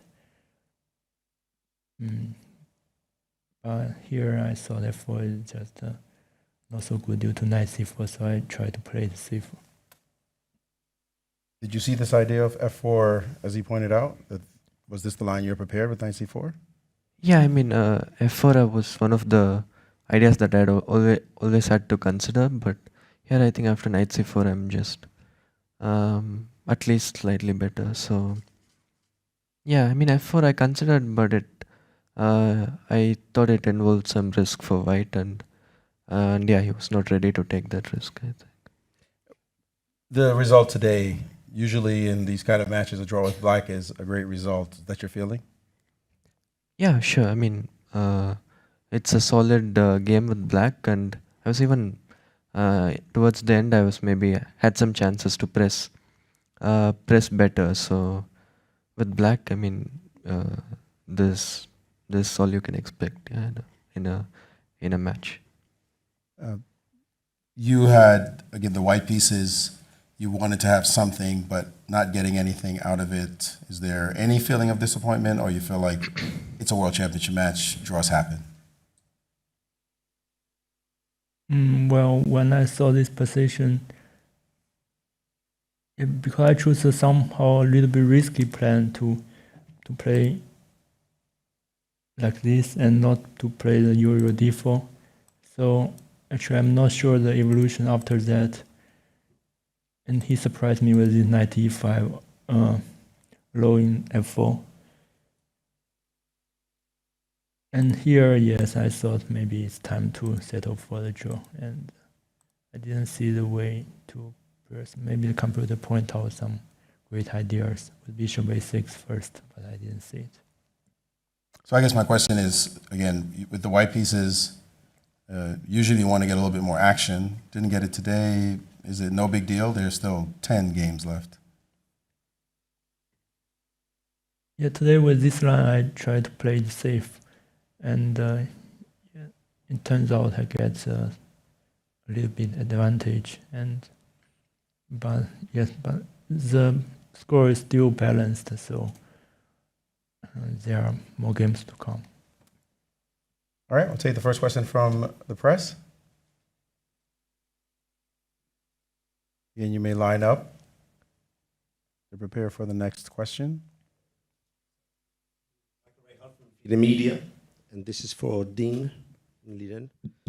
So Ding, you had never played this setup in the past. At least I didn't notice any games with this setup for you. And it seems like you're hitting a brick wall against Gukesh with the white pieces. So following up on Maurice's question, will we be expecting this type of unconventional openings in the future, or will you be playing more mainline variations in the coming games? Without going into too much detail, I understand.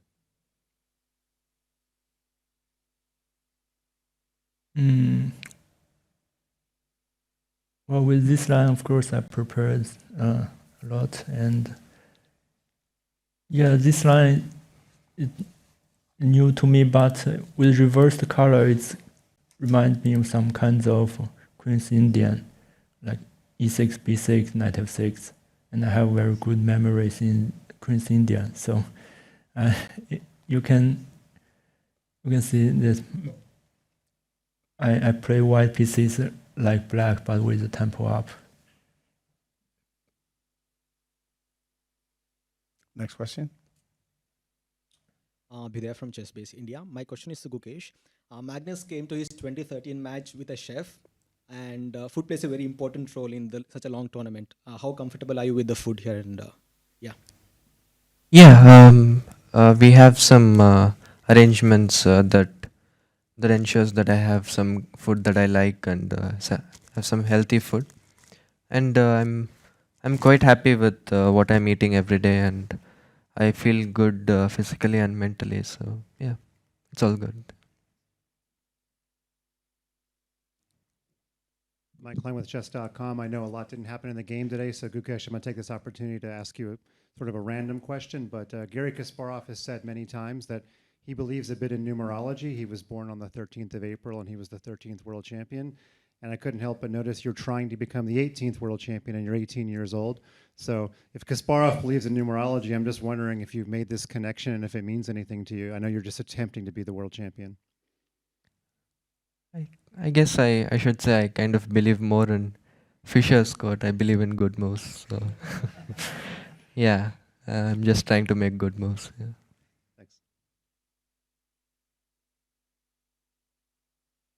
Hi, Theo from leadchess.org. The other day we had Levon Aronian on our live commentary, and we were talking about time management strategies. I noticed today that the time management of both players was far more even than it has been in previous games.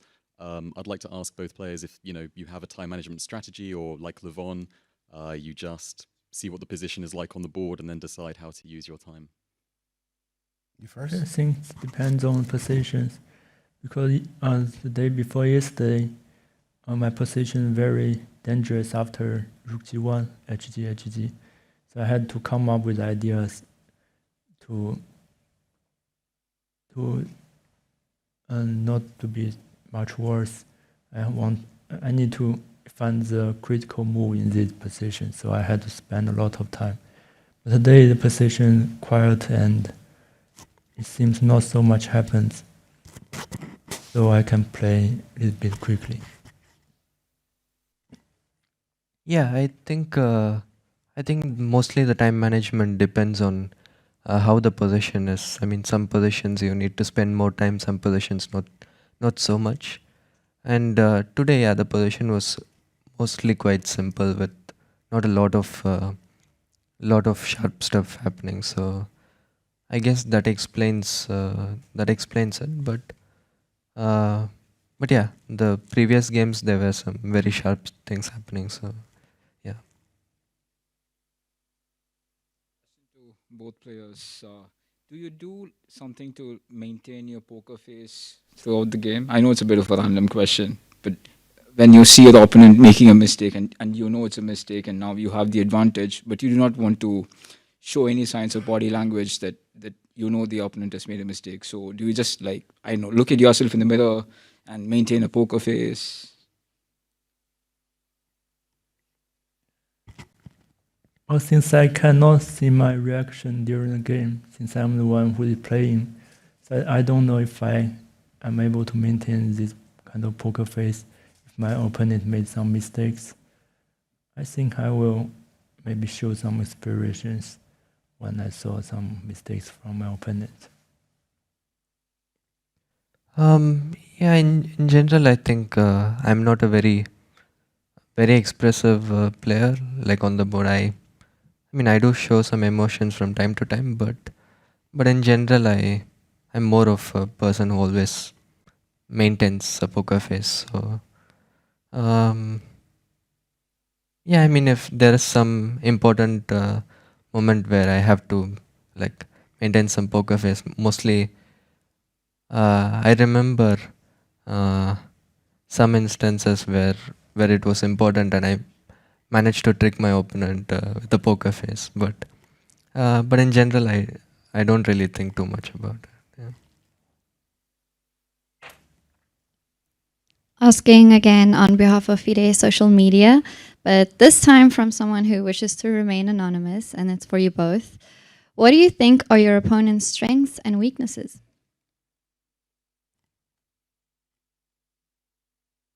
Maybe it's too early to answer this question.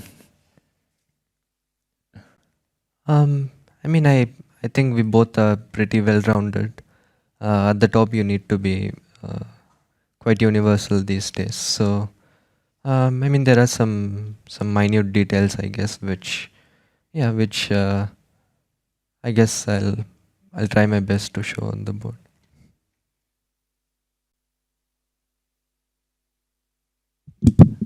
I'm from the organization. I have questions for Ding Liren and for both.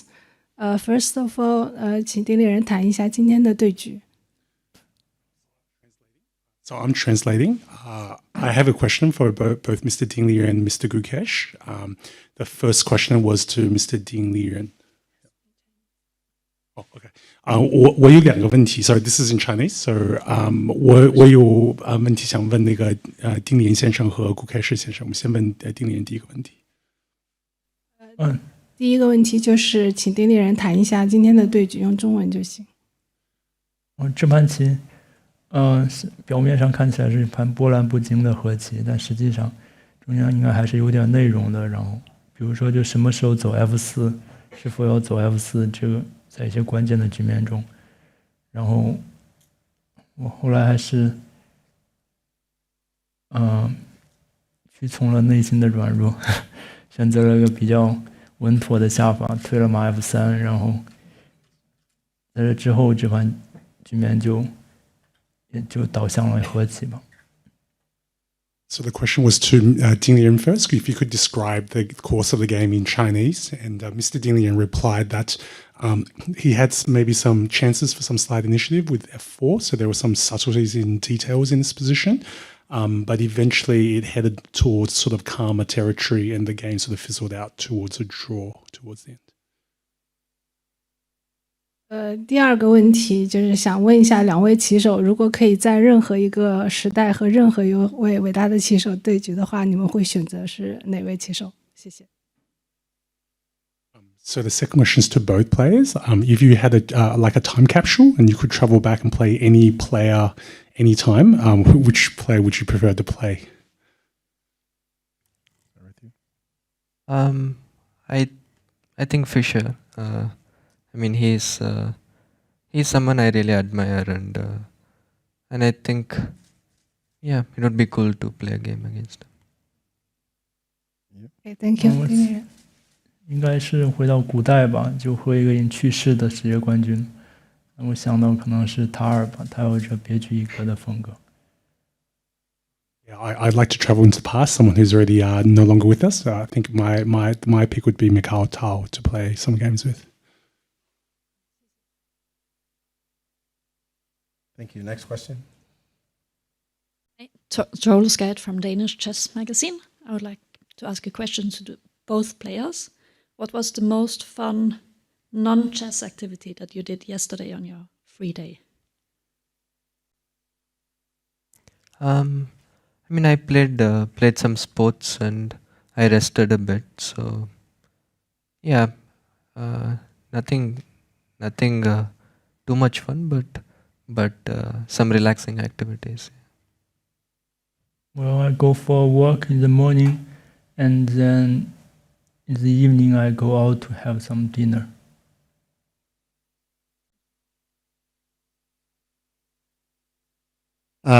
Keeping in mind that a lot of amateur chess players are watching, I think one of the things they're most impressed with is your ability to memorize and remember games from the past.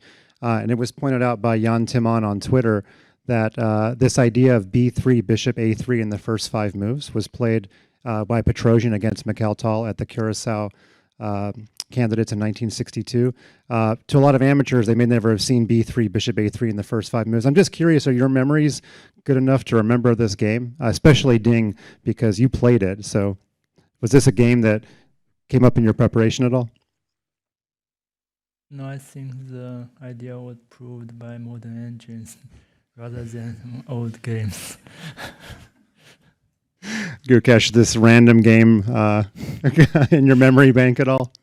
Okay, I was not aware of this game, but it's not something that is completely new to me. I've seen this kind of ideas before, but yeah, nice to know that like a historical game had been played in this position. Yeah, not the exact same pawn structure, but bishop a3 in the first 5 moves. But anyway, thanks for your answer. Okay.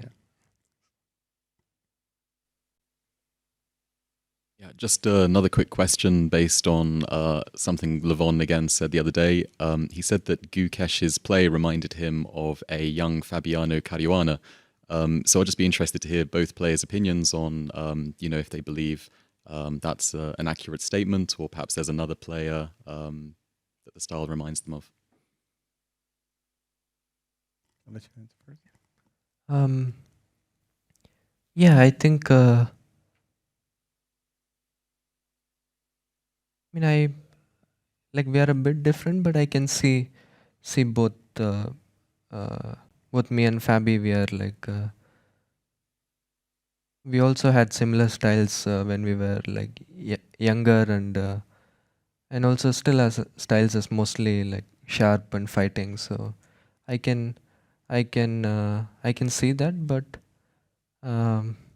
honestly, I cannot think of many players whose style like resembles me. So, but yeah, Fabi is one of the candidates, I think. Yeah, another question to Gukesh. What was Was it for both players or just him? I thought he said both. Do you think that his style resembles Fabiano Caruana's style? Your opponent's style resemble Caruana's style? Yeah, Fabiano Caruana, he calculates a lot during every course of the game, and yeah, they also have very good opening preparations, and but before I didn't make the comparison between them. Next question. Another question to Gukesh. What was your idea when you played the move knight to e5, and what were your ideas if the opponent had played f4 in that move?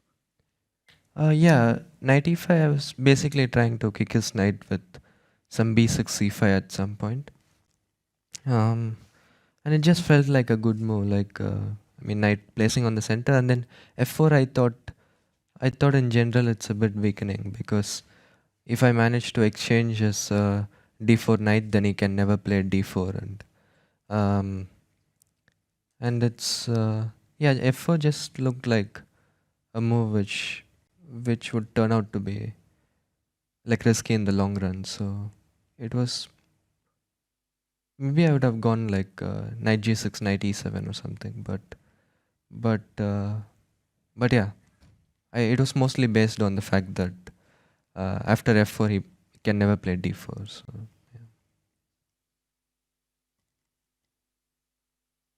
For Gukesh, from a social media follower, va_Ronson, but it's something a lot of people want to know, is how is it that you articulate all your responses so well at your young age? like I guess even though I'm still young, I mean I have been doing interviews since since I was even younger, so maybe I'm still not great at it, but much better at it than I was before. So yeah. Let's make this the last question. Thomas Lochte, Schachmagazin 64, Chess Magazine 64 from Germany, Otto Borick. About the final position. You could even do the move King e5 instead of King e3. It's a draw, but was it an attitude of politeness not to try to have a pawn up or something? Yours, Mr. Liren. If king e5 would lead to a pawn up endgame, I'll definitely go for it. But I saw after rook d2, f3, and rook d3, I need to go king e4 again, and then after rook d4, it's yes, it's still drawn the same. anyway. But I was asking about an attitude of politeness not to try it.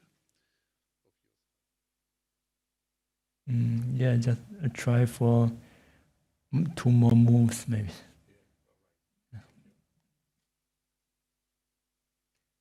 That concludes today's press conference. Tomorrow will be Game 5 at 5 p.m. local time. Everyone, have a good night. Thank you.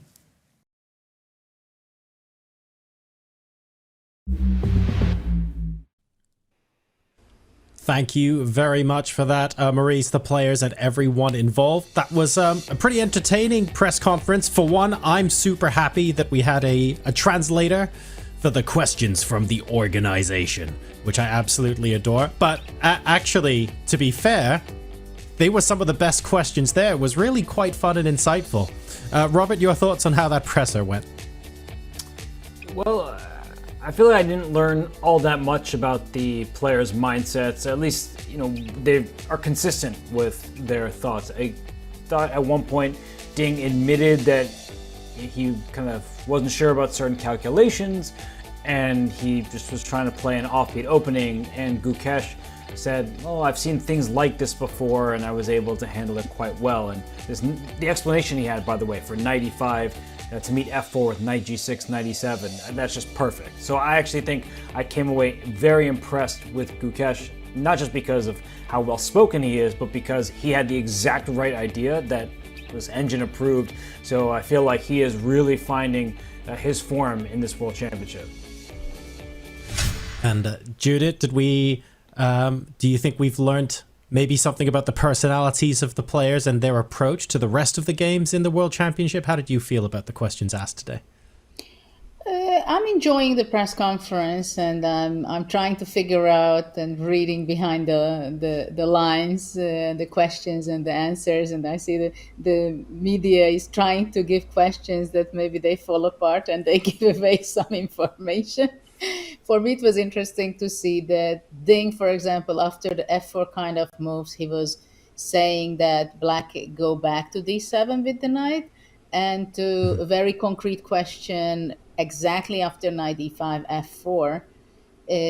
I was not sure after Gukesh was saying quite a few words leading up on the answer. I was not sure he's going to really reveal his move, whether it's going to be knight d7 or knight g6. And I was just wondering whether, is it something that is a secret because some other games going to be playing and he wants to keep that the mind, how is he thinking? But I was very happy to know that his plan was to go knight g6. And I'm quite impressed with his decision to make this move knight e5. It means that he has a great self-confidence, which I'm not sure I would say the same for Ding right now.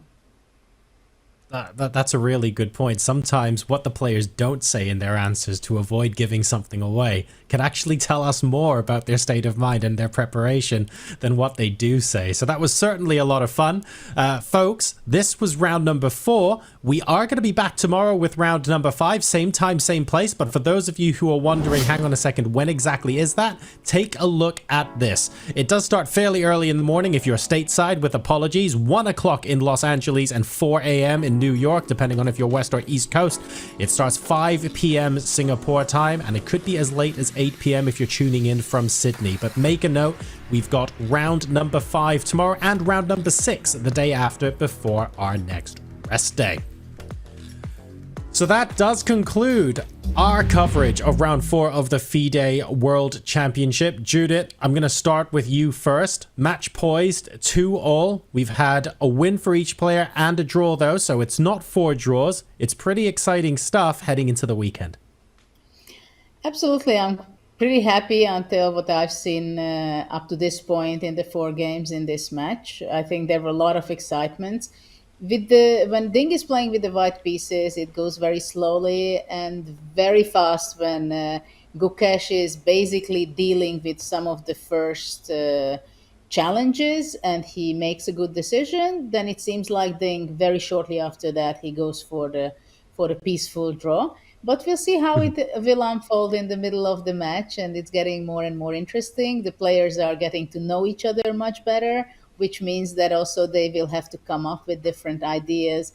And of course, this is the real spicy part of a match, especially for a World Championship match, that every second day you're playing with the same color against the same opponent. And of course, depending on the result, how it's standing, you're making your choices. So I'm looking forward for the next game again. And Robert, taking a look with black, of course, if you're in Ding's position, you have a win, you have a loss. Are we at a place in the match where stability is the order of the day? Or are we feeling buoyed by the initial victory and thinking, you know what, let's absolutely go for it here? What would your mindset be? Well, we heard it from Ding's own words. He wanted to be stable today after a loss in the 3rd game of the match. He did have a rest day in between that loss and today's game, but I ultimately think that we should listen to what Gukesh said. When asked the question, he said, a Fischer quote, "I believe in good moves," and his moves have been doing the talking. Gukesh has been playing very well, and for Ding, I don't think he is going to take tremendous risk. Fabiano Caruana said, who I guess people are comparing Gukesh to, he said on his review of Game 1, he didn't find that the French defense choice by Ding was that risky. He thinks it's a solid opening. It can be played even at the highest level. So for Ding, I wonder how he's going to respond to Gukesh, but we don't even know what Gukesh's first move will be because these players, they keep playing a bit of dodgeball. They're ducking and diving and dipping and just trying to avoid each other's preparation. So it's impossible for me to say what Ding will do because I don't know what Gukesh will start with, and that just makes it all the more exciting. So 4 games in, we're not 100% sure what's going to happen in Game 5. The players continue to mix things up. The score is 2-all, and it's everything to play for heading into the weekend here in Singapore for the World Chess Championship.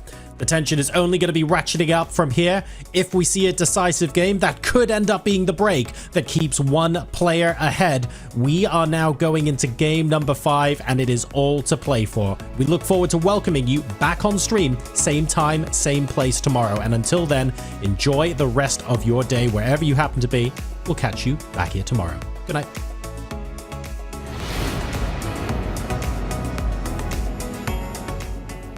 He could become the youngest world champion in history. And for Ding Liren, there are a lot of people who are just wishing the best for him. They want to see that comeback. Well, I'm very curious what will come out of this opening after knight d3 and e3, but we are seeing something new again. Whoa, look at this move. Bishop a3, Judith. So this already is getting interesting. The first thing comes to mind that probably it's Ding's second. Rapport is famous for all kind of non-expected moves like this. They are very close to each other in time, even though that Ding made a surprise to Gukesh. He has played before, Judith. We may be in for a longer battle. I think that Gukesh has played a really nice game.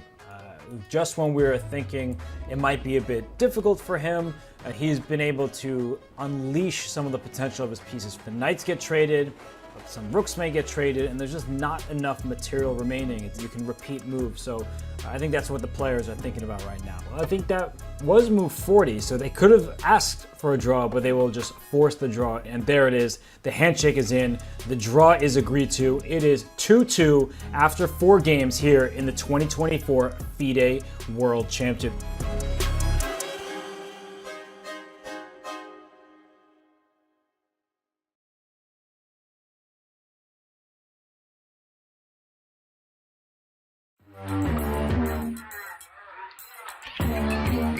Gemini, can you help me plan my 3-day vacation? Generate a photo of a muscly capybara. Explain the concept of supply and demand with OpenStax. Hi Gemini, quiz me on the rise of industrialization. Can you help me find an email? Yeah, I can help with that. This December, the world's top chess minds clash in the heart of New York City at the FIDE World Rapid and Blitz Championship. Witness world #1 Magnus Carlsen and other stars from across the globe. Rapid and Blitz, chess in its most thrilling form, unpredictable and unforgettable. Fast moves, tactics and blunders, and moments that will keep you on the edge of your seat. Witness the pinnacle of chess excitement. Get your tickets now at worldrapidandblitz.fide.com. This is the Google Pixel 9 with Gemini, and this is a look behind the scenes of a heated Fantasy League group chat, where Gemini's already made an image of a quarterback with noodle arms, a running back that's a snail, a Swiss cheese secondary, that's a new one, and now coming in hot, some wide receiver gloves made out of butter. Oh, let's see how they come back from that one. Still anybody's game, or anybody that has Gemini.